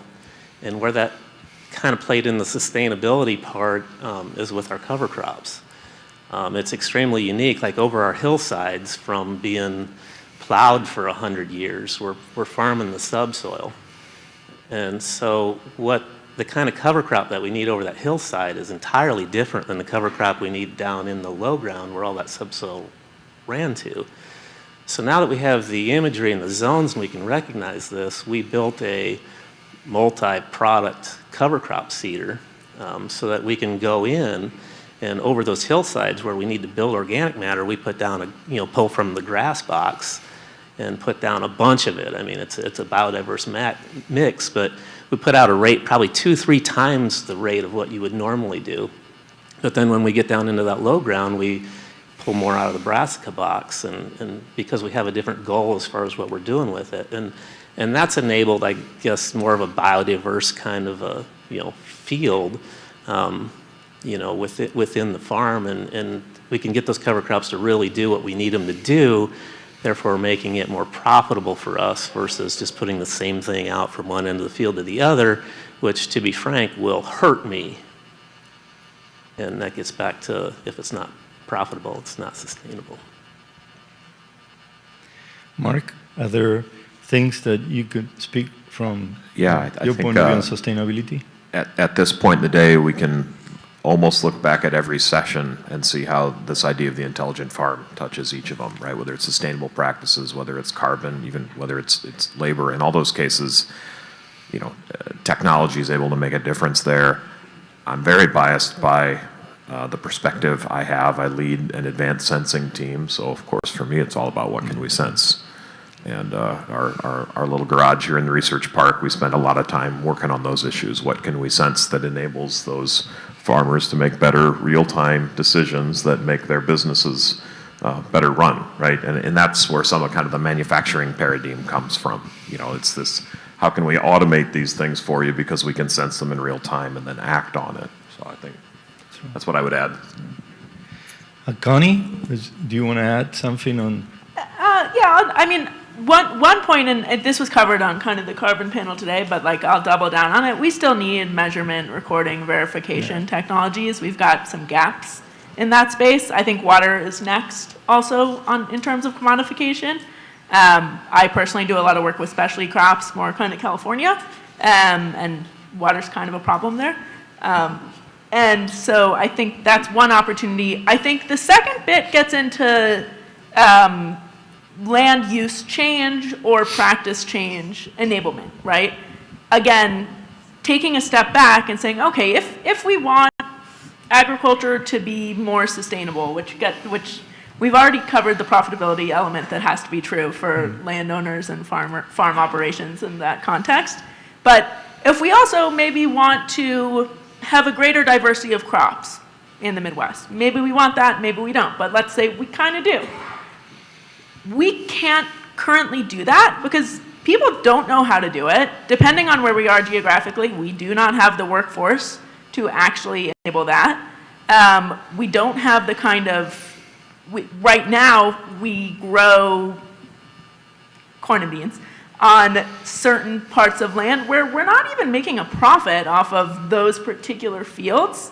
And there's an opportunity if we can aggregate this economic and production data on kind of a geospatial basis and say, hey, over here we could make more money if we grew this other thing.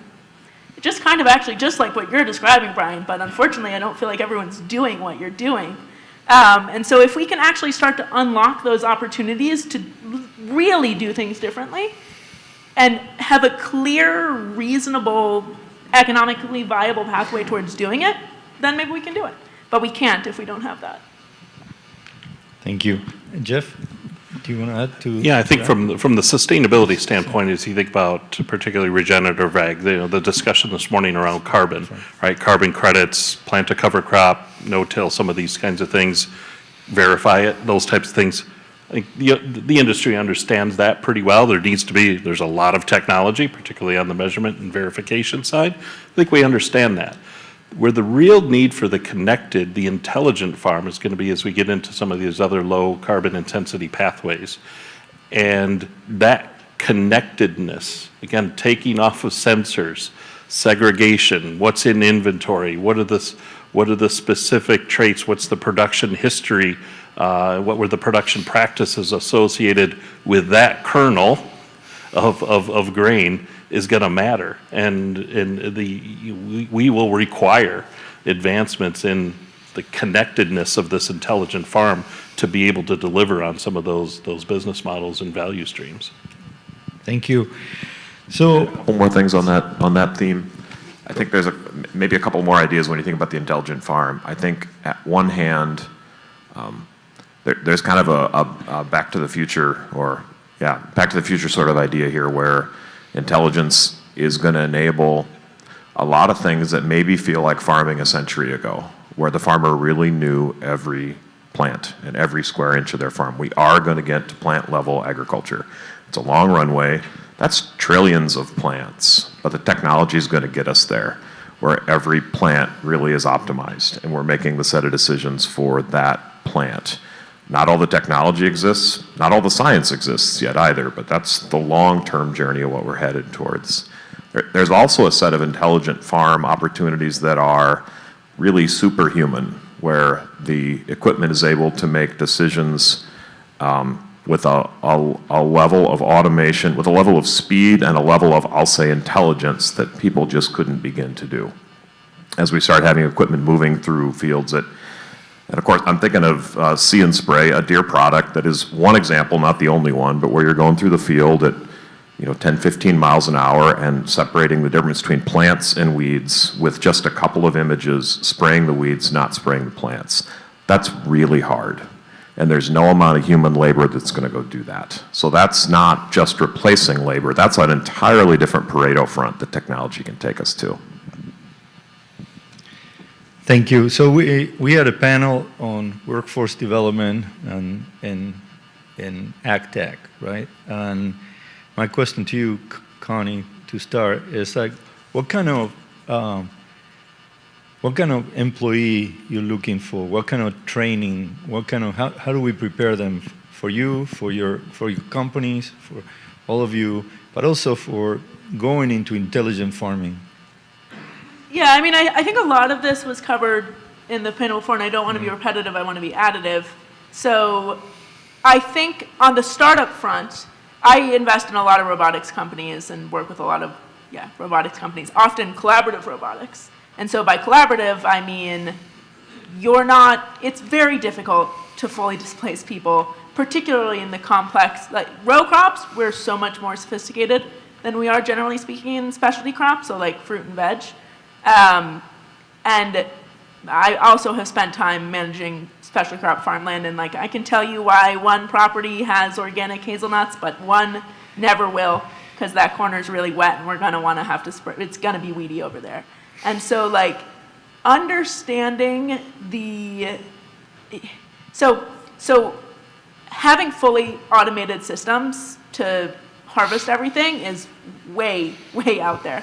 Having systems that make people's jobs easier, so that transport crops, so that people can do the hard work of quality control and picking, but don't waste time carrying heavy wheelbarrows back and forth, like that can be done right now. And that becomes an interesting vehicle for capturing more data, right? And so in that context, you need, one, the companies who build that thing, and those tend to be startup companies. And so you've got the usual problems that kind of were talked about before in terms of, can you find that magical unicorn of a person who is both technical and has an agricultural wherewithal and is down to drive around and spend time in fields with growers? And also, especially on the specialty crop end, but also depending on whether you're doing seed, corn, or whatever you're doing, on the field worker end, you need to have field workers on the farm operation team who have the capacity to work with this kind of technology.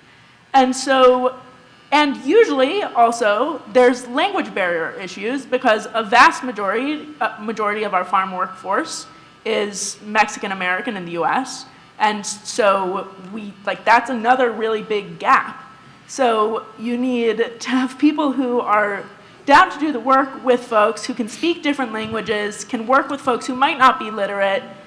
I think there's a lot of really interesting work being done in California right now in terms of workforce development on the farm worker end, such that we can pull some folks, and I know from personally working alongside folks that like, man, good luck finding someone who works harder than a farm worker. And I'm talking about field labor, what we think about as unskilled. But like, how can we upskill some of those folks to be kind of the field reps or the robot babysitters is kind of a term I find myself using a lot lately. And so, yeah, there's so many gaps right there, and we got to work on solving them. I don't have a solution though. Mark, what kind of employee you'd like to hire? What kind of training we have to give them for you to hire them and John Deere to work in your team, developing the next 30 years of technologies? And that's a great question. I think maybe there's two sides to that. There's maybe one of the questions is what are the traits you look for within a person. I think you also have to look more collectively. What are the traits you're looking for at a team? And what makes a really great team is when those people are nothing like each other. So it's both at once. The thing I value most is a diverse team. How that manifests then, what are the things that are common across people? I think a lot of things that matter, really a passion about making the world a better place, and familiarity with technology gets you really, really far. Of course, communication, teaming, all those things we've been preaching for decades, that's actually true, right? It is, because all these problems are done. Everything we got to do takes a team, takes a diverse team. So, of course, computer science and mechanical engineering, all those disciplines. Maybe one thing I'd add there, I think a lot of folks are surprised to realize Deere has more computer scientists than mechanical engineers at this point. That's how high-tech the equipment has gotten. How about agronomists? We need more. We're always adding, and we can always use more. Those are like the systems engineers of ag in some way, right? That's right. Critically important. That's all I'll say on that one. Brian, Jeff, you want to add to that workforce from your perspective of your companies? Yeah, I don't know. I mean, from an Air Scout standpoint, I mean, I can speak more from a farmer standpoint, but I guess I find it ironic that I think there's thousands or maybe hundreds of thousands of kids out there that would love to be farmers, and they don't have the opportunity to do so.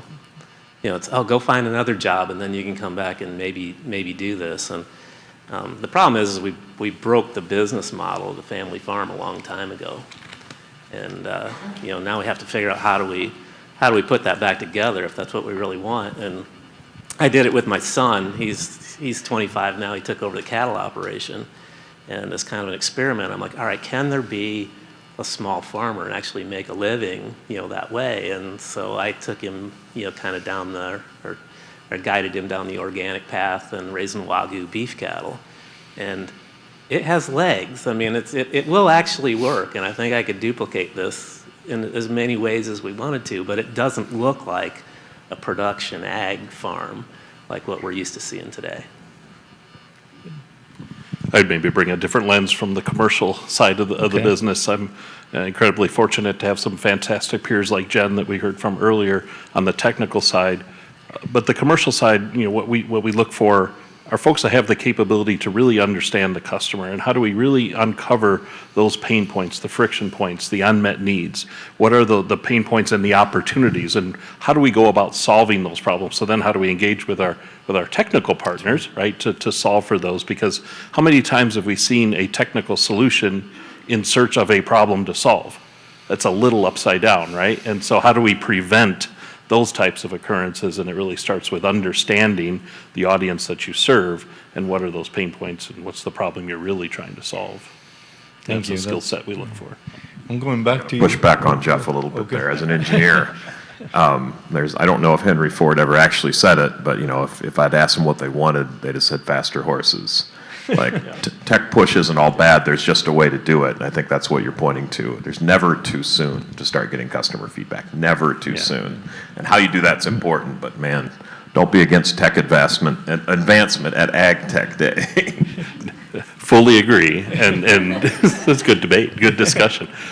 Fully agree, that's why those teams have to go beyond just customer clinics, surveys, because how often does a customer really tell you what they want? Not very often. That's why that partnership with the tech side of the business to know what's possible and to have the vision to bring back and the what ifs, right? How many people 20 years ago thought we needed all our DVDs on a credit card size machine, right? Very few people would have told anybody that's what you wanted. So you got to have that partnership and understand what's available, what's possible, or maybe what's not possible today, but what is a visionary solution, and rely on your technology partners to solve. There's an example even in ag, you know, when we started down the GPS road, that was as an industry, that was a technology that folks weren't really asking for. And now it's indispensable. Ag doesn't exist without the precision that it brings. So with that, you know, I'm going back to you, Jeff, because you mentioned connectivity.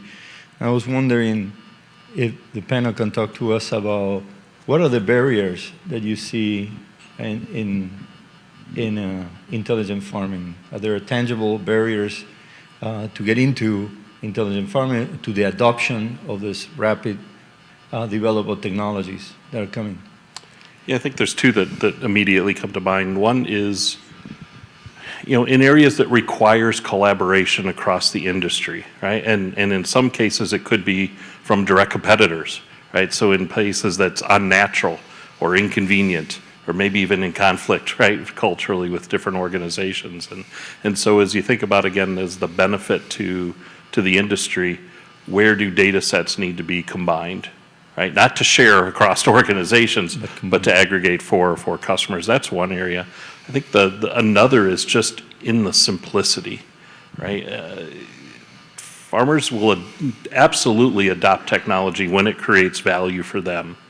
But given the wide range of jobs that these farming business women and businessmen are in, it has to be simple, right? And if there's a long learning curve, that's where our adoption is going to be challenged. So I think collaboration and just simplicity in our solutions is critical.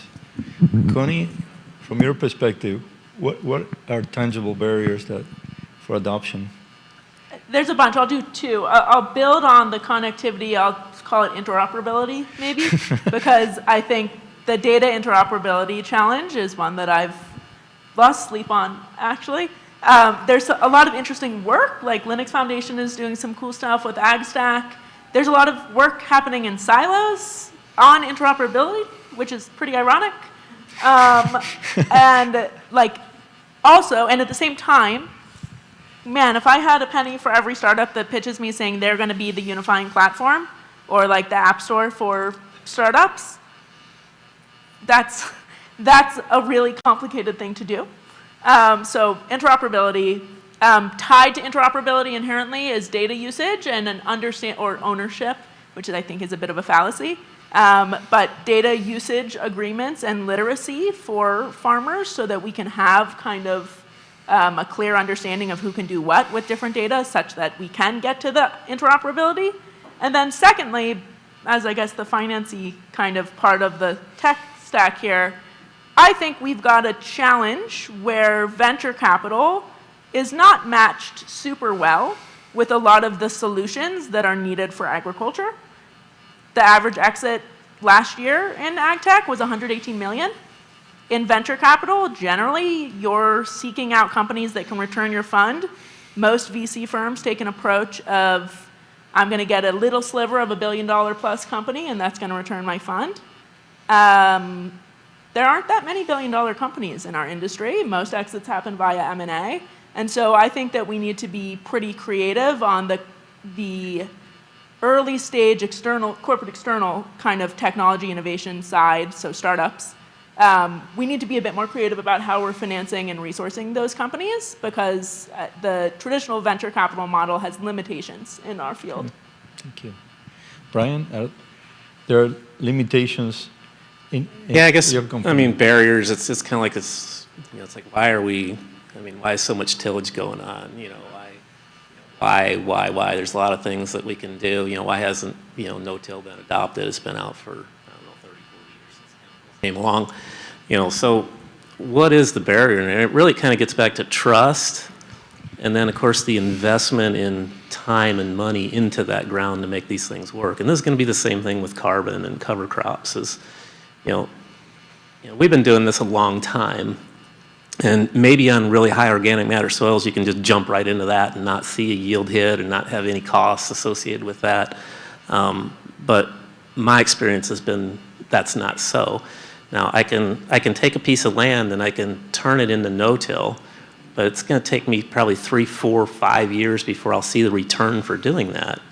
And since basically most of the land is not owned by farmers, you know, and it's constantly changing hands as you get outbid for cash rent, how do I pick up an acre of land, invest in turning it no-till, maybe going down the carbon path, you know, putting in cover crops, God forbid putting tiling in, only to have that land bid away from me within the next few years. So unless we have some way of stabilizing, I guess, this method of how we manage farms and how you know, non-resident landowners, you know, manage that farm and how it's tied to, I don't know where this goes. And this kind of gets back to that carbon thing is, you know, I can sit here and, you know, if I could be eligible, which I'm not because we've been doing this forever, but that's a story for another day. But if we took it down the carbon path and you pay me to sequester carbon over the next 10 years, I guarantee I have farmers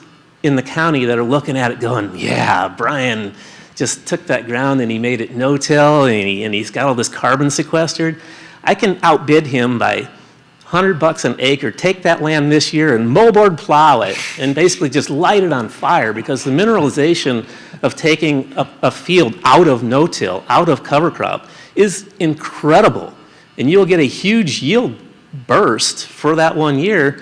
And he doesn't care because he's just going to take that year and he'll move on to somewhere else. It's a parasitic type of an atmosphere.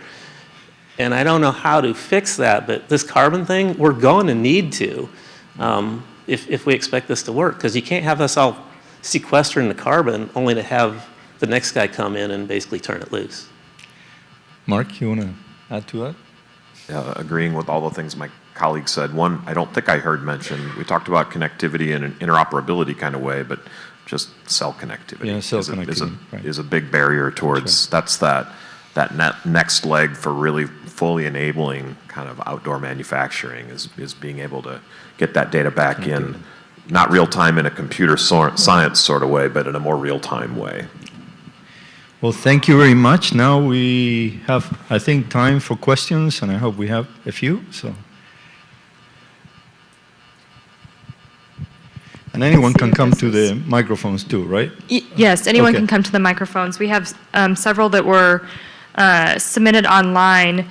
One of these is specific to rural farming, and how is the cost of expanding this technology affecting those on more rural farms?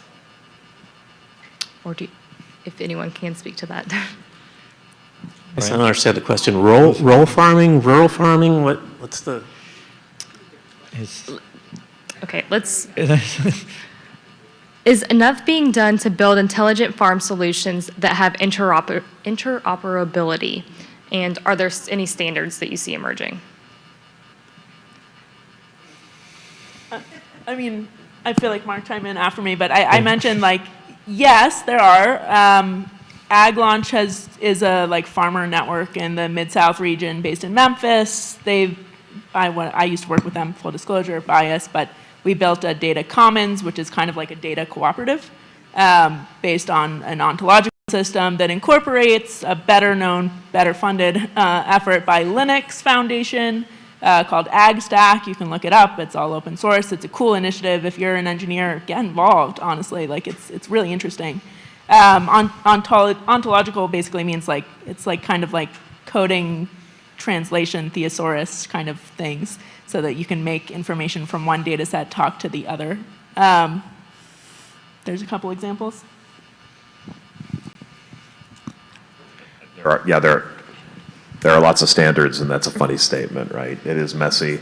From the Deere perspective, one thing we've tried to do is make using John Deere Operations Center super easy. The API is really straightforward, really well documented. We have actually a small app store with hundreds of apps that use it.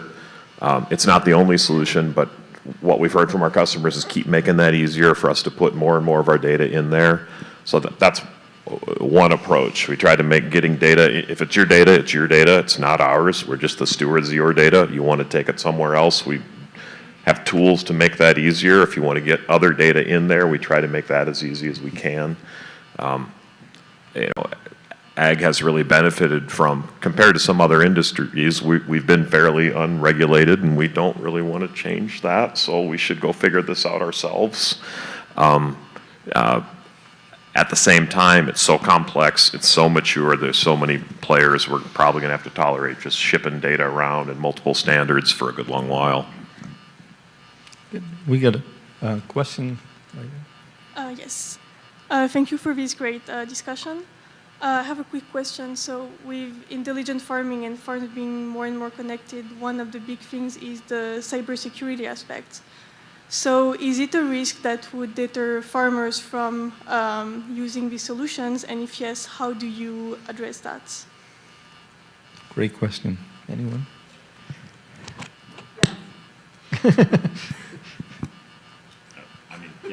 It is a risk. Any connected system, any computer system, any non-computer system can be compromised. It's not exclusive to digital systems. It just has a different set of threats associated with it. There was it last year, someone got Doom running on a Deere, the computer in the cab, and so we're now in that club of people that have been hacked in that way.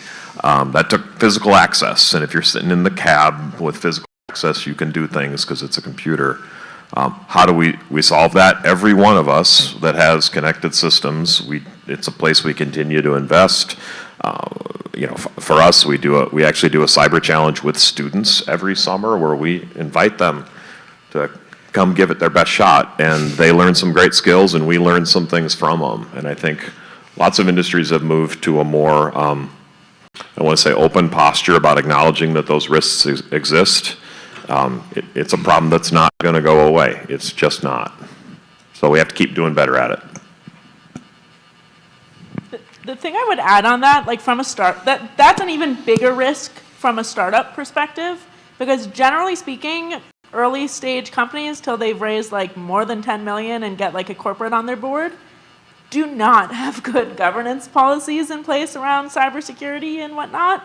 So like that's something we probably should button up a little bit, as whether that comes from the VC community enforcing it or I don't know what, but that's a concern.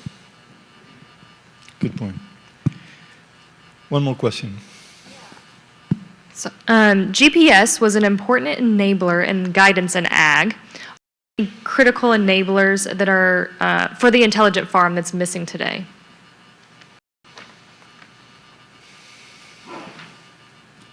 I guess I look at the next big thing is this robotics type stuff that's that's coming on the scene, and I'm excited to see kind of where that goes. One of the things that's troubled me is how I guess machinery keeps getting bigger and bigger and bigger, and I kind of look at it and go, all right, is this the future of agriculture? What's this stuff going to look like? What does that do to the soil? How are we going to handle those issues? And I guess I kind of look at the robotic type things, or the smaller things that can run 24/7. That to me looks like maybe the future of agriculture. What we'll see 10, 20 years down the road. So we did get a question about autonomy. You mentioned robotics. Where do you see, and if anyone can speak to this, where do you see autonomy in the next 5 to 10 years? Let the John Deere guy talk to me. Autonomous tillage, Brad mentioned it this morning, autonomous tillage and 8R tractor, as an autonomous solution. That's not something we're going to go do someday. That's something we went and did. It's real. That exists. We'll keep chipping away at those production steps, and there is a point, I think Brad and I might see differently on how far away that is in the future. It's not now. It's really hard. Ag autonomy is really, really different from on-road autonomy. On one hand, we do have all the work of a quality of job piece to go solve. That's a challenge that on-road autonomy doesn't have. We also have a huge advantage, and that's when we get in trouble, we can stop. So having safe state equals stop makes the autonomy problem fundamentally different and more tractable.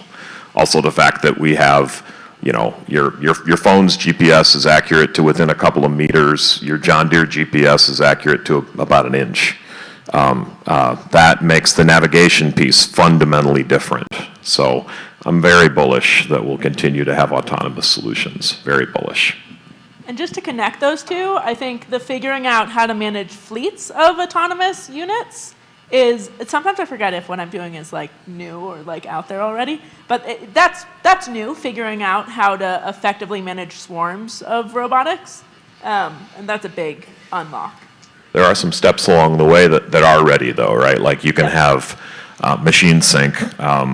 I'm not going to apologize for naming John Deere Technologies. I think that comes with inviting me up here, but the idea that I've never done it, so I can't say firsthand how hard it is. But if you're bringing that tractor alongside that combine while it's filling, you've got this grain cart behind you, this big grain cart. And you're trying to go into the same speed of the combine and keep it full, but you can't go exactly the same speed because now you got to fill the front of the grain cart, not the back of the grain cart. Now there's technologies that make those sort of collaborative operates, and that almost gets into kind of the cobot sorts of ideas that you were pointing to earlier, right? That's real. That's not a gonna go do thing. That's a we went and did it kind of thing. Is there time for one more question? Or?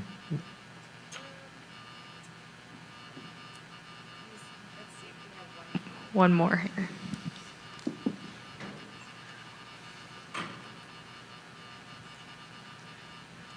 I think that we're wrapped up on questions here. Okay. So thank you all. So I want to thank Mark, Jeff, Connie, and Brian for participating in this panel. It's been fantastic. And round of applause for our panelists. Thank you very much.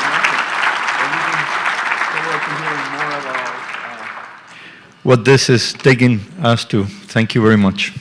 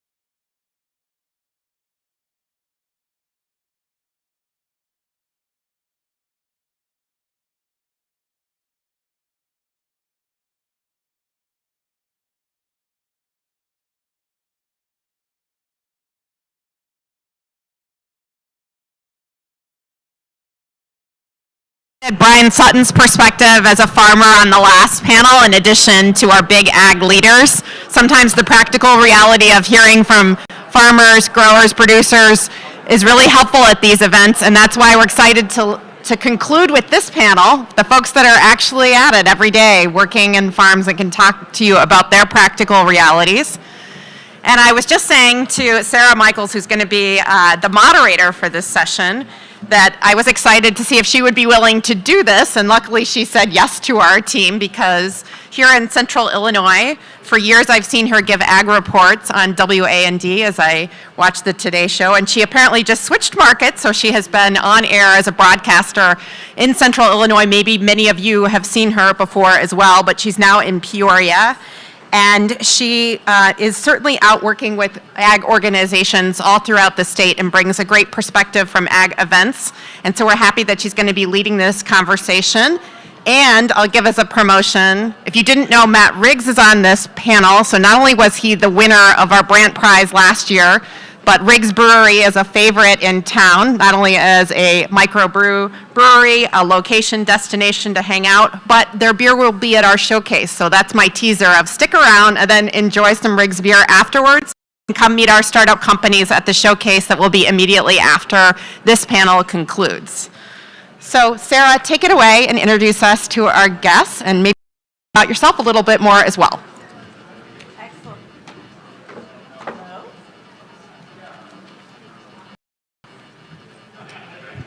Excellent, thank you. We're a closer group here. Get up close and personal. First of all, I want to thank everybody for coming out today and sharing this great message into 21st century agriculture. I'm thrilled to be on this panel, asked to moderate this, because if you look at this, every other moderator has been in academia, and although I have what I call 2.5 degrees, I appreciate the fact that a commoner like me was invited to participate in this AgTech Summit, so thank you very much. First, I would like to introduce to you Matt. Matt, if you want to take a few seconds, I know she gave you a little bit brief demo. If you want to go a little bit more into the weeds, pardon the pun, about some of your agriculture background, and then obviously more of what you have to say we will cover in the questioning. Yeah, hi everybody. My name is Matt Riggs. First off, I want to say thanks to Brian in the last talk.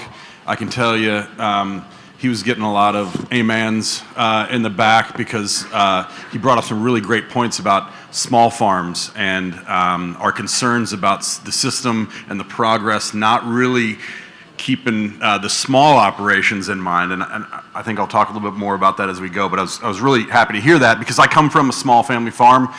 We farm 316 acres down in the southeast corner of the county. My family's been farming there since 1874, and just like Brian said, the system was kind of broke when it came time for me to make a decision where I wanted to go as a young adult. Didn't have a lot of great options regarding the farm, and I really wanted there to be options. Strong emotional attachment to the ground led me to the University of Illinois as an undergrad. The military for several years after that, and then came back full circle, able to kind of realize my dream that I'd had for a very long time, which was to become a specialty processor of grain that we grow on our farm in the form of a fairly widely adopted and beloved product, beer. So that's how we've been able to kind of artificially inject more profitability into our otherwise routinely unprofitable family farm as by some unique niche vertical integration. So yeah, looking forward to the discussion. Awesome, thank you. Lena, would you like to be next and share with us about your awesomeness?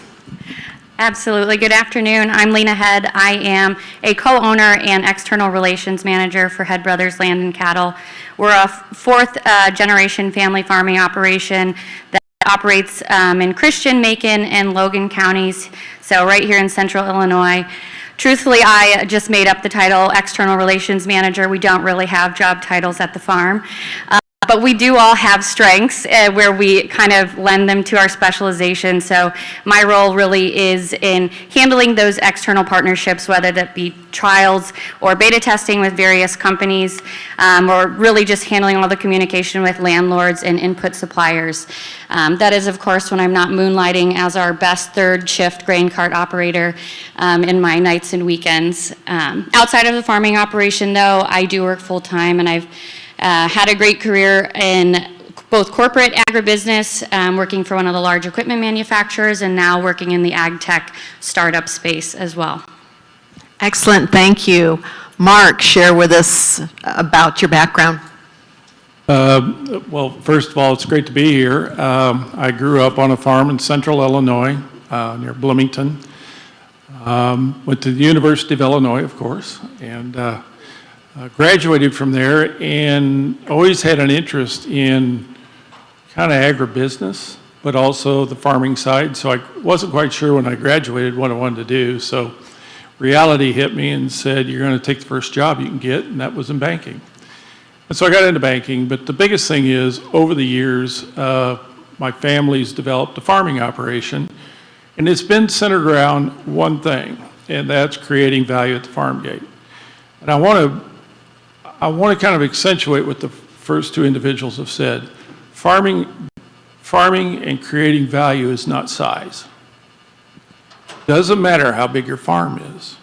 It's what you create. And I was listening to the people talking this last one, and I've kind of been working on trying to save myself into prosperity. Meaning, I'm going to buy all this equipment and I'm going to do it cheaper and everything else. But the one thing was, in the 80s, I realized ADM didn't want to buy my grain for much more than $1.50. So what I really had to do is what these guys are talking about. It's create value at the farm gate. And I think that's the one thing we miss in farming today. We're not size bound. We're actually bound by an industry that's really, really productive and essential. And so today, when you talk about people, when you talk about technology, when you talk about what we're going to do at the farm gate, it's not in any way bound by size. It's not bound by basically what we're doing, it's what we're creating. And the biggest thing is, does someone always want to buy it? So we sit here and we figure out how to do corn cheaper. Sometimes they don't want to buy it. What's that get us? So I applaud what they're doing. And in our family operation, we have tried to create value at the farm gate. So today we're a 5,000 acre cash grain operation, corn, beans, wheat, cattle, hay, wheat, beans, corn. And also we have a cash grain operation that's an export company where we export all our grain and about another 150,000 acres of grain to the Orient. You know what's kind of amazing? They like that information. That's how we create value, at the farm gate, not at my tractor seat. So Mark, this is the first time the panel has met in person since 2020, AgTech Summit. During the disruption of the pandemic, what lessons did you learn, challenges and opportunities that you were able to build upon during the disruption? Wow, it was monumental. Actually, it started first like how you deal with your employees, how you treat them, how do you manifest a future for them. Because it was a thing of, it wasn't just their health, which was the paramount, but it was how do we build a future for them that they're safe, they feel comfortable. And there's no doubt they kind of got into the thing of, well, maybe I don't want to come to work every day. That's kind of hard to do in farming. So we actually turned over 2/3 of our workforce. And it wasn't us saying, see ya, it was they left. But the interesting thing was what it did for us. And what we learned was we got to figure out how we become more relevant to our employees. The biggest thing we asked was, what do you want coming back? We tried to fulfill that. Did we do it completely? No. But the pandemic actually turned us to things like the following. We always tried to count, can we get them for $15 an hour? We went to, can we hire someone that provides a service for us that ultimately can be paid for. I'll give you an example. Put one person into the farm who then works in the grain side, loves it. So I think there's two things: understanding what they want, how do you help them build a future, and in building that future, how do you build a business? Was it easy? Have we done it? Well, it wasn't easy. They're still there, so I guess we've done it. But that was kind of amazing. It was kind of a problem, but it ultimately be a change moment for us in our business. Thank you. Matt, do you have any thoughts?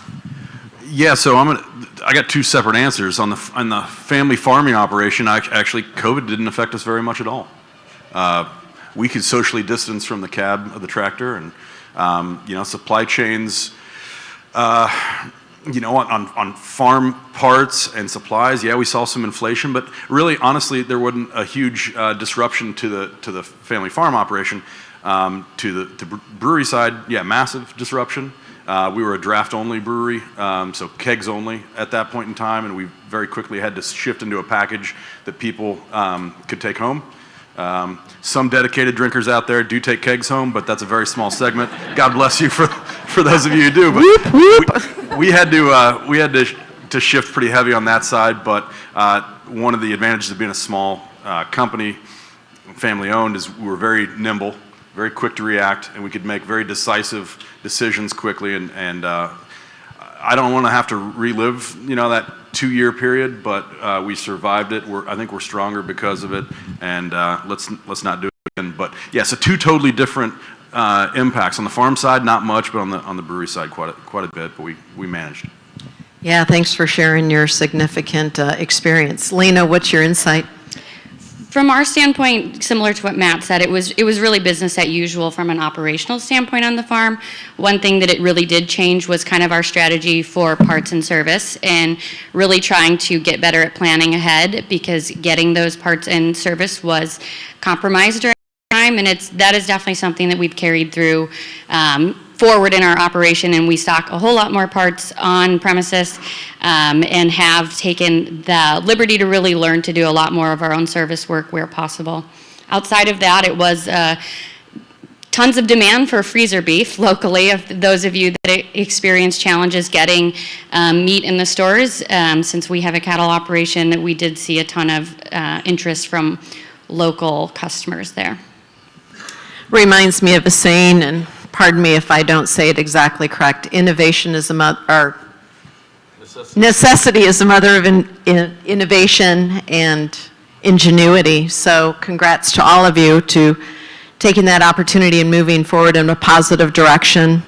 As we shift to discussing technology, what barriers, Matt, have you faced implementing advanced technology as it evolves in your operation, and how have you overcome it? Yeah, significant barriers, namely scale. We lack scale.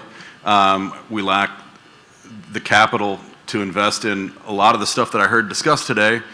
Doesn't apply to my 1989 tractor.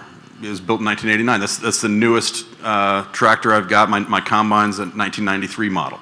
So a lot of these technologies, and in business at large, I think it's also important to be able to also say no to things that don't actually make sense to your application. It takes some discipline, because you want to say yes to cool, fun stuff, but a lot of times there's even more value in saying no. This doesn't apply to my specific application. I got a John Deere 7000 series planter that's older than I am, and it plants corn really well. On my small operation, I don't need to see a couple % increase. It doesn't justify me spending $80,000 on a planter upgrade. So there are significant barriers for small farms. It takes discipline to say no to the things that don't make sense. It doesn't mean that no is the right answer to everything. We've got bolt-on GPS now in the tractors, aftermarket bolt-on that saves us a bunch in efficiency-wise, time and fuel costs. But we didn't get in on generation 1 of that technology. It's a lot more affordable when you get it 20 years later, and sometimes that's the right answer for a small producer. You know what? Sometimes the bright, shiny objects aren't the ones that give you the best ROI. And I like to have pencils that operate in the black, not in the red. So to your point, Mark, what are your thoughts? His 20 years later comment really kind of gets me, because there's a lot of truth in that. But this is one that's always, like, if you are someone, and Matt, take this as a compliment, when you're starting out like he is and trying to make it go and make it work, the ultimate asset in his life to me is innovation and desire to make it go. So you're always struggling with, like, well, you go to meetings and you hear the newest, the best, and the whiz bang and everything else. But his focus has to be on, how am I going to make a business work? So the one thing I've always lacked, I've never lacked on having the latest GPS. What I've lacked is people around me to help me figure out how I create value and how I move it forward. And I think if I were going to, for me, in my life, if I could have had more of that in my life, I would have been a lot more successful. And, you know, technology today is usually, it feels like it's always got to be a screen on my tractor or something buzzing in my phone, when in reality, the marriage between the two and helping me get my product out and do it better than everything else is a big deal. So I'm not sure that goes right down the path of what you're talking about, but what I'm trying to do is draw it to how, at the end of the day, how do all of us make money with what we've got in the world today? And you know what? The planner gets it done. But you got the product, how do you take it from there?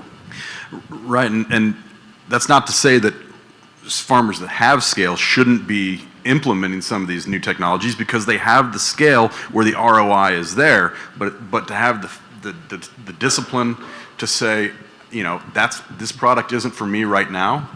I think that's important. But then on the other side of our business, you know, I've got some pieces of equipment that are highly technologically advanced and very expensive, but I need that to make my very high value product. So the ROI is really quick. That's on the brewery side. So sorting through what technologies to bring on and which ones to wait on, I think is an important skill.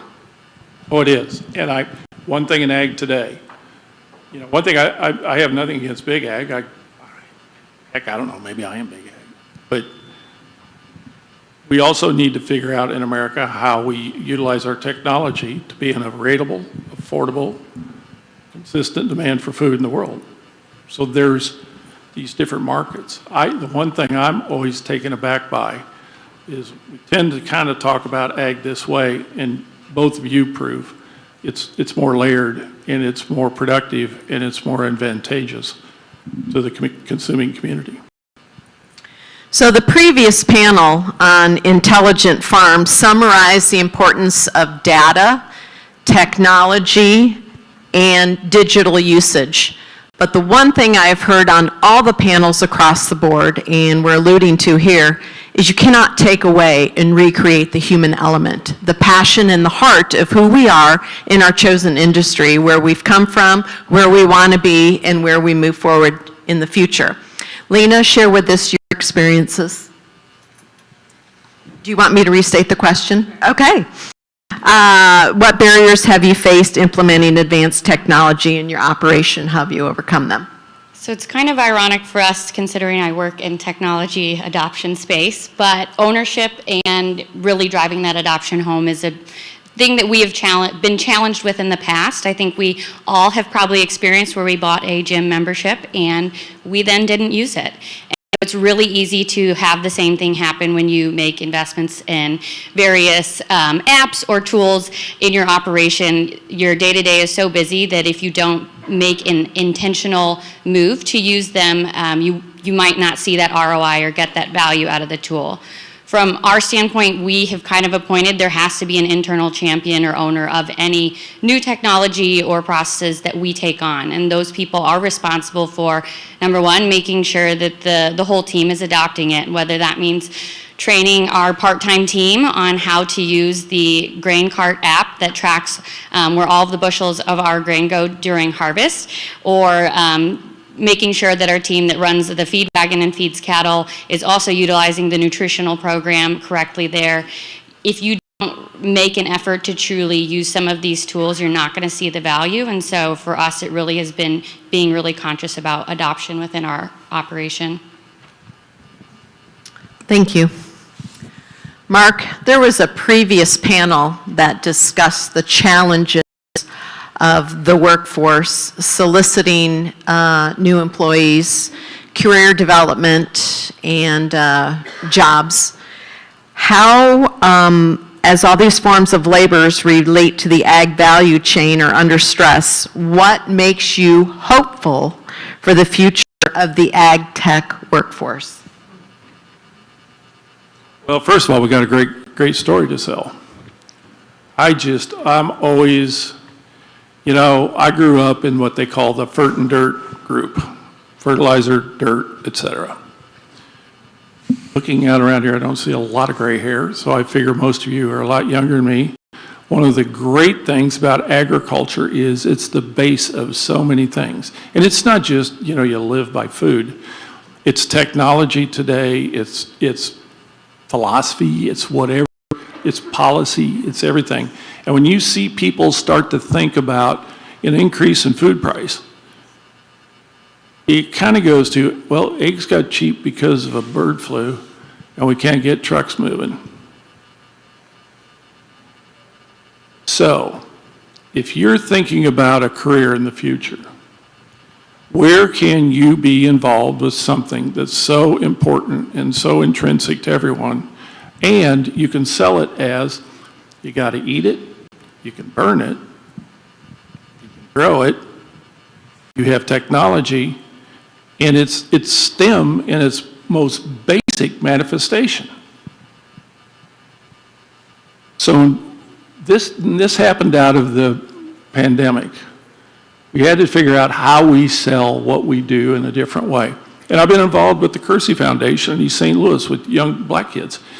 And one of the things that hit me the most, I had a grandmotherly black lady one day come up to me. We were trying to grow corn in St. Louis, that was a jewel. And she goes, you know, that farming thing didn't work out too good for us the first time. And I was like, ooh. And she goes, but boy, we still, as a community and a culture, love it and want to be a part of it. So, to answer your question, don't get too hung up on computers and widgets. Get hung up in what the industry is. And you know what's kind of amazing? The generation I see today really, really want to understand that. So I think it's our job. And in trying to get people involved, there's a lot of people like to drink beer. A lot of people like to eat beef. So figure out how you make that mainstream in the future of a lot of young people. And that's sort of what we've done. I think Mark really hit the nail on the head there with the we do have a great story tell. And when I was spent some time in Research Park, it's one that I told often to students because they really do want to make an impact in the world. And there really is no better way to make a bigger impact than working in agriculture because it is so vital to our livelihood. I think outside of that, what excites me really is just the diversity of thought that is coming to the industry from the vast differences in talent that we're starting to be able to bring into the pipeline. I think it's going to be really vital to us solving problems in the future. But then the last thing I'll mention, I think the more UX designers that we can bring into this industry, I think the better. Usability is such a huge topic for growers. They are not shy about doing things the hard way. If whatever technology you've provided isn't easy and incredibly intuitive, and I think we're going to need a lot more designers in user experience that are going to help build tools that truly are just so unexplanatory, easy to use. Matt, do you have anything to add? Yeah, from a labor standpoint, I'd say my perspective is a little bit skewed in that, you know, I've got two major advantages. One, both on the farm and the brewery side, we're small companies, so there's a certain type of person that wants to work for a small company, so we're already kind of an attractive option for somebody who wants to stay out of a corporate type of environment. There's folks that gravitate towards that, and that's fine. But for folks that want to work for literally a family-owned and operated small company, that makes it us more attractive than we'd normally be, or the average company would be. And then secondly, free beer is part of the compensation package. That appeals to a certain segment of the population. Are you hiring? We're actually currently full right now, and I think that maybe the combination of those two things is the reason why. So I run cattle on my family farm that I've been at since 1975, and I come from the small town of Chenoa, just north of Bloomington, and Chenoa just opened a microbrew in the last 3 months. And so they bring their wet grains out and feed my cattle. They don't like to drink beer, they just like to eat the wet grains after the beer is already brewed. So I'm kind of happy that, you know, the cattle have since gone to harvest, but that being said, I like the fact that we can integrate these small businesses into running cattle and raising calves on what's now considered a small hobby farm, so I enjoy that perspective of it. As we talk about and continue to unpack the human element, a lot of people in previous panels, I heard somebody talk about the different personalities and different emotional types of people out in the workforce, and you hit the nail on the head when you said there are people out there through their personalities that want to work for smaller businesses, and that is one of the things we need to look at when we are hiring. You know, are they team players? Are they more introverted? Are they more extroverted? I taught for 12 years, and so I had to go through that whole Myers-Briggs thing, which I'm sure all the educators in academia here in the room know what I'm talking about, to figure out who you are as your personality type and how you're going to handle your students. But there are the introverted or shy, they used to be called shy, people that like to work in those specialty crops, smaller platforms that are more to their personal liking. Not everybody's a type A extroverted extrovert. That would be me. And so that's awesome that we have the choice here in the United States to bring everybody to the table to meet all the different parts of agriculture. I just gave a presentation last night at a women's club and tried to teach them what food was and where their food came from, because anybody that's interested in eating should be interested in agriculture. So it's exciting that we have the tech component of it for the agriculture industry, but also the small entrepreneurial spirit, so thank you. Yeah, I mean, our end products, what we make, everyone has to consume. They don't even have an option. So we should be, I think, even more present in everyone's mind, because this is not an industry where people have the option to not consume from. So our audience is literally every human, and then, you know, you could follow this down to livestock and everything there, but literally every person on the planet needs to consume daily from us. So that means our is big, and I think we definitely can improve on position ourselves more in the forefront of consumers' minds. And it's going to happen. The younger generation is already shifting that way. We are more in the forefront in their minds. But I thought that was an interesting point to make, that you know, there's a lot of other industries out there where not, you know, maybe 1% of the public consumes, or maybe half of the public, but literally every human is consuming daily what we make. Absolutely. And as we figure out how to feed the increasing population of the whole world, 50% of the world's population lives within a 5-hour plane ride from Hong Kong, so Asia is a huge market that we look forward to in helping the largest production of agriculture here in the United States through the use of technology. Unpacking that, the gentleman that was on the previous panel that was the pilot, I actually remember TWA, he was talking about the use of that and what does it look like if we take these carbon credits and we build this land and then it's yanked out underneath us. So Lena, as we talk about carbon credits and we talk about future opportunities, what information do you have to share with us possibly about even looking at pumping carbon underground? So it's a topic we discuss often in our operation. I would say to date, our stance is we're not sure if the orange is worth the squeeze on carbon credits. So we're really waiting it out and seeing what happens there, hoping that there becomes some more structure around that space. The monetization of it becomes a lot easier and those barriers go down.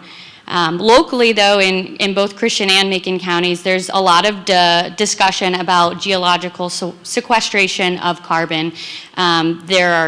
I'm no geologist, so take it for what it's worth, but there are specific rock formations in those counties that make it possible to sequester carbon deep down under the ground. And so there are going to be opportunities for growers in that space. If your farm ground sits on top of those wells, there could be some potential payments that you can receive. And then, of course, there is potentially a pipeline that's going to be built to start funneling carbon to those wells as well. And so that may be one opportunity for growers to monetize some payments, but it's something we're kind of keeping an eye on since it's definitely in our backyard. Do either of you two gentlemen have any additional or feedback you'd like to briefly share? I'd say from the small producer side, carbon credits aren't something that I'm very excited about at this point, just due to the limited economic impact it'd have on our operation. There are other environmental incentives that I think are much more exciting, even for a small producer. Anything from the consumer side of getting some type of an additional value associated with how that product was raised on the farm and went through the supply chain. I think there's more upside to that. Being like a certified producer, the STAR program I think is a really great one where it's easy for consumers to understand 1 through 5 star rating, and so I think there's more potential there for upside for a small producer, and then also from renewable energy standpoint, integrating that into a farm operation, I think there's a lot more upside that I'm more excited about than carbon.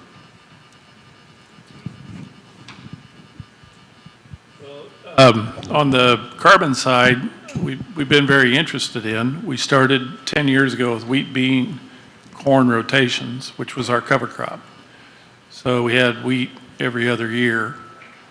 The biggest thing was trying to figure out how you have, first of all, the foliage, from the sequestration standpoint, I guess. How do you make money with it? And then how do you improve the soil? On the cover crop side, we've never made any money with cover crops. You want to say dollar in, dollar out, we've lost money. But on the whole, has it helped soil structure and things like that, which made us money later? That's true.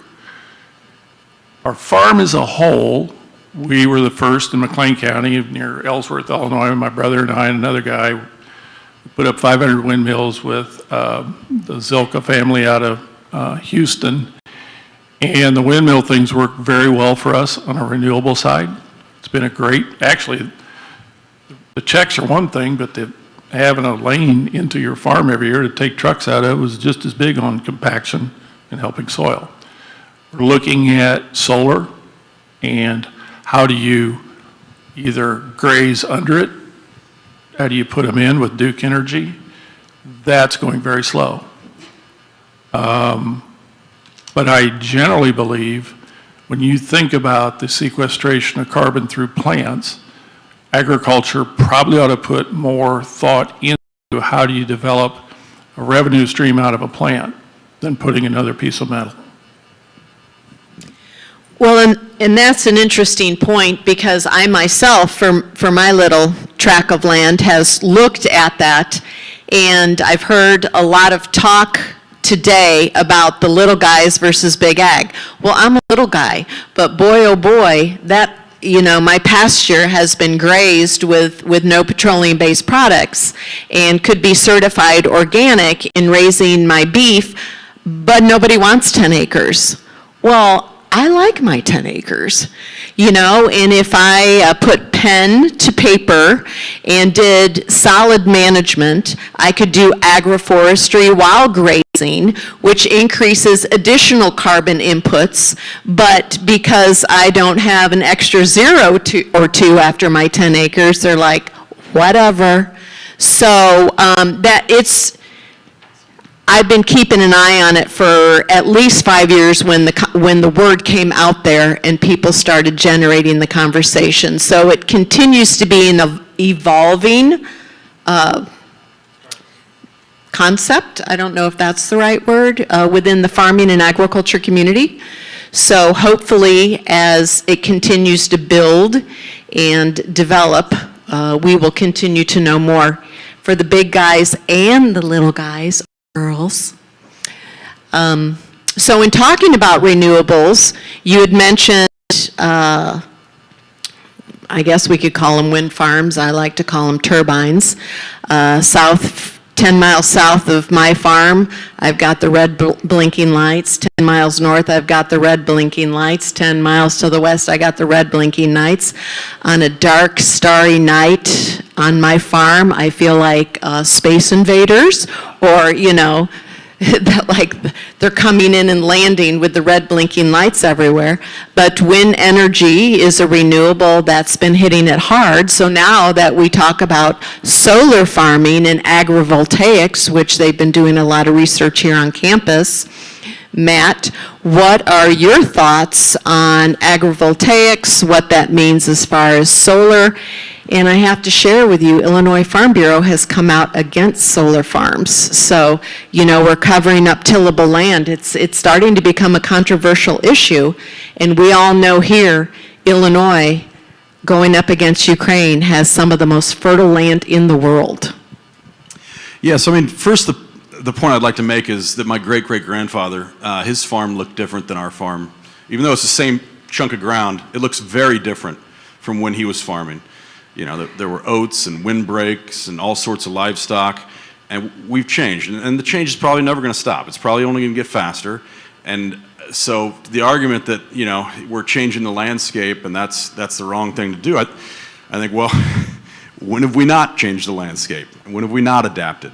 You know, the tall grass prairie that was here 300 years ago looks different than what we've got now. So I don't think it's a problem that the landscape doesn't need to look like corn and soybeans and row crop for the next 100 years. I don't think it's realistic to expect that all of the land will look like that. So I'm very optimistic about the future of renewables.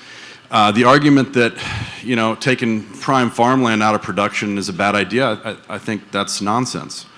I think, you know, 1 acre of solar, I've done a little bit of looking into it. We're looking seriously at some options on converting some acres, not all of them, but some of the acres to complement the farm. When you account for all this, the energy inputs and what the energy delivered to society, there's been some pretty well-researched claims that solar can deliver about 85 times the value per acre of what ethanol production can. And we heard the stat earlier today that 45% of American corn goes to ethanol production. I don't think those two things in combination, conjunction, kind of destroy the argument that we're going to have people go hungry if we put some acres into electrical production, right? If we can deliver 85 times the amount of energy to society versus a use that is using up 45% of our entire corn production, that is a highly efficient reward or yield, and you know, we should very seriously think about shifting those acres out. And this is not a permanent change. You know, if you get 35 years of agrivoltaic usage, where you know you could still even farm that ground under those panels in a different way, probably more like my great-great-grandfather did, you know, with some sheep or some other livestock, or maybe some small specialty crops that require a little bit more labor. To me, this is a great way to save family farms. Small operations like mine should be looking at this and thinking, this is how we keep people employed. If this is how we can compete against really large operations. If I can guarantee every year a certain payment from electrical production, and then because I'm not a massive row crop operation that has giant scale and needs 10,000 acres to justify all the infrastructure that I've built, because I can say, hey, my infrastructure doesn't need that, I can do some of this smaller, more niche production. I think that is the recipe to keep the next generation of small farms in business and keep all the small towns. You know, my small town of Broadlands, nobody there is even related to the ag industry anymore. Everybody that lives in that small town down there only lives there because it's the cheapest rent in the county. And if we could get a bunch of agrivoltaic installations, maybe even preferentially given to small family farms that want to stay on the land and farm it, not only do we keep those farms in business, but then we've got a whole bunch of associated decent paying jobs that could keep people in the small towns and breathe some life back into them. Well, that's an interesting point, because when the wind turbines moved into Chinoa, the rental rates increased in the half a dozen apartment buildings that we have in town. And so when things like that breathe extra life into these small farming communities that over the course of decades, as they've been saying, small towns are dying, it just hopefully helps renovate them and rejuvenate them. Lena, do you have any experience or thoughts on these agrivoltaics or the solar farms or any of those items that we just discussed? I would say there's no shortage of opportunities for those that are interested. I think we get at least one letter a month from some solar company or another. We truthfully haven't pulled the trigger and jumped in yet ourselves. I think from a livestock standpoint, it's probably more of interest there if the equipment could withstand cattle using it as a scratching post. I would have no issues putting that out in our pastures. We have 500 acres of pasture ground, and I think dual purpose use would be great. But I do think there's probably some work to be done there. So, well, thank you, Mark. Any thoughts? Well, getting old enough, I remember windmills on the farm and all that. And I'm always kind of a little taken aback by we tore them all down. Now people don't like them coming back up. And I'm thinking, oof, this is kind of weird. Because we used to use it for getting water out of the ground, stuff like that. I'll give you the thought process my wife and I went through thinking about, and my family, my brother and his wife. There was Clinton nuclear power plant in Clinton, Illinois. They had a big power line going into Chicago. It goes downtown around Wrigley Field, actually. And we're sitting there, and we actually had a conversation amongst us about our kids. And would you rather have nuclear, or would you rather have wind? And it really kind of came down to just thinking about sustainability of energy in what we, at that time, sort of thought was a clean way of doing it. So it didn't have actually any agricultural aspect to it. It was more what feels right, you know, for the energy future of where we're at. But then it became, okay, now you got these windmills out here. And I grew up on a farm. We had corn, beans, wheat, oats, alfalfa, cattle. We had a rotation. So size has nothing to do with it. What we're doing is we're trying to figure out how to recreate those things we did on the smaller farms in the past and we can do on larger farms. So for me, this whole, whether you're putting solar panels and you're putting sheep through them or goats underneath, or you're getting them apart, we've been through this, can we bale it down the middle? How do we get back to that kind of thing? And I will tell all of you, the thing that frustrates me about ag, we have not done a very good job. You know, we always talk about we want more alfalfa and we want more of this, and you know, the carbon's better in the summer, but none of us have done a really good job of trying to figure out how to put a plant out there that makes money. If you really want to put money into something, figure out how to get a plant that makes money. Because if you do that and you get carbon sequestration, that's a pretty damn good deal. And we could talk, we can have widgets in the combines and everything else. But if you really want to connect this, so when I think about our farm, and whether it's solar or whatever, I haven't heard another good answer. So I'm trying to make certain that my farm is an environmentally correct the best I can. And I don't care if it's 3 acres or 300,000 acres. How do I do that? And right now, I've not been given a better answer. Ian, I just want to clarify that I'm not advocating for what I've kind of seen in the first big phase of utility scale solar installs where they fence it off and then pay people to mow it.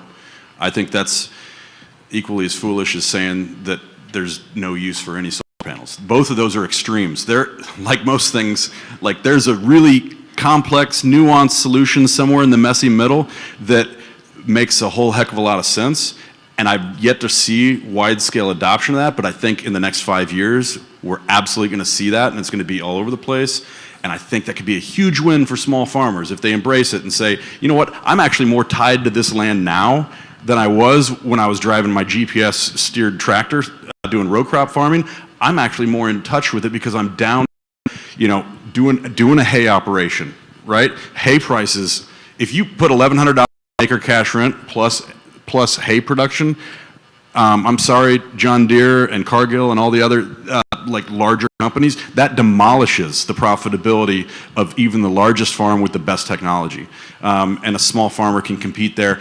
And that emotional attachment of being connected to that ground, I think will be even tighter because you're literally, it's going to be a more intensive type of farming, but definitely worth trying to figure it out.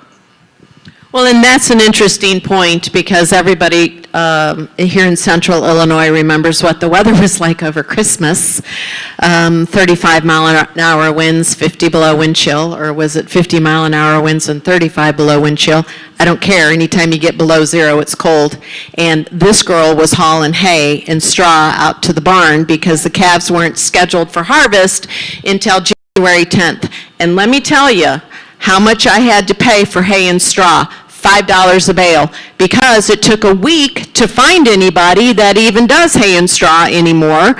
And I'm thinking, where did all of the cattle and horse people go, at least around Chenoa, Fairbury, Forest, my little whole area, Pontiac, because of the two cropping system. And so to be able to diversify, find that return on investment, even if you're a small guy, to make your best management structure. So as I said before, there's a place at the table for everybody, no matter what your farming style is.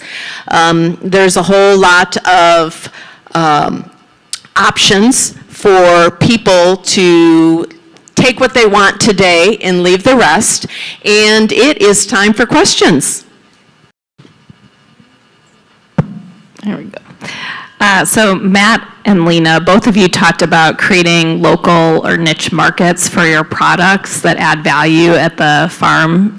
Can you talk a little bit about your approaches to that? I know that could be probably a whole panel in and of itself, but can you talk about your approach and also do you view your products as commodities or ingredients?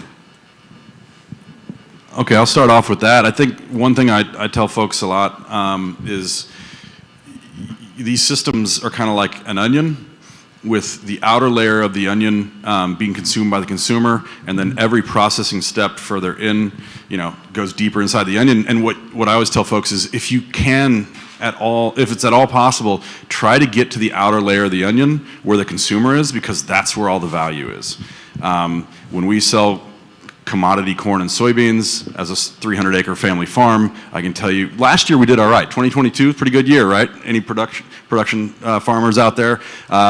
But that's not average. Average is we get very, very, very little value because we're the middle of the onion and we're so far removed from the consumer. Where in the beer business, what's really cool is we kind of own the whole onion all the way out to the outer layer, and that's where the vast majority of the value is.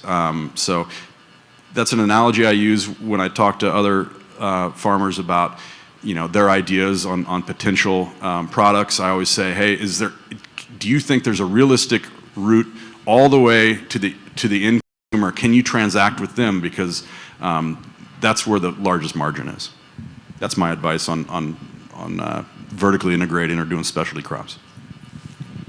I think if you have a product that you want to sell locally, if you really just get out there and market it, there are a lot of consumers that are interested in finding food products that are grown close to where they live. And so for us, during the pandemic with the beef sales, that was something that just kind of happened due to the nature of supply chain issues that were out there. I will say if we really made it a priority in our operation to keep up those sales, it could be a lot bigger than it is. But the diversification we have going on, we have enough balls in the air that one has kind of fell to the wayside in terms of something that we prioritize. But on the other hand, with our cattle op business, we actually run a niche business there, providing embryo transfer services to clients across the Midwest. And so for us, that looks like putting in embryos in our cows, calving out the babies, and giving our customers back baby calves. It's like a cattle surrogate mother business in that sense. And so we kind of stumbled into it, but it's really about finding a need and deciding to fill it and really making sure that you have kind of built the knowledge base around to do that. So, and this is for any of you, sort of a question, you all addressed this a little bit, but are the small and medium-sized operations going to have to go niche or go big to survive? And what are the issues with that, if so? And at what point does, quote, going big stop? Yeah, I think the black and white answer, if I was forced to say something other than it's complicated, would be yeah, I think you do. You have to either go big or specialize. Probably so. I mean, what's happened in the last 40 years in agriculture? It's been exactly that. There are a few forces working, I think, in the other direction. We've seen that globalization and scale have some disadvantages baked into them. Eggs, toilet paper, baby formula. There's been a lot of examples recently where a system maybe got a little bit too one-dimensional and too efficient. And hopefully there's some policy stuff, and that's not my field at all, but I think there is an argument to be made. We need to think about having a little bit more robust food system, ag system, which means a lot of different producers, and finding a way to keep smaller operations that are doing more diversified stuff. But I think that's got to kind of come from policy. I don't think the consumer is going to demand that. They want the low price. So in short, I think yes, barring anything else weird happening, you kind of either got to scale or specialize, one of the two. Well, you ask, that's a deep question. I mean, first of all, what's big and small, and where's it at in ag? The one thing I've learned over time is we always just look at farmers as big and small. I've known some 80-acre farmers that grow 3,000 head of hogs a year for their whole life, and they were big. My point is first of all, I think it's what we do with the productive assets we got. And in agriculture, one thing we have never done is one of the things I learned when I did a startup company. They drove it home to me, and one of the investment bankers is sitting here today. What kind of value are you creating? How am I going to extract that value? And then what % you and I are going to keep? We always start with, we're in agriculture, we're going to sell pigs, we're going to do whatever, but we never really think about, and ultimately it's usually worth something. But big and small to me in ag today is, we're big by definition. Got it? We are the food system of the U.S. So really what we ought to be thinking about, it doesn't matter if you farm 10,000 acres or 5,000 acres or 5 acres. Are you building into something that's needed by the consuming public, which most people need what we do? And how are you going to extract value out of that, and how are you going to learn from it? And I think one of the biggest disservices we've done in ag, and I've been a small guy, Started with 240 acres broke. Dad had cancer, mom had cancer, and it wasn't looking good. No insurance. So I was at 240 acres, and where are you going to go? And I learned they don't really want corn at $1.50 a bushel. So you had to start to think about how you're going to create value. And one of the great things about what we got is we got something that everyone wants. So I think to answer your question, I think a better understanding of what we got, what do we create, where does it fit? Size doesn't really matter in the sense of the farm and everything, but it's focusing on the products we're doing. Are they relevant to the consuming public? Are we being responsible as agricultural people? And can we tell our story like we've always had in agriculture, which we've lost some of? And I think that's the way we go about it. My toes kind of curl when I think about large and small. That's success, not large and small. The only thing I'll add there, and maybe it goes to growing your operation, but one thing we're seeing a lot locally is some of those smaller farmers that maybe don't think that they have a viable future on their own, pooling together and joining multiple families together in kind of a collaborative operation to sustain the future and continue farming together. So this is going to be the last question, which is very self-serving. What are things you wish you could do more with universities like the University of Illinois, Urbana-Champaign? And are there any barriers for growers and producers like you to work with the university? And what solutions would you suggest to achieve a deeper collaboration? I can jump in first. I think one thing that comes to mind for me is maybe getting more awareness out to growers about practical application of research that universities are doing. I know, obviously, University of Illinois is a land-grant university that does tons of amazing things. My deeper level of understanding of all those amazing things probably stops there. And so I think being able to have more awareness about the research projects they're working on and how they practically can apply to our farming operations is one area where I would love to see more collaboration and engagement. I would say I don't have much of a wish list because some of the top ones we're already doing.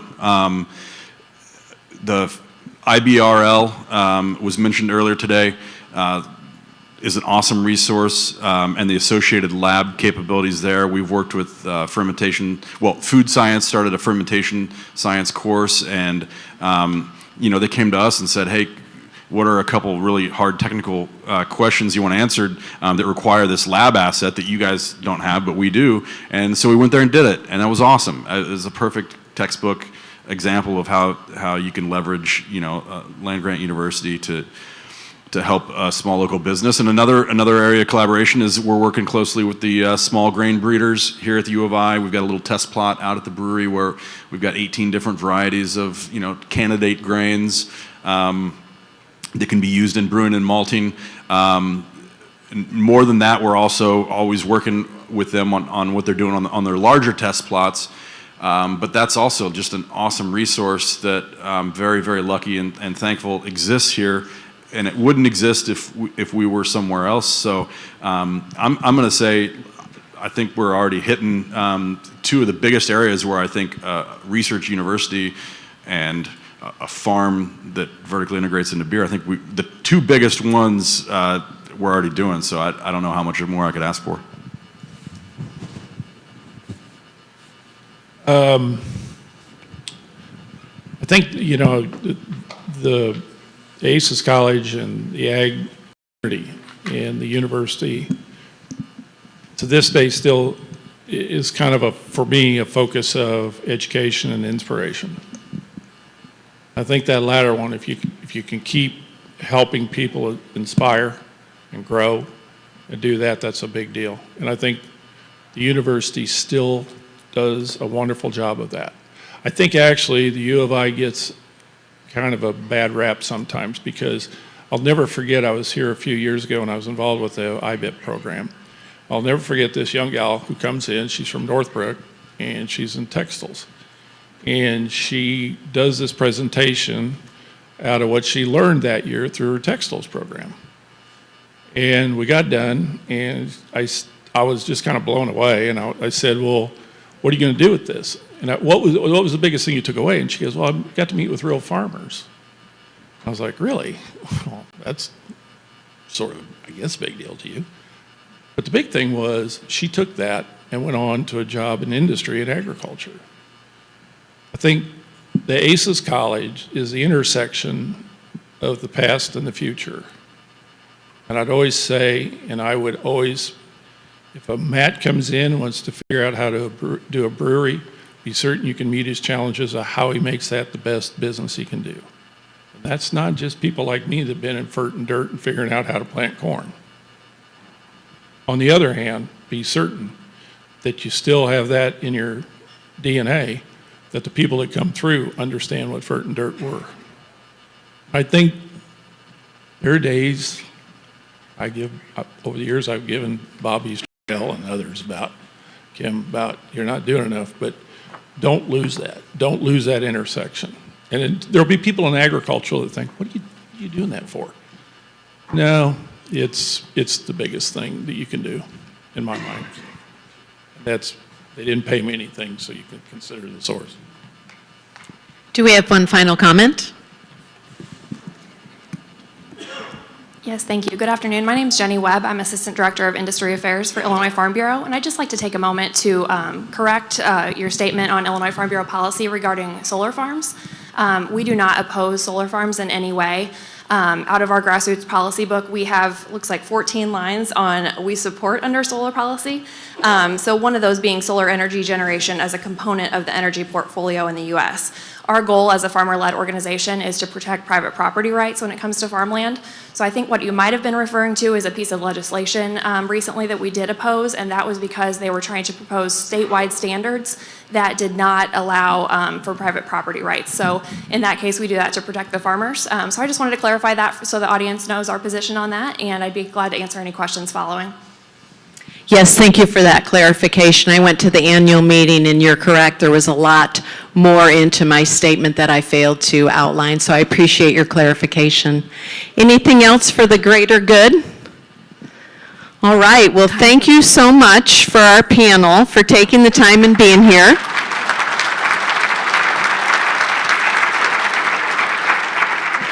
And we invite you to join us in the reception afterwards, right outside here. So yeah, we get to try out Matt's products, so come try some Riggs beer. And tomorrow night there's a happy hour sponsored by GDM Seeds, which will be out at Riggs Brewery. So if you want to see both the farm and also where it's brewed, come check it out. I think it starts at, is it 4:30 tomorrow? I'm going to get the times right, but it's on the AgTech Week website, so see that. Center for Digital Ag Day tomorrow, and IBRL tours start again at 8:15 in the morning if you want to see that. As we move out to the future, hopefully, of startup companies, please talk to as many companies as you can. I'm sure they'd love your input, and I just want to conclude by saying thank you for everybody working together to make this event possible, and a special thank you to our sponsors. Again, John Deere, World Business Chicago, Bayer, Corteva, Cargill, Kin + Carta, Sikich, and GDM. Thank you to our growers. Appreciate your attention.